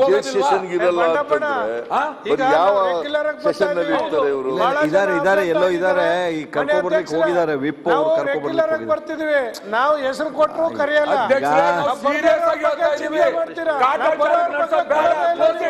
ಆಯ್ತಲ್ಲ, ಈಗ ನೀವು ಹೇಳೋದು ಹೇಳಿದಿರಿ, ನಾನು ಹೇಳೋದು ಹೇಳಿದ್ದೇನೆ. ಒಬ್ರು ಇಬ್ಬರು ಮಂತ್ರಿಗಳು ಈಗ ನೀವು ಹೇಳೋದು ಹೇಳಿದಿರಿ, ನಾನು ಹೇಳೋದು ಹೇಳಿದ್ದೀನಿ. ಈಗ ಅವ್ರವ್ರ ಜವಾಬ್ದಾರಿ ಅವ್ರವ್ರು ಅರ್ಥ ಮಾಡ್ಕೊಳ್ಳೋದು. ಅದು ನಾನು ನೀವು ಇಲ್ಲಿ ಎಷ್ಟೊಂದು ಕಂಠ ಶೋಷಣೆ ಮಾಡ್ಕೊಳ್ಳೋದು. ವಿರೋಧ ಪಕ್ಷ ನಾಯಕರು ಮಾತಾಡುವಾಗ ಒಬ್ರು ಇದಾರೆ 3 ಜನ ಮಂತ್ರಿಗಳು ಇದಾರೆ. ಈಗ ಉಳಿದವ್ರು ಬರ್ತಾರೆ. ಈಗ ಉಳಿದವ್ರು ಬರ್ತಾರೆ. ಸ್ವತಃ ನಮ್ಮ ಪ್ರಿನ್ಸಿಪಲ್ ಸೆಕ್ರೆಟರಿ ಕೂತ್ಕೊಂಡಿದ್ದಾರೆ. ಫೈನಾನ್ಸ್ ಅಲ್ಲ, ಅವ್ರು ಕೂಡಲೇ ಗೊತ್ತಾಗುತ್ತೆ. ಬೆಳಗಾವಿ ಅಧಿವೇಶನ ಅವ್ರ ಒಳಗೆ ಬಂದು ಅವಾಗ್ಲೂ ಪಕ್ಷದ ಚಟುವಟಿಕೆಗೆ ಹೋಗಿದಾರೆ. ಜೆ ಪಿ ನಡ್ಡಾ ಸಾಹೇಬರು, ಅಮಿತ್ ಶಾ ಅವ್ರು ಬಂದಿದ್ರಂತ. ಲಾಸ್ಟ್ ಟೈಮ್ ಬೆಳಗಾವಿ ಸೆಷನ್ 1 ದಿನ 2 ದಿನ ಕೊಟ್ಟ ಕಳಿಸ್ಬಿಟ್ರಿ. ಇವಾಗೂ ಅಲ್ಲಿಗೆ ಹೋಗಿದಾರಂತ ಸುದ್ದಿ ಇದೆ, ಹಾಸನಿಗೆ. ಅಲ್ಲ, ಹೋಗಿದ್ದಾರೆ, ನಂಗೆ ಪತ್ರ ಕೊಟ್ಟು ಹೋಗಿದ್ದಾರೆ. ನಾನು ಹೇಳಿದ್ನಲ್ಲ. ಮತ್ ನಮ್ ನಾಯಕರು ಯಾರ ಹತ್ರ ಮಾತಾಡ್ಬೇಕು? ಇಲ್ಲ, ಸರ್ಕಾರಕ್ಕೆ ಮಾತಾಡ್ಬೇಕು. ಇಲ್ಲ, ಪಕ್ಷನೇ ಅಷ್ಟು ಇಂಪಾರ್ಟೆಂಟ್ ಇದ್ರೆ ಸದನ ಯಾಕೆ ನಡೆಸಬೇಕು? ಇಲ್ಲ, ಬರ್ತಾರೆ, ಉಳಿದ ಮಂತ್ರಿಗಳು ಬರ್ತಾರೆ. ಹೋದ ಬಾರಿ ಬೆಳಗಾವಿ ಅಧಿವೇಶನದಲ್ಲೂ ಇದೇ ನೆಪ ಆಯ್ತು. ಈಗ ಅವ್ರು ಮಾತಾಡ್ತಾರೆ. ಇದೇ ನೆಪ ಇದ್ರೆ ಸಿದ್ದರಾಮಯ್ಯನವರು ತಮ್ಮ ಅನುಭವದಿಂದ ಅವ್ರು ಮಾತನಾಡ್ತಾರೆ. ಅವರ ಅನುಭವದ ಮಾತನ್ನ ನಾವೆಲ್ಲರೂ ಕೇಳೋದಕ್ಕೆ ಬಯಸಿದ್ದೇವೆ. ಕೇಳೋಣ, ಎಲ್ಲರೂ ಕೇಳೋಣ. ಅವ್ರು ಯಾರ್ಯಾರು ಇಲ್ಲ ಅನ್ನೋದಕ್ಕೆ ಈಗ ಸಂದೇಶ ಹೋಗಿದೆ. ಅವರೆಲ್ಲ ಬರೋದಕ್ಕೆ ಪ್ರಾರಂಭ ಆಗುತ್ತೆ. ಆಯ್ತು, ಬರ್ತಾರೆ. ಮುಖ್ಯಮಂತ್ರಿ ಉಳಿದವರು ಬರ್ತಾರೆ. ಏನ್ ಪ್ರಯೋಜನ? ಆಯ್ತು, ಬರ್ತಾರೆ. ಅಧ್ಯಕ್ಷರೇ, ಇನ್ನೇನು ಹೇಳ್ರಿ ನಾನು. ನೋಡಿ ಅಧ್ಯಕ್ಷರೇ, ಯಡಿಯೂರಪ್ಪನವರಷ್ಟೇ ವಿರೋಧ ಪಕ್ಷ ನಾಯಕರಿಗೆ ಸರಿ, ಯಡಿಯೂರಪ್ಪನವರಿಂದ ಕಲಿಬೇಕಲ್ವ ಅವರು? ಜಗದೀಶ್ ಶೆಟ್ಟರು ಅವರು ಇಬ್ರು ಸೀರಿಯಸ್ ಆಗೇ ಕುಳ್ತಿದ್ದಾರೆ. ಅವರಿಂದ ಕಲಿಬೇಕಲ್ವ? ನೀವು ಸ್ವಲ್ಪ ಯಡಿಯೂರಪ್ಪನವ್ರಿಗೆ ಕಿವಿ ಹಿಂಡ್ಬೇಕಲ್ಲ ಇವ್ರಿಗೆ. ಇವರೇ ಸರ್ ಸೀನಿಯರ್ ಹೇಳ್ಬೇಕು ಸರ್, ಫಾರ್ಮರ್ ಚೀಫ್ ಮಿನಿಸ್ಟರ್. ಇವ್ರಿಗೆಲ್ಲ ಹೇಳ್ಬೇಕಲ್ವ, ಹಿಂಗೆ ಈ ತರ ಇರ್ತಿತ್ತ ನಿಮ್ ಕಾಲದಲ್ಲಿ? ಯಾವಾಗಲೂ ಹಿಂಗಿರ್ಲಿಲ್ಲ. ಬೇಡ, ಈಗ ಆಯ್ತು. ಬಿಡಿ, ನಾನು ಇವರು ಯಾರು ಲೋಕಾಯುಕ್ತ ಪ್ರಭುಲಿಂಗ ಕೆ ನಾವಲ್ಗಿ ಎಜಿ ಅವರ ಸ್ಟೇಟ್ಮೆಂಟ್ ಅನ್ನು ಓದ್ತಾ ಇದ್ದೆ. ಕೋರ್ಟ್ನಲ್ಲಿ ಆರ್ಗ್ಯುಮೆಂಟ್ ಮಾಡಿದಾರಲ್ಲ, ಆರ್ಗ್ಯುಮೆಂಟ್ ಅನ್ನು ಓದ್ತಾ ಇದ್ದೆ. ಮಾಧುಸ್ವಾಮಿ ಅದೇನು ಬೇಕಾಗಿಲ್ಲ, ನಾವು ಡಿಫೆಂಡ್ ಮಾಡ್ಕೊಂಡಿದ್ದೀವಿ ಸರ್ಕಾರನ. ಮತ್ತು ಡಿಫೆಂಡ್ ಮಾಡ್ಕೊಂಡ ಮೇಲೆ ಯಾಕೆ ನನ್ನ ಮೇಲೆ ಸಿದ್ದರಾಮಯ್ಯನವರು ಉದ್ದೇಶಪೂರ್ವಕವಾಗಿ ACBನ ಮಾಡಿದ್ರು ಅಂತ ಯಾಕೆ ಹೇಳ್ತಾರೆ? ಅದಕ್ಕೆ ನಾನು ಹೇಳದ್ದು, ಬರೀ ಸುಳ್ಳು ಹೇಳೋದೇ ಕೆಲಸ ಆಗ್ಬಿಟ್ರಿ ಹೆಂಗಪ್ಪ ಇವ್ರದ್ದು. ಕೋರ್ಟ್ನಲ್ಲಿ ಒಂದು ಹೇಳೋದು, ಅಸೆಂಬ್ಲಿನಲ್ಲಿ ಒಂದು ಹೇಳೋದು, ಹೊರಗಡೆ ಒಂದು ಹೇಳೋದು, ಈ ಥರ ಆಗ್ಬಿಟ್ಟದೆ. ನೋಡಿ, ನಾನು ಓದ್ತಾ ಇದ್ದೆ ಈಗ. The learned advocate general contended that the petitioners are under wrong notion that by creating ACB, the powers entrusted to Lokayukta has been withdrawn. The powers of the Lokayukta under the provisions of KL Act Karnataka Lokayukta Act have not been disturbed. The ACB is working under the provisions of the Prevention of Corruption Act as a separate wing or authority, and the same is nothing to do with the institution of Lokayukta, which is working under the provisions of the Karnataka Lokayukta Act, and no powers of Lokayukta have been diluted as contended by the Learned Counsel for the petitioners. Learned Advocate General contended that the provisions of the KL Act and the provisions of the Police Act are distinct.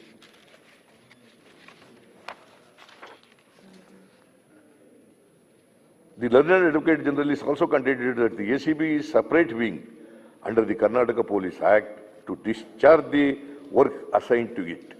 The executive government order dated 14/3/2006 is a policy of the government and cannot be interfered with by this court while exercising writ jurisdiction under Article 226 of the Constitution of India. ಆಮೇಲೆ ಮುಂದುವರೆದು ಏನು ಹೇಳ್ತಾರೆ ಅಂದ್ರೆ, it is brought to the notice of the court that there are 16 states in the country where both ACB and Lokayukta are in existence. So ಇದು ಸರ್ಕಾರದ ನಿಲುವು.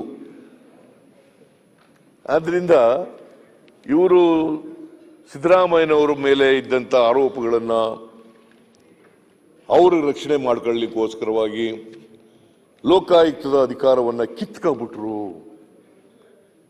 ಅಂತ ಹೇಳ್ತಾರಲ್ಲ, ಅದು ಹಸಿ ಸುಳ್ಳು. ಅಲ್ಲಿ ಒಂದು ನಿಲುವು ತಗೊಂಡಿದ್ದೀರಿ ಈಗಾಗಲೇ, ಅದಕ್ಕೆ ತದ್ವಿರುದ್ಧವಾದಂಥ ನಿಲುವನ್ನ ಇಲ್ಲಿ ನನ್ನ ಮೇಲೆ ಆರೋಪ ಮಾಡುವಾಗ ಮಾಡಿದ್ರೆ ಅದಕ್ಕೆ ಏನಾದ್ರು ಮೂರ್ಖಾಸನ ಕಿಮ್ಮತ್ತಿದೆಯಾ? ಸರ್ಕಾರ ಈ ತರ ಸುಳ್ಳು ಹೇಳ್ತದ? ಹೇಳ್ಬೇಕಾ? ಅವ್ರು ಇನ್ನೂ ಒಂದು ಹೆಜ್ಜೆ ಮುಂದಕ್ಕೆ ಹೋಗಿ ಹೇಳಿದ್ದಾರೆ, ಲೋಕಾಯುಕ್ತ ಇದೆಯಲ್ಲ, ಈವನ್ ಚೀಫ್ ಮಿನಿಸ್ಟರ್ ಮೇಲೆ ಅಲಿಗೇಷನ್ ಇದ್ರೆ ಅವ್ರ ಮೇಲೆ ಮಾಡಬಹುದು, ತನಿಖೆ ಮಾಡಬಹುದು ಅಂತ ಹೇಳಿದ್ದಾರೆ. ಚೀಫ್ ಮಿನಿಸ್ಟರ್ ಮೇಲೆ ಇದ್ರೆ ಮತ್ತೆ ACB ಮಾಡಿದ ತಕ್ಷಣ ಅದರ ಅಧಿಕಾರ ಎಲ್ಲ ಹೆಂಗ್ ಕಿತ್ಕೊಬಿಟ್ಟೆ ನಾನು? ದೆನ್ ವೈ ಬಿಜೆಪಿ ಸರ್ಕಾರ ಇರ್ತಕ್ಕಂಥ ರಾಜ್ಯಗಳಲ್ಲಿ ಯಾಕೆ ACB ರದ್ದು ಮಾಡಿಲ್ಲ ಇವರು? Even today they are in existence. Even today both ACB is there and Lokayukta is also there. ಮತ್ತೆ ಅನೇಕ ಜನ ಲೋಕಾಯುಕ್ತಕ್ಕೆ ನನ್ನ ಮೇಲೆ ಕಂಪ್ಲೇಂಟ್ ಕೊಟ್ಟಿರ್ತಕ್ಕಂಥವು ಅವು ಬೇಸ್ಲೆಸ್ ಅಲಿಗೇಷನ್ ಅಂತೇಳಿ, without any evidence, without any documentary evidence or oral evidence ಅಂತೇಳಿ ರಿಜೆಕ್ಟ್ ಆಗಿದ್ದಾವೆ. ಅದಕ್ಕೆ ನಾನು ಏನು ಹೇಳ್ತೀನಿ ಅಂದ್ರೆ, ಕೊನೆಗೆ ಇವ್ರಿಗೆ ನಾವು ಹೇಳಿದಾಗೆಲ್ಲ, ನಾವು ಅಲಿಗೇಷನ್ಸ್ ಮಾಡಿದಾಗ ಏನ್ ಹೇಳ್ತಾರೆ, ಇನ್ನು ಸರ್ಕಾರದಲ್ಲೂ ಇತ್ತು ಅಂತ ಹೇಳ್ತಾರೆ. ಆಗ ಇವರು ವಿರೋಧ ಪಕ್ಷದಲ್ಲಿ ಇದ್ರು, ಮಾತಾಡಲಿಲ್ಲ. ನಾನು 8 ಕೇಸ್ಗಳನ್ನು ACB CBI ಕೊಟ್ಟೆ, ಅಲಿಗೇಷನ್ ಮಾಡಿದ ತಕ್ಷಣ ಕೊಟ್ಬಿಟ್ಟೆ. I never demanded documents. ಇವರು ಒಂದೇ ಒಂದು CBI ಕೊಡಕ್ಕಾಗಿಲ್ಲ ಇವ್ರ ಕೈನಲ್ಲಿ, ಒಂದು ತನಿಖೆ ಮಾಡ್ಸಕ್ಕಾಗಿಲ್ಲ ಇವ್ರ ಕೈನಲ್ಲಿ.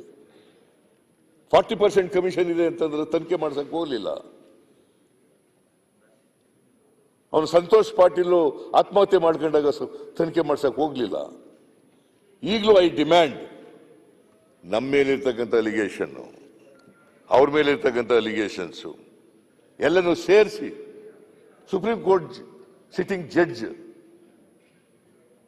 ಕೈನಲ್ಲಿ ತನಿಖೆ ಮಾಡಿಸಿ ಒಂದು ಆಯೋಗ ರಚನೆ ಮಾಡಿ.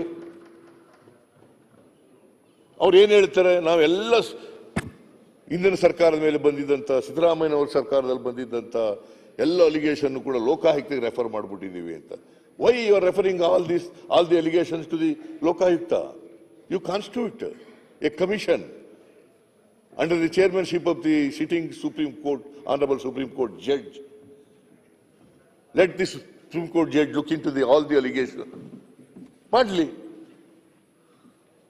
ದಮ್ಮು ತಾಕತ್ತು ಇದೆಯಾ ಅಂತ ಪದೇ ಪದೇ ಹೇಳ್ತಾ ಇರ್ತಾರೆ.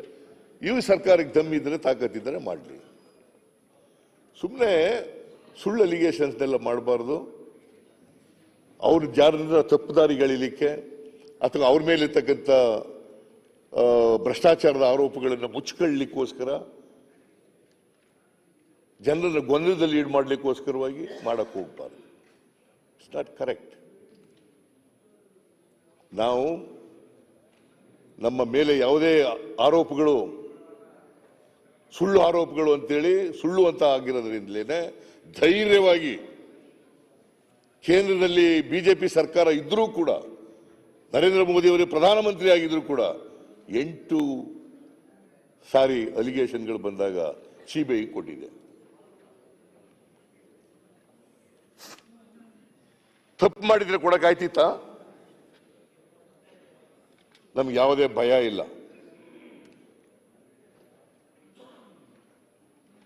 ಇವತ್ತು ಇದರಿಂದ ಈ ತರದ ವೈಲ್ಡ್ ಅಲಿಗೇಷನ್ಗಳನ್ನ ಮಾಡೋದು, ಅದರಿಂದ ತಪ್ಪಿಸ್ಕೊಳ್ಳೋದು, ಜಾರ್ಕೊಳ್ಳೋದು, ಕೋರ್ಟ್ನಲ್ಲಿ ಒಂದು ನಿಲುವು ತಗೊಳ್ಳೋದು, ಆಮೇಲೆ ಇಲ್ಲಿ ಅಸೆಂಬ್ಲಿನಲ್ಲಿ ಒಂದು ನಿಲುವು ತಗೊಳ್ಳೋದು, ಹೊರಗಡೆ ಒಂದು ನಿಲುವು ತಗೊಳ್ಳೋದು, ಇದು ಸರ್ಕಾರಕ್ಕೆ ಶೋಭೆ ತರ್ತಕ್ಕಂಥ ವಿಚಾರ ಅಲ್ಲ. ಸರ್ಕಾರ ತನ್ನ ತಪ್ಪುಗಳನ್ನು ಮುಚ್ಚಿಕೊಳ್ಳಲಿಕ್ಕೋಸ್ಕರವಾಗಿ ಮಾಡ್ತಾ ಇರ್ತಕ್ಕಂಥ ಇವು ಆರೋಪಗಳೇ ಹೊರತು ಇವೆಲ್ಲವೂ ಕೂಡ ಸುಳ್ಳು ಆರೋಪಗಳು. ನಮ್ಮ ಮೇಲೆ ಮಾಡಿರ್ತಕ್ಕಂಥವೆಲ್ಲ ಸುಳ್ಳು ಆರೋಪಗಳು. ಇದು ಒಂದು. ಆಮೇಲೆ ಮನೆ ಅಧ್ಯಕ್ಷರೇ, ಇವರ ಆರೋಪಗಳನ್ನು ಮಾಡಿದಾಗ ನಾನು ಈಗಲೂ ಕೂಡ ಚಾಲೆಂಜ್ ಮಾಡ್ತೀನಿ. ನಾನು ಇವೆಲ್ಲ ಬಿಟ್ಬಿಡಿ, ಭಾವನಾತ್ಮಕವಾದಂಥ ವಿಚಾರಗಳೆಲ್ಲ ಬಿಟ್ಬಿಡಿ. ಧರ್ಮ, ಜಾತಿ, Abbakka versus Tipu Sultan, Mahatma Gandhiji versus Godse, Mahatma Gandhiji versus Savarkar, ಇವೆಲ್ಲ ಬಿಟ್ಬಿಡಿ. ಇವೆಲ್ಲ ಹೇಳಕ್ ಹೋಗ್ಬಿಡಿ. ಅವು ದೇರ್ ಆರ್ ಅಪ್ರಸ್ತುತವಾದಂಥ ವಿಚಾರಗಳು. ಅವೆಲ್ಲ ಚುನಾವಣೆಗೋಸ್ಕರ ಏನಾದ್ರು ಮಾಡಿ ಜನರನ್ನ ಪೋಲರೈಸೇಷನ್ ಆಫ್ ವೋಟ್ಸ್ ಮಾಡ್ಲಿಕ್ಕೋಸ್ಕರ ಏನೆಲ್ಲ ಹೇಳಕ್ ಹೋಗ್ಬೇಡಿ. ಅಭಿವೃದ್ಧಿ ಮೇಲೆ ಚರ್ಚೆ ಮಾಡೋಣ ಬರ್ರಿ. ಅಭಿವೃದ್ಧಿ ಮೇಲೆ ನಮ್ಮ ಕಾಲದಲ್ಲಿ ಏನು ಅಭಿವೃದ್ಧಿ ಆಯಿತು, ನಿಮ್ಮ ಕಾಲದಲ್ಲಿ ಏನು ಅಭಿವೃದ್ಧಿ ಆಗಿದೆ, ಅದ್ರ ಮೇಲೆ ಚರ್ಚೆ ಮಾಡೋಣ. ಸಾರ್ವಜನಿಕ ಚರ್ಚೆಗಳು ನಡೀಲಿ. ನಾನು ಸಿದ್ಧ ಇದ್ದೇನೆ. ಅಭಿವೃದ್ಧಿಗಳ ಮೇಲೆ ಚರ್ಚೆ ಮಾಡಕ್ಕೆ ಸಿದ್ಧ ಇದ್ದೀನಿ. ಅದು ಬಿಟ್ಟು ಒಬ್ಬ ಮಂತ್ರಿ ಹೇಳ್ತಾರೆ ಟಿಪ್ಪು ಸುಲ್ತಾನ್ ಅವರನ್ನ ಹೇಗೆ ಮೇಲಕ್ಕೆ ಕಳಿಸ್ಬಿಟ್ರು ಅದೇ ರೀತಿ ಸಿದ್ದರಾಮಯ್ಯನ ಮೇಲಕ್ಕೆ ಕಳಿಸ್ಬಿಡ್ತೀವಿ ಅಂತ ಹೇಳೋದು. ನಾನು ಅದಕ್ಕೆಲ್ಲ ಬಗ್ಗವನಲ್ಲ, ಅದಕ್ಕೆಲ್ಲ ಎದುರ್ಕೊಳ್ಳೋನಲ್ಲ.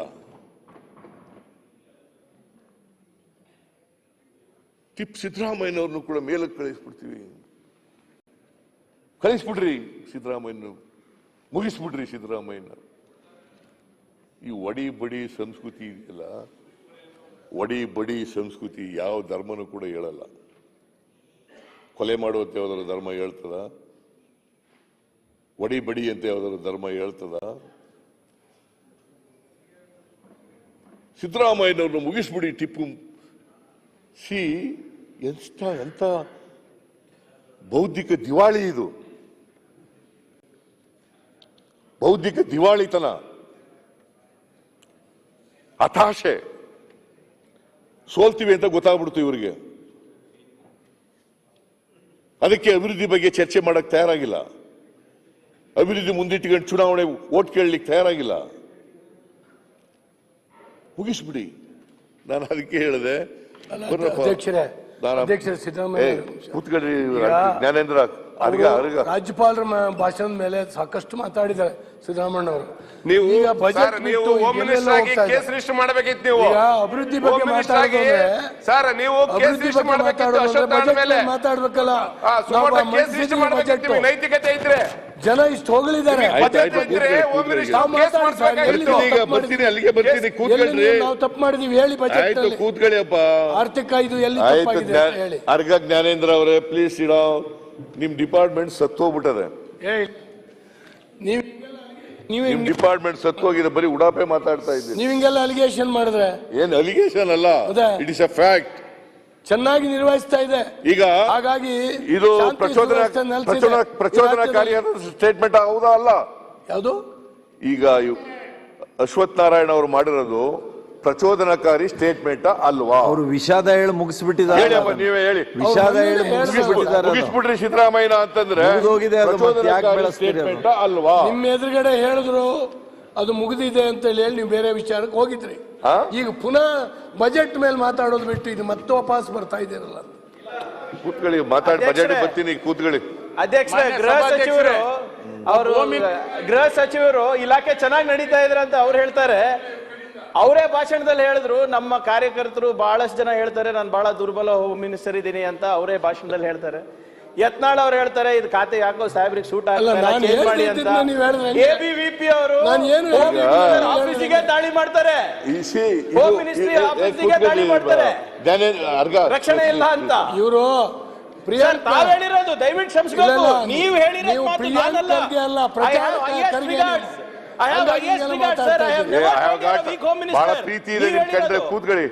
ನೀವ್ ಹೇಳಿರೋದು Jnanendra you are a good man ಅನ್ನೋದ್ರ ಬಗ್ಗೆ ಎರಡನೇ ಮಾತಿಲ್ಲ. ಆದ್ರೆ ನಿಮ್ಮ ಇಲಾಖೆ ನಡೆಸಲಿಕ್ಕೆ ಅಸಮರ್ಥರು ನೀವು ಅಷ್ಟೇ ಅಂತ ಹೇಳ್ತಾ ಇದ್ದೀರಿ. ಹೇಗೆ ಅಂತ ಹೇಳಿ ನೀವು ಹೇಳಲಿಲ್ಲ. ನಿಮ್ಮ ಕಾಲಕ್ಕಿಂತ ಹೆಚ್ಚು ಸಮರ್ಥವಾಗಿ ಇಲಾಖೆಯನ್ನು ನೋಡಪ್ಪ. ಈಗ ನೀವು ಸಮರ್ಥರು ಅಂತ ತೋರಿಸ್ಬೇಕಾದ್ರೆ ಅಶ್ವಥ್ ನಾರಾಯಣ ಮೇಲೆ ಕೇಸ್ ರಿಜಿಸ್ಟರ್ ಮಾಡಿಸಿ. ಅಶ್ವಥ್ ನಾರಾಯಣ ಸಮರ್ಥರು ಅಂತ ತೋರಿಸ್ಬೇಕಲ್ವೇನ್ರಿ? ಇಲಾಖೆಯನ್ನ ನಾನು ಸಮರ್ಥರು ಅಂತ ತೋರಿಸ್ಬೇಕು ಬೇಡ?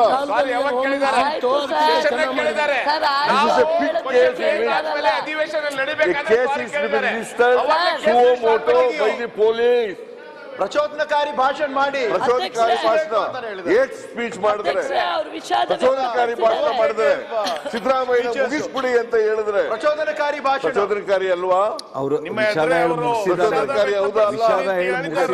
ಅಧ್ಯಕ್ಷರು ನಿಮ್ಮ ಮನಸ್ಸಿಗೆ ನೋವಾಗಿದ್ರೆ ಬಹಳ ಅನುಭವ ಇದೆ, ನಮ್ಮಷ್ಟೇ ಹೆಚ್ಚು ಕಡಿಮೆ ಅನುಭವ ಇದೆ.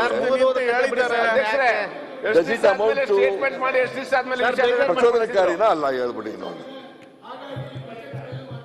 ಹೌದೌದು, ಬಜೆಟ್ ಮೇಲೆ ಮಾತಾಡೋದು.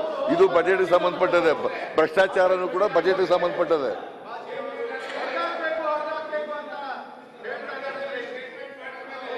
ಈಗ ಮಾನ್ಯ ಅಧ್ಯಕ್ಷರೇ, ನಾನು ಬಿಡಿ ಅದು, ಈಗ ಅದಕ್ಕೆಲ್ಲ ನಾನು ಎದುರವನು ಅಲ್ಲ. ಕೊಲೆ ಮಾಡ್ತೀವಿ ಅಂತಂದ್ರೆ ಎದುರ್ಕೊಬಿಡೋನಲ್ಲ, ಹತಾಶನಾಗಕ್ಕೂ ಹೋಗಲ್ಲ. ಆಮೇಲೆ ನನ್ನ ನಿಲುವಿನಲ್ಲಿ ಬದಲಾವಣೆನೂ ಆಗಲ್ಲ. ಎದುರ್ಕೊಂಡು ನಮ್ಮ ನಿಲುವನ್ನು ಬದಲಾವಣೆ ಮಾಡ್ಕೊಳ್ಳೋಕ್ಕೂ ಹೋಗೋದಿಲ್ಲ. ಏನ್ ನಿಲುವಿದೆ ಈಗ ಅದೇ ನಿಲುವಿನಲ್ಲಿ ನಾನು ಇರ್ತೀನಿ. ಧೈರ್ಯ ಇದ್ರೆ,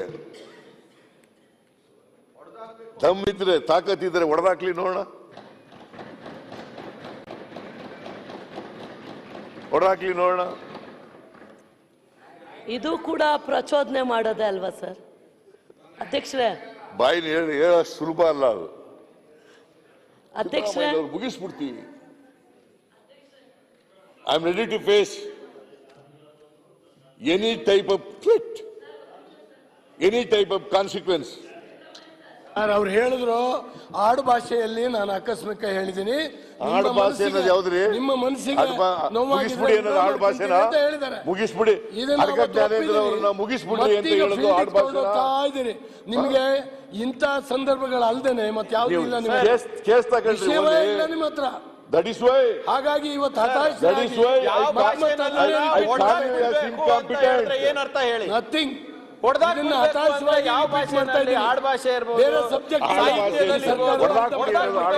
ಏನರ್ಥ? ಡೆಫಿನಿಷನ್ ಹೊಡೆದಾಕ್ಬೇಕು ಅಂದ್ರೆ ಏನರ್ಥ? ಯಾವ ಸಾಹಿತ್ಯ ಹೊಡೆದಾಕ್ ಬಿಡ್ಬೇಕು ಅಂತ ಆಡ್ ಭಾಷೆನಾ? ಇವರಿಗೆ ಸೈದ್ಧಾಂತಿಕವಾದಂತ ದಿವಾಳಿತನ ಸರ್. ರಾಜಕೀಯವಾಗಿ ಹೊಡೆದಾಕ್ಬೇಕಂತ ಸೈದ್ಧಾಂತಿಕವಾಗಿ ಎದುರಿಸಕ್ಕಾಗಲ್ಲ. ಅಲ್ಲ, ಅದು ಹೇಳಿರೋದು ನಿಮ್ಮ ಗೋಡ್ಸೆ ಮಹಾತ್ಮ ಗಾಂಧೀಜಿನ ಸೈದ್ಧಾಂತಿಕವಾಗಿ ಎದುರಿಸಕ್ಕಾಗಲಿಲ್ಲ. ರಾಜಕೀಯವಾಗಿ ಹೊಡೆದಾಕ್ಬೇಕಂತ ಕೊಲೆ ಮಾಡ್ಬಿಟ್ರು. ಅದು ವಿಷಾದನ ವ್ಯಕ್ತಪಡಿಸಿದ್ದಾರೆ.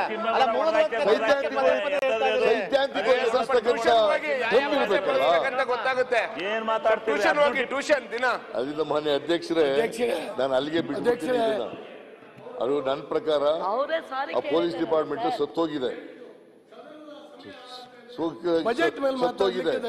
ದುರ್ಬಲ ಮಂತ್ರಿ ಇದ್ದಾರೆ, ಹೋಮ್ ಮಿನಿಸ್ಟರ್ ಇದ್ದಾರೆ, ಅದಕ್ಕೆ ಕೇಸ್ ರಿಜಿಸ್ಟರ್ ಮಾಡ್ಕೊಂಡಿಲ್ಲ. ಹೋಮ್ ಮಿನಿಸ್ಟ್ರಿ ನಡೆಸಿದ್ರು, ಅದಕ್ಕಿಂತ 10 ಪಟ್ಟು ಚೆನ್ನಾಗಿ ನಡೆಸಿದ್ದೀನಿ.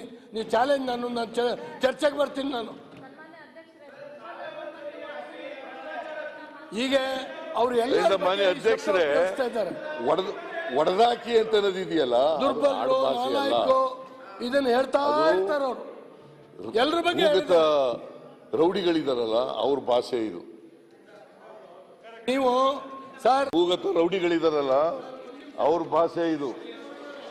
ಒಂದ್ ನಿಮಿಷ, ನಾನು 17ನೇ ಇಸ್ವಿ 1ರಲ್ಲಿ ತಾವು 30,000 ಜನರ ಮೇಲೆ ರೌಡಿ ಲಿಸ್ಟ್ ಓಪನ್ ಮಾಡಿದ್ದೀರಿ ನೀವು ಈ ಇಲಾಖೆಯಿಂದ, ಹೋಮ್ ಇಲಾಖೆಯಿಂದ 30,000.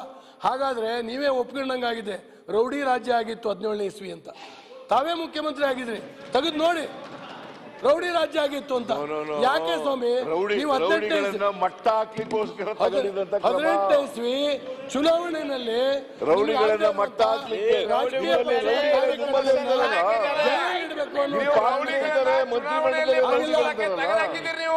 ನೋಡಿ ಇಲ್ಲ ಅಧ್ಯಕ್ಷರೇ,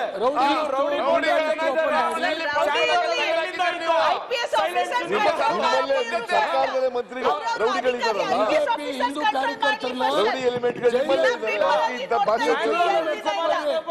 ನಡೀಲಿಲ್ಲ, ಜನಕ್ಕೆ ಗೊತ್ತಾಯ್ತಿದ್ದು. 17ನೇ ಇಸ್ವಿನಲ್ಲಿ 30,000 ಜನರ ಮೇಲೆ ಚುನಾವಣೆಯಲ್ಲಿ ಕಾರ್ಯಕರ್ತರೆಲ್ಲ ಅಂತ ಅಪೇಕ್ಷೆ ಪಟ್ಟಿದ್ರು ಇವರು. ಹಾಗಾಗಿ ಈಗ ದಾಖಲಾತಿಗಳೆಲ್ಲ ಇಡಿಯಪ್ಪ, ಯಾವ್ಯಾವ ಯಾರ ಮೇಲೆ ಹಾಕಿದ್ವು ಅಂತ ಕೊಡ್ತೀನಿ. ನಾವೆಲ್ಲ ಒಳ್ಳೆಯವ್ರ ಮೇಲೆ ಹಾಕಿದ್ವಾ ಇಲ್ವಾ ಅಂತ ಇಡ್ರಿ, ಅವರೆಲ್ಲ ರೌಡಿಗಳು ಹಾಕಿದ್ವಾ ಇಲ್ವಾ ಅಂತ ಇಡಿ ಅಂತ ಹೇಳ್ತಾರಲ್ಲ. ಇವನು ಅಧಿಕಾರಿಗಳಿಗೆ ಫೋನ್ ಮಾಡಿ ಹೇಳಿದ್ರೆ ಪರವಾಗಿರ್ಲಿಲ್ಲ. ಅಧಿಕಾರಿಗಳು ಫೋನ್ ಮಾಡಿ ಚರ್ಚೆ ಇದೇ ಆಗಬೇಕು ಅಂದ್ರೆ ಆದ್ರೆ ಬಜೆಟ್ ರೌಡಿಗಳ ಮೇಲೆ ಕೇಸ್ ಹಾಕಿ ಅವ್ರನ್ನ ರೌಡಿ ಶೀಟರ್ಸ್ ಅಂತ ಮಾಡೋದು, ಪೊಲೀಸ್ ಸ್ಟೇಷನ್ ಅವ್ರ ಫೋಟೋಗಳು ಹಾಕೋದು ಯಾಕೆ ಮಾಡ್ತೀವಿ ಅಂತಂದ್ರೆ ರೌಡಿಸಮ್ ಅನ್ನ ಕಡಿಮೆ ಮಾಡಕ್ಕೆ, ಹತ್ತಿಕ್ಲಿಕ್ಕೆ. ಅದನ್ನ ಇವರೆಲ್ಲ ವಾಪಸ್ ತಗೋತಾ ಇದಾರಲ್ಲ, ಅದ್ರೇನು ವಾಟ್ ಡಸ್ ಇಟ್ ಮೀನ್? ಅವನ್ನೆಲ್ಲ ರೌಡಿ ಲಿಸ್ಟ್ ನಿಂದ ತೆಗೆದಾಕ್ತಾ ಇದ್ದಾರಲ್ಲ, what does it indicate? What does it mean? ಅದರಿಂದ ಮಾನ್ಯ ಅಧ್ಯಕ್ಷರೇ, ನೀವು ಸುವಮೋಟೋ ಕೇಸ್ ರಿಜಿಸ್ಟರ್ ಮಾಡ್ಕೋಬೇಕಾಗಿತ್ತು, ಆದ್ರೆ ಮಾಡಲಿಲ್ಲ. ಹಾಗಂತೇಳಿ ನಾನು ಹೆದರ್ಕೊಳ್ಳಲ್ಲ, ನನಗೆ ಭಯನೂ ಇಲ್ಲ. ನಾನು ಕೋಮುವಾದಿಗಳ ವಿರುದ್ಧ ಹೋರಾಟ ಮಾಡದೆ, ಬಡವರ ಪರವಾಗಿ ಹೋರಾಟ ಮಾಡದೆ, ದಲಿತರ ಪರವಾಗಿ, ಹಿಂದುಳಿದವರ ಪರವಾಗಿ, ಅಲ್ಪಸಂಖ್ಯಾತರ ಪರವಾಗಿ ಹೋರಾಟ ಮಾಡೇ ಮಾಡ್ತೀವಿ. ಮತ್ತೆ ಎಲ್ಲ ಧರ್ಮದಲ್ಲಿರ್ತಕ್ಕಂಥ ಬಡವರ ಪರವಾಗಿ ಹೋರಾಟವನ್ನ ಮಾಡ್ತೀವಿ. ಅವರು ಅಭಿವೃದ್ಧಿ ಕಾರ್ಯಕ್ರಮಗಳ ಬಗ್ಗೆ ಚರ್ಚೆ ಮಾಡಕ್ ತಯಾರಾಗಿಲ್ಲ, ಭಯ. ಈಗ ಬಜೆಟ್ ಮಂಡಿಸಿದ್ದಾರೆ ಮಾನ್ಯ ಅಧ್ಯಕ್ಷರೇ. ಈಗ ನಾನು ಮೇನ್ ಸಬ್ಜೆಕ್ಟ್ ಬಂದ್ಬಿಡ್ತೀನಿ.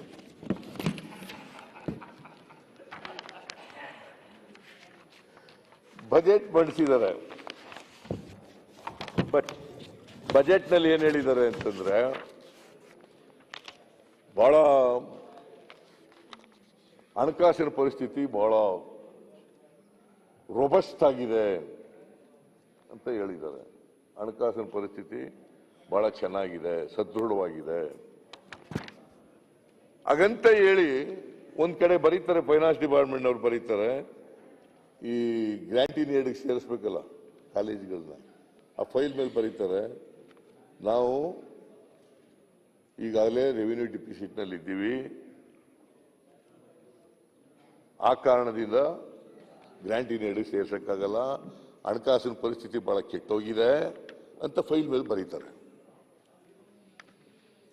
ಇಲ್ಲಿ ಬಜೆಟ್ ನಲ್ಲಿ ಹೇಳ್ತಾರೆ ಹಣಕಾಸಿನ ಪರಿಸ್ಥಿತಿ ಬಹಳ ಸದೃಢವಾಗಿದೆ. ಫೈಲ್ ಮೇಲೆ ಬರೀತಾರೆ ಫೈನಾನ್ಸ್ ಡಿಪಾರ್ಟ್ಮೆಂಟ್ನವರು, ಹಣಕಾಸಿನ ಪರಿಸ್ಥಿತಿ ಕೆಟ್ಟೋಗಿದೆ. ಮೊನ್ನೆ ಅಧ್ಯಕ್ಷರೇ, ಇವ್ರ ಕಾರಣ ಏನ್ ಹೇಳ್ತಾರೆ ಅಂತಂದ್ರೆ, ಹೇಳುವಾಗಲೇ ಅದನ್ನ ಹೇಳ್ತಾರೆ, ಪ್ರವಾಹ ಬಂದಿತ್ತು, ಆಮೇಲೆ ಕೊರೋನಾ ರೋಗ ಬಂದಿತ್ತು, ಆ ಕಾರಣದಿಂದ ನಮ್ಮ ಆರ್ಥಿಕ ರಾಜ್ಯದ ಆರ್ಥಿಕ ಪರಿಸ್ಥಿತಿ ಹಾಳಾಗ್ಲಿಕ್ಕೆ ಕಾರಣ ಆಯಿತು ಅಂತ ಹೇಳ್ತಾರೆ. ಮೊನ್ನೆ ಅಧ್ಯಕ್ಷರೇ, ನಾನು ಕೂಡ ಮಾಹಿತಿಯನ್ನು ತರಿಸಿದೆ. ನನಗೆ ಬಂದಿರತಕ್ಕಂಥ ಮಾಹಿತಿ ಪ್ರಕಾರ, ಸರ್ಕಾರದಿಂದ ಪಡ್ಕೊಂಡಿರ್ತಕ್ಕಂಥ ಮಾಹಿತಿ ಪ್ರಕಾರ, ಇಡೀ ಕೊರೋನಾ ಇದಕ್ಕೆ ಪ್ರವಾಹಕ್ಕೆ ಖರ್ಚು ಮಾಡಿರ್ತಕ್ಕಂಥದ್ದು 15ರಿಂದ 16 ಸಾವಿರ ಕೋಟಿ ರೂಪಾಯಿ. 15ರಿಂದ 16 ಸಾವಿರ ಕೋಟಿ ರೂಪಾಯಿ ಪ್ರವಾಹಕ್ಕೆ ಖರ್ಚು ಮಾಡಿರ್ತಕ್ಕಂಥದ್ದು 6 ಸಾವಿರ ಕೋಟಿ ರೂಪಾಯಿ.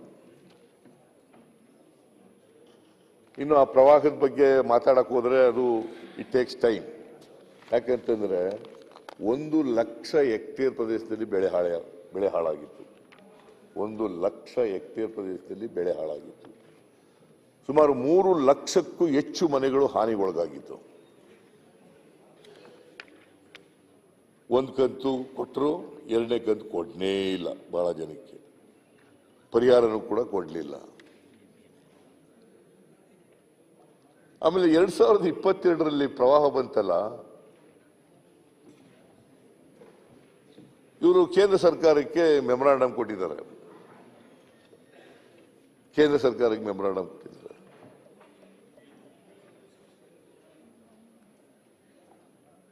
ಆ ಮೆಮೊರಾಂಡಮ್ನಲ್ಲಿ ಸುಮಾರು 1944 ಕೋಟಿ ರೂಪಾಯಿಗಳು ಕೇಳಿ ಮೆಮೊರಾಂಡಮ್ ಕೊಟ್ಟಿದ್ದಾರೆ.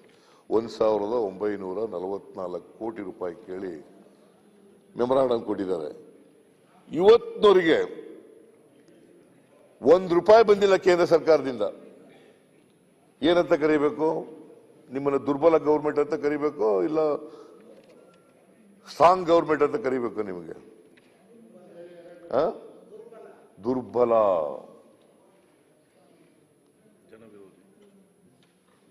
ಕೇಂದ್ರ ಸರ್ಕಾರದ ಮುಂದೆ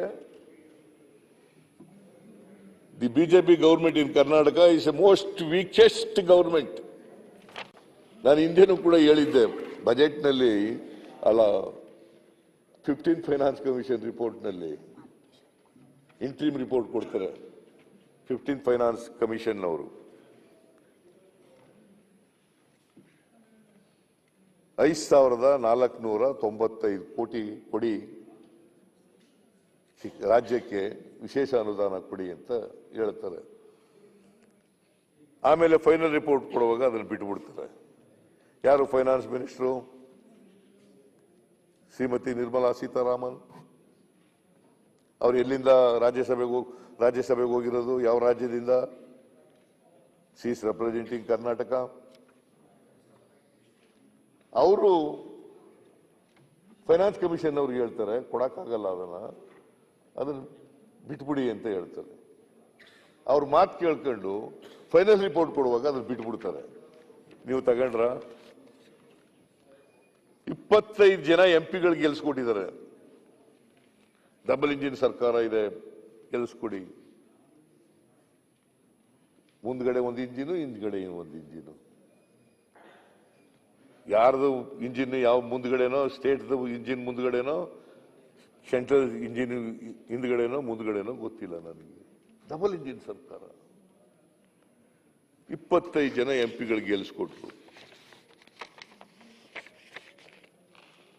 25 ಜನ ಎಂಪಿಗಳು ಒಂದು ದಿನ ಅದ್ರ ಬಗ್ಗೆ ಪಾರ್ಲಿಮೆಂಟ್ ನಲ್ಲಿ ಮಾತಾಡಿಲ್ಲ. 5,495 ಕೋಟಿ ಅದು ಶಿಫಾರಸ್ ಮಾಡಿದ್ದದ್ದು ಇಂಟ್ರೀಮ್ ರಿಪೋರ್ಟ್ ನಲ್ಲಿ. ಫೈನಲ್ ರಿಪೋರ್ಟ್ ಮಾಡಿಸುವಾಗ ಅದು ಬಿಟ್ಟೇ ಬಿಟ್ರು. ಇವ್ರು ಕೇಳಲಿಲ್ಲ, ಅವ್ರು ಒತ್ತಡ ಹಾಕ್ಲಿಲ್ಲ,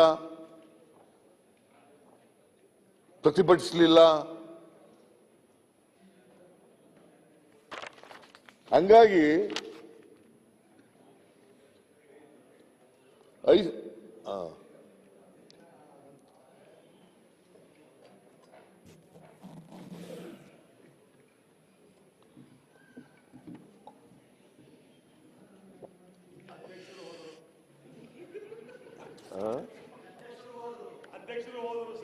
ಅಧ್ಯಕ್ಷರು ಪಾಪ ಅವ್ರಿಗೆ ಏನ್ ಕೇಳು ಸತ್ಯ ಈ ತರ ಸಿದ್ದರಾಮಯ್ಯ ಬಗ್ಗೆ ಸತ್ಯ ಹೇಳ್ತಾ ಇದಾರಲ್ಲ ಅಂತ ಗೊತ್ತಾದ್ಮೇಲೆ ಹೋದ್ರು ಅವರು.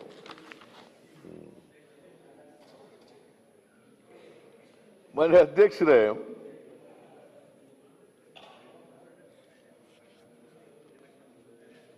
ಬಹಳ ಚೆನ್ನಾಗಿದೆ ಅಂತ ಹೇಳಿ ಇಂಥ ದುರ್ಬಲ ಸರ್ಕಾರ ಇರೋದ್ರಿಂದ ನಮ್ಗೆ 5,495 ಕೋಟಿ ರೂಪಾಯಿ ಬರೋದು ತಪ್ಪೋಯ್ತು.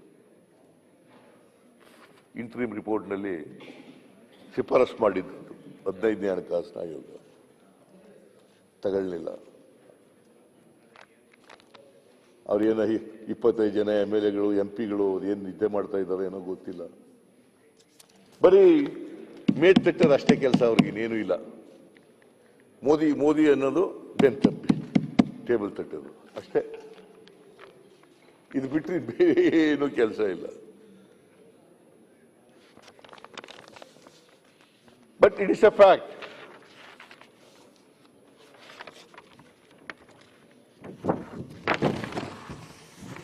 ಆಮೇಲೆ ಒಂದು ಬಜೆಟ್ ಅಂತಂದ್ರೆ ಆ ಬಜೆಟ್ನಿಂದ ಮೌಲ್ಯವರ್ಧನೆ ಆಗಬೇಕು. ಮೌಲ್ಯವರ್ಧನೆ ಆಗಬೇಕು. ನನಗೆ 100 ರೂಪಾಯಿ ಆದಾಯ ಬರ್ತಾ ಇದ್ರೆ 120 ರೂಪಾಯಿ ಆಗಬೇಕು. ಅದು ಕಡಿಮೆ ಆಗೋದಲ್ಲ. ಈಗ ಫಾರ್ ಎಕ್ಸಾಂಪಲ್ ರೈತ ಒಂದು ಮಾವಿನ ಮರ ಸಾಕಿರ್ತಾನೆ, ಮಾವಿನ ಮರ ತೋಟ ಇಟ್ಕೊಂಡಿರ್ತಾನೆ. ಒಂದು ಮಾವಿನ ಮರದಲ್ಲಿ 1,000 ಮಾವಿನಕಾಯಿ ಬಿಡ್ತವೆ ಅಂತ ಇದ್ರೆ ನಾನೇನು ಎಕ್ಸ್ಪೆಕ್ಟ್ ಮಾಡ್ತೀನಿ? ಒಳ್ಳೆ ಬೆಲೆ ಸಿಕ್ಬೇಕು ಅದಕ್ಕೆ ಅಂತ ಲೆಕ್ಕ ಹಾಕ್ತೀನಿ. ಮುಂದಿನ ವರ್ಷಕ್ಕೆ ಏನು ಯೋಚನೆ ಮಾಡ್ತೀನಿ? ಅದು 1,100 ಕಾಯಿ ಬಿಡ್ಲಪ್ಪ, ಅದಕ್ಕೆ ಹಣ ಹೋದ್ ಸಾರಿಗಿಂತ ಈ ಸಾರಿ, ಹೋದ್ ಸಾರಿ 5 ರೂಪಾಯಿ ಬಂದಿದ್ದಾರೆ, ಈ ಸಾರಿ 7 ರೂಪಾಯಿ ಅವರು ಬರಲಿ ಅಂತ ಲೆಕ್ಕಾಚಾರ ಹಾಕ್ತೀನಿ. ಮತ್ತೆ ಅದಕ್ಕೆ ನಾ ಎಲ್ಲ ಗೊಬ್ಬರ ಹಾಕಿರ್ತೀನಿ, ನೀರು ಹಾಕಿರ್ತೀನಿ, ಇವೆಲ್ಲ ಲೆಕ್ಕಾಚಾರ ಎಲ್ಲ ಹಾಕಬೇಕಾಗ್ತದೆ. ಕೂಲಿ ಮಾಡಿರ್ತೀನಿ, ಇವೆಲ್ಲ ಮಾಡಿರ್ತೀವಿ. ಗ್ರಾಹಕರಿಗೂ ನ್ಯಾಯಯುತವಾಗಿ ಸಿಗಬೇಕು, ಮತ್ತೆ ಬೆಳೆದವನಿಗೂ ಕೂಡ ನ್ಯಾಯಯುತವಾದಂಥ ಬೆಲೆ ಸಿಗ್ಬೇಕು. ಆ ಥರ ಬಜೆಟ್ ಇರಬೇಕಲ್ವಾ? ಈಗ ನಾನು ಮುಖ್ಯಮಂತ್ರಿಯಾಗಿ 6 ಬಜೆಟ್ಗಳನ್ನು ಮಂಡಿಸಿದ್ದೀನಿ. ನನ್ನ ಬಜೆಟ್ಗಳನ್ನು ನೋಡ್ಲಿ ಬೇಕಾದ್ರೆ ಬಹಳ ಪಾರದರ್ಶಕವಾಗಿ ಉತ್ತರದಾಯಿತ್ವ ಇರ್ತಕ್ಕಂಥ ಬಜೆಟ್ಗಳನ್ನು ಮಂಡಿಸಿದ್ದೀನಿ ನಾನು. ಮತ್ತೆ ನಾನು ಕೊನೆ ಬಜೆಟ್ ಅಂತೂ 18-19 budget, last budget which I have presented, ಅದರಲ್ಲಿ 5 ವರ್ಷದಲ್ಲಿ ನಾವು ಏನೇನು ಹೇಳಿದ್ದೋ, ಮ್ಯಾನಿಫೆಸ್ಟೋನಲ್ಲಿ ಏನು ಹೇಳಿದ್ದೋ ಅವು ಎಷ್ಟನ್ನ ಜಾರಿ ಮಾಡಿದ್ದೀವಿ, ಎಷ್ಟು ಜಾರಿ ಮಾಡಿಲ್ಲ, ಮುಂದೆ ಏನು ಮಾಡ್ತೀವಿ, ಮುಂದಿನ ವರ್ಷ ಏನು ಮಾಡ್ತೀವಿ ಅಂತ ಅನ್ನೋದೆಲ್ಲ ಹೇಳಿದ್ದೀವಿ. ಈ ಬಜೆಟ್ನಲ್ಲಿ ಏನೂ ಇಲ್ಲ. ಇವರು ಮಂಡಿಸಿರ್ತಕ್ಕಂಥ ಬಜೆಟ್ನಲ್ಲಿ ಪಾರದರ್ಶಕತೆಯೂ ಇಲ್ಲ, ಉತ್ತರದಾಯಿತ್ವನೂ ಇಲ್ಲ. ಇಟ್ ಇಸ್ ದಿ ಒಂದು ಬಜೆಟ್ನ ಆತ್ಮ ಇದು. ಪಾರದರ್ಶಕತೆ ಮತ್ತು ಉತ್ತರದಾಯಿತ್ವ ಒಂದು ಬಜೆಟ್ನ ಆತ್ಮ ಇದ್ದಾಗೆ. ಅದು ಏನು ಮಾಡಲಿಲ್ಲ.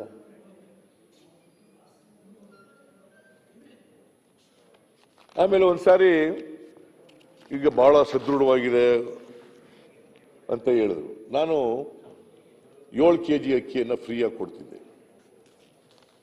ಪ್ರತಿಯೊಬ್ಬರಿಗೆ. 1,20,00,000 BPL ಕಾರ್ಡ್ಗಳಿದ್ದಾವೆ. ಸುಮಾರು more than 4 crore beneficiaries are there. ಎಲ್ಲ ಧರ್ಮದ ಎಲ್ಲ ಜಾತಿಯ ಬಡವರು ಇದ್ದಾರೆ. ಅದನ್ನು 5 kg ಮಾಡಿಬಿಟ್ರು. ನಾನು ಕೇಳಿದೆ, ಯಾಕ್ರಿ 7 kgಯಿಂದ 5 kg ಮಾಡಿದ್ರಿ ಅಂತ ಹೇಳಿದೆ. ಅದಕ್ಕೆ ಉತ್ತರ ಏನು ಗೊತ್ತಾ?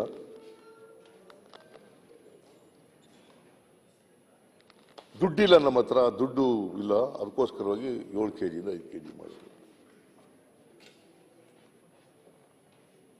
ಅದು ಊಟ, ಬಡವರಿಗೆ ಊಟ ಕೊಡ್ತಕ್ಕಂಥದ್ದು, ಹಸು ನೀಗಿಸ್ತಕ್ಕಂಥದ್ದು ಕಾರ್ಯಕ್ರಮ, ಅನ್ನಭಾಗ್ಯ ಕಾರ್ಯಕ್ರಮ. ಅದನ್ನ ಹೇಳಿ ಹಂಗೆ ತಪ್ಪಿಸ್ಕೊಬಿಟ್ರು. ಈಗ 5 kgನೇ ಕೊಡ್ತಾ ಇದ್ದಾರೆ. ಅದನ್ನು ಬೇರೆ ಎಲ್ಲ ಕಡೆ ಪ್ರಚಾರ. ಸಿದ್ದರಾಮಯ್ಯನವರು ಕೇಂದ್ರ ಸರ್ಕಾರದ ಕಾರ್ಯಕ್ರಮನ ನಮ್ಮ ಕಾರ್ಯಕ್ರಮ ಅಂತ ಅನ್ಕೊಂಡ್ರು. ಅವರು ಬರೀ ಬ್ಯಾಗ್ಗಳಷ್ಟೇ, ಚೀಲ ಕೊಟ್ಟರು. ಆಗಿದ್ರೆ 7 kg ಅಕ್ಕಿ ಫ್ರೀಯಾಗಿ ಕೊಡೋದು ಗುಜರಾತ್ನಲ್ಲಿ ಇದೆಯಾ? ಇವ್ರದೇ ಸರ್ಕಾರ ಇದೆಯಲ್ಲ ಬಹಳ ವರ್ಷದಿಂದ. ಮಧ್ಯಪ್ರದೇಶದಲ್ಲಿ ಇದೆಯಾ? UP-ನಲ್ಲಿ ಇದೆಯಾ? ಅಸ್ಸಾಂನಲ್ಲಿ ಇದೆಯಾ?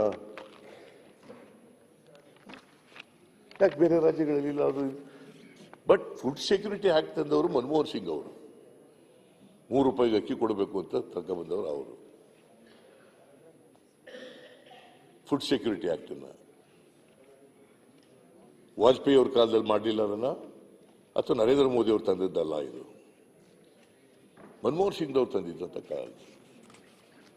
ನಾವು ಅವರಿಂದ ತರಿಸ್ಕೊಂಡು ಒಂದೊಂದ್ಸಾರಿ ಅಕ್ಕಿ ಇಲ್ದೇನೆ UP, ವೆಸ್ಟ್ ಬೆಂಗಾಲ್, ಇದರಲ್ಲಿ ಪಂಜಾಬ್, ಅಲ್ಲಿಂದ ಅಕ್ಕಿ ತರಿಸ್ಕೊಟ್ಟಿದ್ದೀವಿ ನಾವು. ಮನೆ ಅಧ್ಯಕ್ಷರೇ, ಆರ್ಥಿಕವಾಗಿ ಸದೃಢವಾಗಿದೆ ಅಂತ ಅನ್ನೋದಿದೆಯಲ್ಲ, ಅದು ಸರಿಯಾದಂಥ ಕ್ರಮ ಅಲ್ಲ. ಆಮೇಲೆ ಇನ್ನೊಂದು ಏನು ಹೇಳಿದ್ದಾರೆ ಅಂತಂದ್ರೆ ಬಜೆಟ್ನಲ್ಲಿ, I don't no where they got this information. Source ಹೇಳಬೇಕು ಅವರು. ಸಿದ್ದರಾಮಯ್ಯನವರು 15 ಲಕ್ಷ ಮನೆ ಕೊಡ್ತೀವಿ ಅಂತ ಹೇಳಿಬಿಟ್ಟಿದ್ರು, ಆದರೆ ದುಡ್ಡೇ ಇಟ್ಟಿರಲಿಲ್ಲ. ನಾನು ಎಲ್ಲೂ ಕೂಡ ಹೇಳಿರಲಿಲ್ಲ.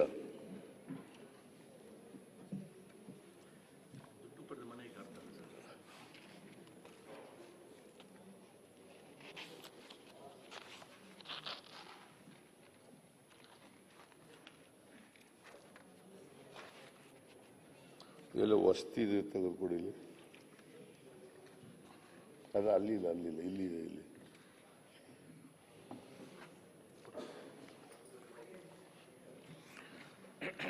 ನಾನು ಮುಖ್ಯಮಂತ್ರಿ ಆಗಿರುವಾಗ 14,54,000 ಮನೆಗಳನ್ನು ನಮ್ಮ ಇದರಲ್ಲಿ ಕಟ್ಟಿತ್ತು. ಮಾರ್ಚ್ ಎಂಡವರೆಗೆ 14,54,000 ಮನೆ. ಬಟ್ ಅಷ್ಟಕ್ಕೆ ದುಡ್ಡು ಕೂಡ ಕೊಟ್ಟಿತ್ತು. ನೋಡಿ, ನಮ್ಮ ಸರ್ಕಾರವು ಅಧಿಕಾರವನ್ನು ವಹಿಸಿಕೊಂಡಾಗ ಮುಂದಿನ 5 ವರ್ಷಗಳಲ್ಲಿ 15 ಲಕ್ಷ ಮನೆಗಳನ್ನು ರಾಜ್ಯದಲ್ಲಿ ನಿರ್ಮಿಸುವುದಾಗಿ ಘೋಷಿಸಿದ್ದೆವು. ಈಗಾಗಲೇ ಅಂದರೆ ಬಜೆಟ್ ಮಂಡಿಸಿದಾಗ ಫೆಬ್ರವರಿ ತಿಂಗಳಲ್ಲಿ 13,95,00,000 ಮನೆಗಳನ್ನು ನಿರ್ಮಿಸಲಾಗಿದ್ದು, ಮಾರ್ಚ್ 2018ರ ಅಂತ್ಯದವರೆಗೆ 15.5 ಲಕ್ಷ ಮನೆಗಳನ್ನು ನಿರ್ಮಿಸಲಾಗುತ್ತದೆ. ಇಂದಿನ ಸರ್ಕಾರವು 2008ರಿಂದ 13ರವರೆಗೆ 11.30 ಲಕ್ಷ ಮನೆಗಳನ್ನು ಮಾತ್ರ ನಿರ್ಮಿಸಿತ್ತು. ಕಳೆದ 5 ವರ್ಷಗಳಲ್ಲಿ ಅವಧಿಯಲ್ಲಿ ಉದ್ದೇಶಕ್ಕಾಗಿ ಈಗಾಗಲೇ 15,391 ಕೋಟಿ ರೂಗಳನ್ನು ವೆಚ್ಚ ಮಾಡಲಾಗಿದೆ. ಅದರಲ್ಲಿ 9,145 ಕೋಟಿ ರೂಗಳನ್ನು ಪರಿಶಿಷ್ಟ ಜಾತಿ, ಪರಿಶಿಷ್ಟ ಪಂಗಡದ ಫಲಾನುಭವಿಗಳಿಗೆ ಖರ್ಚು ಮಾಡಲಾಗಿದೆ. ಇದು ಲಾಸ್ಟ್ ಬಜೆಟ್ನಲ್ಲಿ ನಾನು ಹೇಳಿರೋದು. ಆಮೇಲೆ ಮುಂದೆ ಹೋಗಿ ಏನು ಹೇಳ್ತೀನಿ ಅಂತಂದ್ರೆ,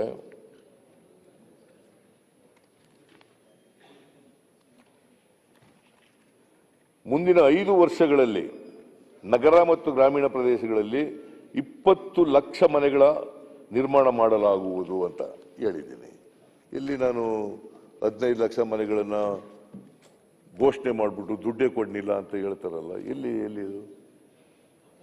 ಇವರು ರಾಜ್ಯಪಾಲರ ಭಾಷಣದಲ್ಲಿ ಹೇಳಿರೋ ಪ್ರಕಾರ ಇವರು ಕಟ್ಸಿರೋದೇ 4,93,000. ನಾನು ಅದಕ್ಕೆ ಸೋಮಣ್ಣವ್ರಿಗೆ ಹೇಳಿದೆ, ನೀನು ನೋಡಪ್ಪ 2019, 20, 21, 22, 23 4 ವರ್ಷದಲ್ಲಿ ಎಷ್ಟೆಷ್ಟು ಮಂಜೂರು ಮಾಡಿದ್ದೀವಿ ಅಂತ ಆದೇಶ ಇಟ್ಬಿಟ್ರಪ್ಪ ಇಲ್ಲಿ ಸದನದ ಮುಂದೆ. ಈ 4,93,000 ಇವರು ಕಟ್ಟಿದ್ರೆ ಅವು ನಾವು ಮಂಜೂರು ಮಾಡಿದಂತ ಮನೆಗಳು. ನೀವು ಕಟ್ಟಿದ್ರೆ ಮಾಡಿ. ಮತ್ತೆ ದುಡ್ಡಿದೆ, ಸದೃಢವಾಗಿದೆ, ಆರ್ಥಿಕವಾಗಿ ಬಹಳ ಸದೃಢವಾಗಿದ್ದಾವೆ. ಅಂತೆಲ್ಲ ಹೇಳ್ಕೊಂಡಿದ್ದೀರಲ್ಲ, ಅದ ಇಲ್ಲ, ಕಟ್ಟಲಿಲ್ಲ, ನೀವು ಮನೆ ಕಟ್ಟಲಿಲ್ಲ. ಬಡವರಿಗೆ, ಸೂರಿಲ್ಲದವರಿಗೆ ಸೂರು ಕೊಡಕ್ಕಾಗಲಿಲ್ಲ,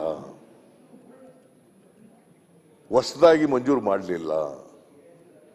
ಮಂಜೂರಾಗಿದ್ದಂಥ ಮನೆಗಳಿಗೆ ಅದು ಕೆಲವು ಕಾಲ ಲಾಕ್ ಮಾಡಿಬಿಟ್ಟು ಆಮೇಲೆ ಲಾಕ್ ತೆಗೆದು 1 ಲಕ್ಷ ಮನೆಗಳನ್ನು ಬೆಂಗಳೂರಿನಲ್ಲಿ ಕಟ್ಟಬೇಕು ಅಂತ ಹೇಳಿದ್ರೆ ಇವತ್ತಿನವರೆಗೂ ಕಟ್ಟಕ್ಕಾಗಿಲ್ಲ ಅವ್ರ ಕೈಯಲ್ಲಿ. ಇನ್ನು ವಿವಿಧ ಹಂತಗಳಲ್ಲಿದ್ದಾವೆ. ಆನ್ಲೈನ್ ಮೂಲಕ ಅರ್ಜಿ ಕರೆದಿದ್ದೀವಿ ಅಂತ ಒಂದಷ್ಟು ದಿನ ತಳ್ಳಿದ್ರು, ಆಮೇಲೆ ಜಾಗ ಇಲ್ಲ ಅಂತ ತಳ್ಳಿದ್ರು, ಆಮೇಲೆ ವಾಪಸ್ ಕಳಿಸಿ ಅಂತ ಹೇಳಿದ್ರು. ಹಿಂಗೆಲ್ಲ ಮಾಡಿ ಕೆಲವೆಲ್ಲ ಕ್ಯಾನ್ಸಲ್ ಮಾಡಿಬಿಟ್ರು. ಇದೆಲ್ಲ ಮಾಡಾಯ್ತು, ಮನೆಗಳಿಗೆ ಕೊಡಕ್ಕಾಗಲಿಲ್ಲ. ಇಂದ ಇವರು ಸದೃಢವಾಗಿದೆ ಅಂತನ್ನೋದು ಸತ್ಯಕ್ಕೆ ದೂರವಾದಂಥ ಮಾತು. ಅದರಿಂದ ಇವರೆಲ್ಲ ಇವರು ಹೇಳಿದ್ರು,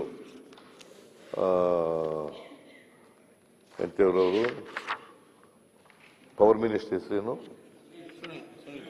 ಸುನಿಲ್ ಅವರು ಹೇಳಿದ್ರು. ಅವ್ರು ರಿಯಾಕ್ಟ್ ಮಾಡ್ತಾ, ಬಜೆಟ್ ಮೇಲೆ ರಿಯಾಕ್ಟ್ ಮಾಡ್ತಾ, ತೆರಿಗೆ ಹೆಚ್ಚು ಇರ್ತಕ್ಕಂಥ ಬಜೆಟ್ಟು, ಹೆಚ್ಚಾಗಿರ್ತಕ್ಕಂಥ ಬಜೆಟ್ಟು, ಮತ್ತೆ ರಾಜಸ್ವ ಹೆಚ್ಚಳದ ಅಮೃತ ಕಾಲದ ಬಜೆಟ್ ಅಂತ ಕರೆದಿದ್ರು. ಇದನ್ನು ಎಲ್ಲರೂ ಹೇಳ್ತಾರೆ ಅವ್ರ ಬಜೆಟ್. ನನ್ನ ಪ್ರಕಾರ ಇದು ಅಮೃತ ಕಾಲದ ಬಜೆಟ್ ಅಲ್ಲ, ತೆರಿಗೆ ಸುಲಿಗೆಯ ಬಜೆಟ್. ತೆರಿಗೆ ಸುಲಿಗೆಯ ಕತ್ತಲ ಕಾಲದ ಬಜೆಟ್. ತೆರಿಗೆ ಸುಲಿಗೆಯ ಕತ್ತಲ ಕಾಲದ ಬಜೆಟ್.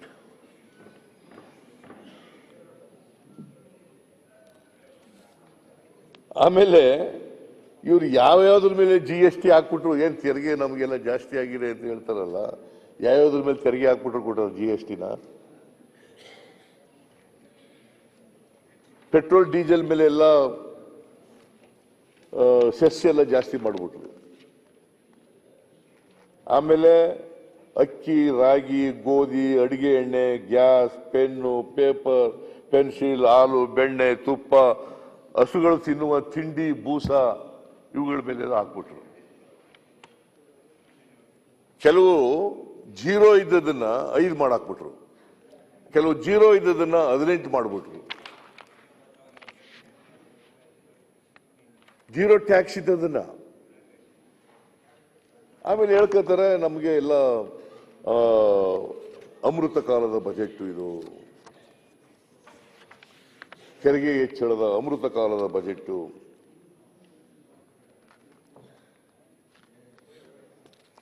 ಅಮೃತ ಕಾಲ ಅಂತ ಸೆಲೆಬ್ರೇಟ್ ಮಾಡೋದು.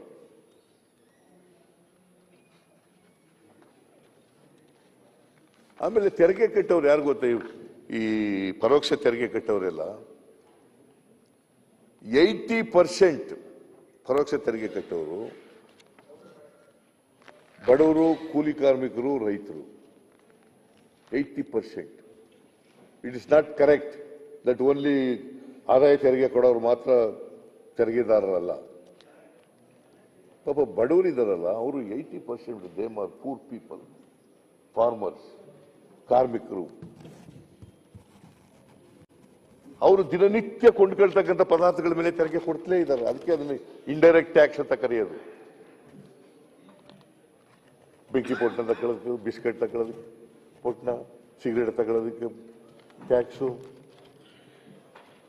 ಅಡಿಗೆ ಎಣ್ಣೆ ತಗೊಳ್ಳೋದಕ್ಕೆ ಟ್ಯಾಕ್ಸು, ಅಕ್ಕಿ, ಗೋಧಿ ಇವ್ರನ್ನೆಲ್ಲ ತೆರಿಗೆ ಕೊಡ್ತಲೇ ಇರ್ತಾರೆ.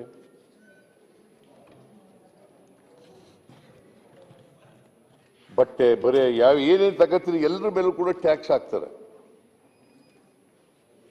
ಇವತ್ತು ಜನ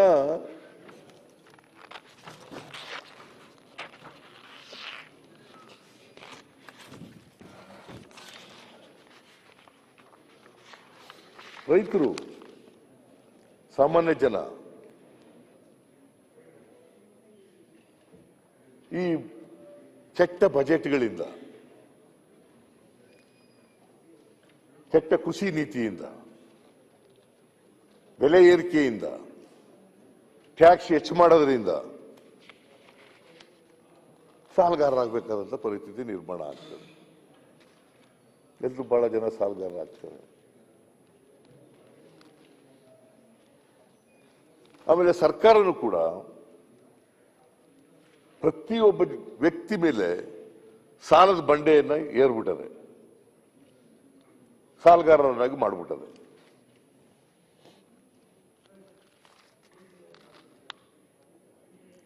ನಾನು ಅಧಿಕಾರ ಬಿಟ್ಟಾಗ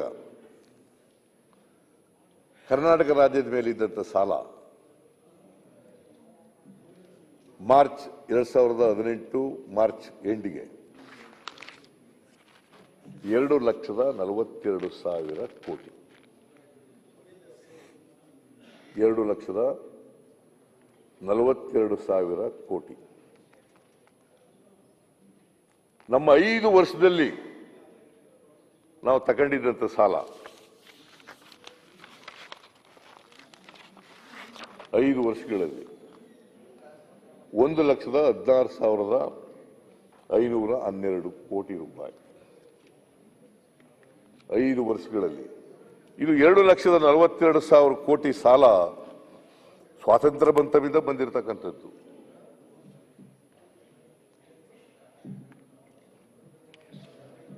ಬಿಜೆಪಿಯವರು ಹೇಳ್ತಿದ್ರು, ನಾನು ಮುಖ್ಯಮಂತ್ರಿ ಆಗಿರುವಾಗ ಸಿದ್ದರಾಮಯ್ಯನವ್ರ ಕಾಲದಲ್ಲಿ ಬಹಳ ಸಾಲ ಮಾಡಿಬಿಟ್ಟಿದ್ದಾರೆ, ಬಹಳ ಸಾಲ ಮಾಡಿಬಿಟ್ಟಿದ್ದಾರೆ, ಎಲ್ಲರನ್ನು ಸಾಲಗಾರರನ್ನಾಗಿ ಮಾಡಿಬಿಟ್ಟಿದ್ದಾರೆ,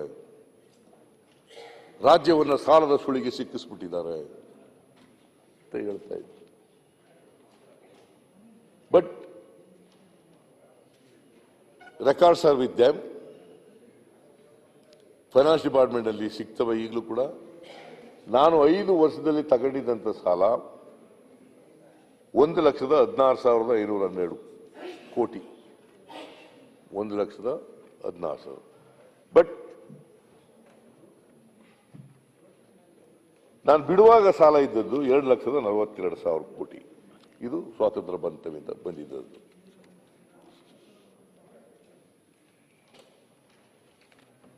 ಇವರು 5 ವರ್ಷದಲ್ಲಿ ಎಷ್ಟು ಸಾಲ ಮಾಡಿದ್ದಾರೆ? ನಾನು ಯಾಕೆ ಹೇಳ್ತಾ ಇದ್ದೀನಿ ಇದನ್ನ ಅಂತಂದ್ರೆ, 5 ವರ್ಷಗಳಲ್ಲಿ 1 ವರ್ಷ ಕುಮಾರಸ್ವಾಮಿ ಮುಖ್ಯಮಂತ್ರಿ ಆಗಿದ್ರು, ಸಮ್ಮಿಶ್ರ ಸರ್ಕಾರ ಇತ್ತು.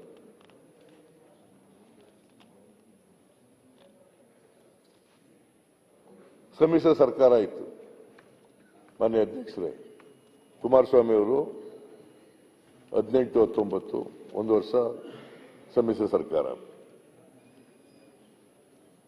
ಆಗ ಅವರು ಮಾಡಿದಂಥ ಸಾಲ 41,914 ಕೋಟಿ. 41,914 ಕೋಟಿ. ಅವರು 1 ವರ್ಷ 2 ತಿಂಗಳಿದ್ರು. ಅದಾದ್ಮೇಲೆ ಇವರೇ ಬಂದರು. ಇವರು ಸಮ್ಮಿಶ್ರ ಸರ್ಕಾರ ತೆಗೆದ್ಬಿಟ್ಟು ವಾಮ್ ಮಾರ್ಗದಿಂದ ಅಧಿಕಾರಕ್ಕೆ ಬಂದರು. ಆಪರೇಷನ್ ಕಮಲ ಮಾಡ್ಕೊಂಡು ಅಧಿಕಾರಕ್ಕೆ ಬಂದರು. ಈ ವರ್ಷದ ಮಾರ್ಚ್ ವೇಳೆಗೆ 4 ಬಜೆಟ್ಗಳಿಂದ ಮಾಡಿದ ಸಾಲ ಇವರು ಈ ರಾಜ್ಯ ಸರ್ಕಾರ ಮಾಡಿರೋದು 4 ವರ್ಷಗಳಲ್ಲಿ 2,54,760 ಕೋಟಿ. 75 ವರ್ಷಗಳಲ್ಲಿ 2,42,000 ಕೋಟಿ. ಇವರು 4 ವರ್ಷದಲ್ಲಿ ಮಾಡಿರೋದು ಸಾಲ 2,54,760 ಕೋಟಿ. ಆಮೇಲೆ ಮುಂದಿನ ವರ್ಷ ಎಷ್ಟು ಸಾಲ ಮಾಡ್ತೀವಿ ಅಂತ ಹೇಳಿದ್ದಾರೆ ಅಂತಂದ್ರೆ 77,750 ಕೋಟಿ. ಮುಂದಿನ ವರ್ಷಕ್ಕೆ ಸಾಲ ಮಾಡಿಕೊಟ್ಟಿರೋದು ಈ ಬಜೆಟ್ನಲ್ಲಿ. ಮಾರ್ಚ್ ಆದ್ಮೇಲೆ ಏಪ್ರಿಲ್ 1ನೇ ತಾರೀಕಿನಿಂದ 77,750 ಕೋಟಿ. ಇದನ್ನು ಸೇರಿಸಿದ್ರೆ 3,32,510 ಕೋಟಿ ಆಗ್ತದೆ. 5 ವರ್ಷದಲ್ಲಿ ಮಾಡಿರ್ತಕ್ಕಂಥ ಸಾಲ 3,32,510 ಕೋಟಿ 5 ವರ್ಷದಲ್ಲಿ. ಕುಮಾರಸ್ವಾಮಿ ಇದು ಸೇರಿಸ್ಬಿಟ್ಟು ನಾನು ಮಾಡಿದ್ದದು 1,16,512 ಕೋಟಿ. ಇವರು 5 ವರ್ಷದಲ್ಲಿ ಮಾಡಿರೋದು 3,32,510 ಕೋಟಿ. ಈಗ ಈ ಬಜೆಟ್ನಲ್ಲಿ ಅವರೇ ಹೇಳಿರೋದು, ಮುಖ್ಯಮಂತ್ರಿಗಳೇ ಒಪ್ಕೊಂಡಿರೋದು,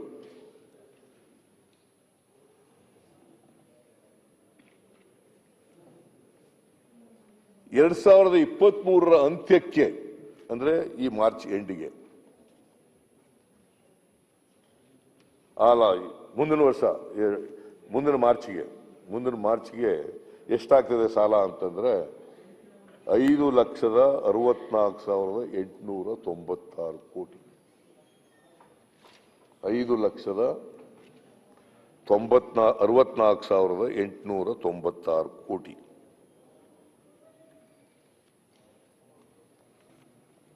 ರಾಜ್ಯದ ಮೇಲಿರ್ತಕ್ಕಂಥ ಸಾಲ ಮುಂದಿನ ಮಾರ್ಚ್ ಎಂಡಿಗೆ 5,64,896 ಕೋಟಿ. ನಮ್ಮ ಲಿಮಿಟ್ ಮೀರುತ್ತಾ ಅದು? ನಮ್ಮ ಸಾಲ ತೆಗೆದುಕೊಳ್ಳೋ ಮಿತಿ ಇದೆಯಲ್ಲ ಅದನ್ನು ಮೀರುತ್ತಾ? ಅಲ್ಲ ಜೊತೆಗೆ ಸ್ವಲ್ಪ ಇಂಟ್ರೆಸ್ಟ್ ಹೇಳ್ಬಿಟ್ರೆ ಕೇಳ್ಕೊತೀನಿ. ನಮ್ಮ ಇಂಟ್ರೆಸ್ಟ್ ಅಧ್ಯಕ್ಷರೇ ಅದು ಬೇರೆ ಒಂದ್ ನಿಮಿಷ ಇರಪ್ಪ, ಅದನ್ನೇ ಅವ್ರನ್ನೇ ಕೇಳ್ತಾ ಇರೋದು ನಾನು. ತಡೀರಿ ಅಂದ್ರೆ ಇರೋ ಸಾಲ ತೆಗೆದುಕೊಳ್ಬೇಕು ಅಂತ ಮಿತಿ ಇದೆಯಲ್ಲ ಸಿದ್ದರಾಮಯ್ಯ ಮೀರುತ್ತಾ ಇದು ಅಂತ ನಾನು ಇಂಟ್ರೆಸ್ಟ್ ಕೇಳ್ಬಿಡ್ತೀನಿ. ಸಾಲ ಸಿಗುತ್ತೆ ಅಂತ ಸಾಲ ಇಲ್ಲ, ನಮ್ಮ ಮಿತಿ ಹೇಳಿ ನೀತಿ ಇರೋದು ಸಾಲ ಸಿಗುತ್ತೆ ಅಂತ ಸಾಲ ತಗೊಳ್ಳೋದಲ್ಲ. ನಮಗೆ ಶಕ್ತಿ ಎಷ್ಟಿದೆ ಅದ್ರ ಮೇಲೆ ಸಾಲ ತಗೋಬೇಕು. ಈಗ ಬಡ್ಡಿ ಎಷ್ಟಾಗುತ್ತೆ ಗೊತ್ತಾ? ಬರೀ ಬಡ್ಡಿ ಈ ಮುಂದಿನ ವರ್ಷಕ್ಕೆ ಬಡ್ಡಿ ಅವರೇ ಹೇಳಿರೋ ಪ್ರಕಾರ 34,000 ಚಿಲ್ಲರೆ ಕೋಟಿ. 34,000 ಚಿಲ್ಲರೆ ಕೋಟಿ. ಅಸಲು ಎಷ್ಟು ಕಟ್ಟಬೇಕು ಗೊತ್ತಾ? 22,000 ಚಿಲ್ಲರೆ ಕೋಟಿ. ನಾನು ಕರೆಕ್ಟಾಗಿ ಹೇಳ್ಬಿಡ್ತೀನಿ.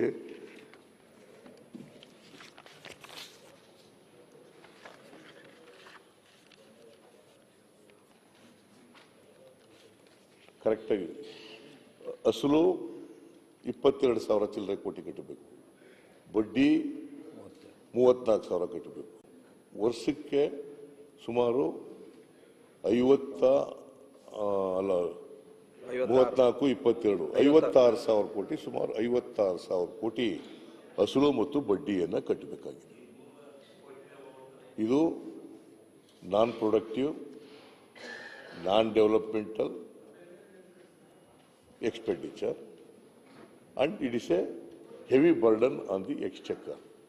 ಯಾಕೆ ದುಡ್ಡಿಲ್ಲ ಅಂತ ಅನ್ನೋದು ಯಾಕೆ ಕಾರಣ ಹಾಕಪ್ಪ ಅಂತಂದ್ರೆ ಸಾಲ ಜಾಸ್ತಿ ಆಗ್ತಾ ಇದೆ, ರೀಪೇಮೆಂಟ್ ಆಫ್ ಇಂಟ್ರೆಸ್ಟ್ ಜಾಸ್ತಿ ಆಗ್ತಾ ಇದೆ, ರೀಪೇಮೆಂಟ್ ಆಫ್ ಪ್ರಿನ್ಸಿಪಾಲ್ ಅಮೌಂಟ್ ಜಾಸ್ತಿ ಆಗ್ತಾ ಇದೆ.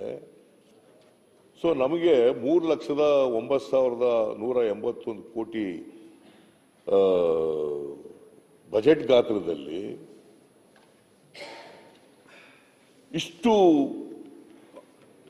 ಬಡ್ಡಿ ಕೊಡಬೇಕು, ಅಸಲು ಕೊಡಬೇಕು. So it is A heavy burden. ಪ್ರತಿ ವರ್ಷ ಜಾಸ್ತಿ ಆಗ್ತಾ ಹೋಗ್ತಾ ಇರ್ತದೆ. ನೀವು ಸಾಲ ಜಾಸ್ತಿ ತಗೊಂಡಷ್ಟು ಸಾಲ ಜಾಸ್ತಿ ಹೇಳ್ಬೋದು. ನಾಳೆ ನಮ್ದು ಇಲ್ಲ ಇದಕ್ಕೆ ಎಂಥದ್ದು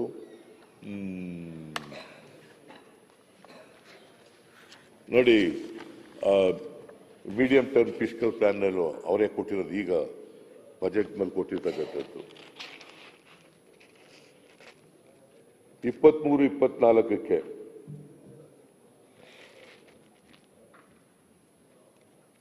ಬಡ್ಡಿ ಕೊಡೋದು 34,023 ಕೋಟಿ. 34,023 ಕೋಟಿ.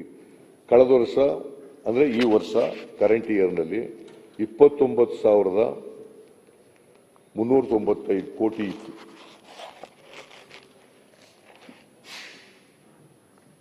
ಸಾಲ ಜಾಸ್ತಿ ತಗೊಂಡದ್ರಿಂದ ಬಡ್ಡಿ ಈ ಸಾರಿ 34,000 ಇದು ಅಂದಾಜು 34,123 ಕೋಟಿ. So this is the debt trap ಹೋಗಿ ಏನ್ ಮಾಡ್ತೀವಿ ನಾವು? ಅದು ಆಯ್ತಾ? ಇವ್ರ ಲೆಕ್ಕಕ್ಕೂ ಕೇಂದ್ರ ಸರ್ಕಾರ ಲೆಕ್ಕಕ್ಕೂ ಬೇರೆ ಬೇರೆ ವ್ಯತ್ಯಾಸಗಳಿದ್ದಾವೆ. ಇವರು ಈ ತರ ಲೆಕ್ಕ ಕೊಟ್ಟಿರೋದು, ನಾನು ಇಷ್ಟೊತ್ತು ಹೇಳಿದ್ದು. ಕೇಂದ್ರ ಸರ್ಕಾರದಲ್ಲಿ ಉತ್ತರ ಕೊಟ್ಟವರೇ ಇವರು. ದೀಪೇಂದ್ರ ಸಿಂಗ್ ಹೂಡಾ ಅನ್ನೋರು ಒಂದು ಪ್ರಶ್ನೆ ಕೇಳಿದ್ದಾರೆ. ಅದಕ್ಕೆ ಪಂಕಜ್ ಚೌಧರಿ ಅಂತೇಳಿ ಹಣಕಾಸಿನ ಮಂತ್ರಿ, ಅವರು ರಾಜ್ಯ ಸಚಿವರು, ಸ್ಟೇಟ್ ಫಾರ್ ಫೈನಾನ್ಸಸ್, ಅವ್ರೇನು ಉತ್ತರ ಕೊಟ್ಟಿದ್ದಾರೆ ಅಂತಂದ್ರೆ 2018ರಲ್ಲಿ 2,45,950.6 ಕೋಟಿ ಸಾಲ ಇತ್ತು ಕರ್ನಾಟಕದ ಮೇಲೆ 2018 ಮಾರ್ಚ್ ಎಂಡಿಗೆ. 2019ರಲ್ಲಿ 2,86,328 ಕೋಟಿ ಇತ್ತು. 2020ರಲ್ಲಿ 3,38,660 ಕೋಟಿ ಇತ್ತು. 2021ರಲ್ಲಿ 4,21,503 ಕೋಟಿ ಇತ್ತು. 22 ಮಾರ್ಚ್ನಲ್ಲಿ 4,73,437.9 ಕೋಟಿ ಇತ್ತು. 23ರ ಮಾರ್ಚ್ಗೆ ಅಂದ್ರೆ ಮುಂದಿನ ವರ್ಷದ ಮಾರ್ಚ್ಗೆ ಎಷ್ಟು ಸಾಲ ಆಗತ್ತಪ್ಪ ಅಂತಂದ್ರೆ, ಅಲ್ಲ 23 ಮಾರ್ಚ್ ಈಗ ಮುಂದೆ ಬರ್ತದಲ್ಲ, ಅದಕ್ಕೆ 5,40,618 ಕೋಟಿ. 24ರ ಮಾರ್ಚ್ ಮುಂದಿನ ವರ್ಷದ ಮಾರ್ಚ್ ಆಗ 7,750 ಕೋಟಿ ರೂಪಾಯಿ ಸಾಲ ತಗೋತೀವಿ ಅಂತ ಹೇಳಿದಾರಲ್ಲ, ಅದನ್ನು ಸೇರಿಸಿದ್ರೆ 6,18,368 ಕೋಟಿ ರೂಪಾಯಿ ಆಗಿದೆ. ಇವ್ರು ಹೇಳಿರೋದು 5,64,896. ಕೇಂದ್ರ ಸರ್ಕಾರದವರು ಉತ್ತರ ಕೊಟ್ಟಿರೋದು, ಇಟ್ ಈಸ್ ಆನ್ ರೆಕಾರ್ಡ್, ಅವ್ರು ಉತ್ತರ ಕೊಟ್ಟಿರೋದು 6,18,368 ಕೋಟಿ. 368 ಕೋಟಿ. ದಿ ಡಿಫರೆನ್ಸ್ ಈಸ್, ಇವೆರಡರ ಡಿಫರೆನ್ಸ್ ಎಷ್ಟು ಗೊತ್ತಾ? 53,472 ಕೋಟಿ ರಾಜ್ಯ ಸರ್ಕಾರದ ಲೆಕ್ಕ ಮತ್ತೆ ಕೇಂದ್ರ ಸರ್ಕಾರದ ಲೆಕ್ಕ. ಅವರು ರಿಸರ್ವ್ ಬ್ಯಾಂಕ್ನಿಂದ ಅವ್ರು ಇದನ್ನು ತರಿಸ್ಕೊಂಡೆ ಮಾಡಿರೋದು. ಈ 53,472 ಕೋಟಿ ಎಲ್ಲಿ? ಅದು ಕಾಣಿಸ್ತಾನೆ ಇಲ್ವಲ್ಲ ಸ್ಟೇಟ್ ಲೆಕ್ಕಕ್ಕೂ.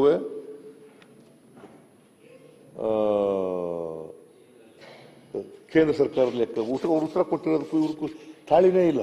ಎಲ್ಲಿ ತಪ್ಪಿರ್ಬೋದು ಅದು? ಎಲ್ಲಿ ತಪ್ಪಿರ್ಬೋದು? ನಾನು ಇಲ್ಲ, ಇವರು ಸುಳ್ಳು ಹೇಳಿರ್ಬೇಕು, ಅವರು ಕರೆಕ್ಟಾಗಿ ಕೊಟ್ಟಿರ್ತಾರೆ ಅಂತ ನಾನು ಅನ್ಕೊಂಡಿದ್ದೀನಿ. ನಿಮಗ್ ಗೊತ್ತಲ್ಲ ಎಲ್ಲಿ ಇವ್ರು ಸುಳ್ಳು ಹೇಳಿದ್ದಾರೆ ಅಂತ ಅನ್ಕೊಂಡಿದ್ದೀನಿ. ಸಾಲನ ಕಡಿಮೆ ಇದೆ ಅಂತ ತೋರ್ಸಕ್ಕೆ ಸುಳ್ಳು ಹೇಳಿರ್ಬೋದು.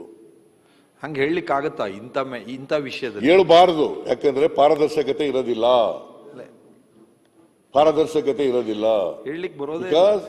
ನಾವು ಯಾರನ್ನು ಕೂಡ ದಾರಿ ತಪ್ಪಿಸಂತ ಕೆಲಸ ಮಾಡಬಾರ್ದು. ಜನರ ಮುಂದೆ ಸತ್ಯ ಹೇಳ್ಬೇಕಲ್ಲ, ಪಾರದರ್ಶಕವಾಗಿರ್ಬೇಕು.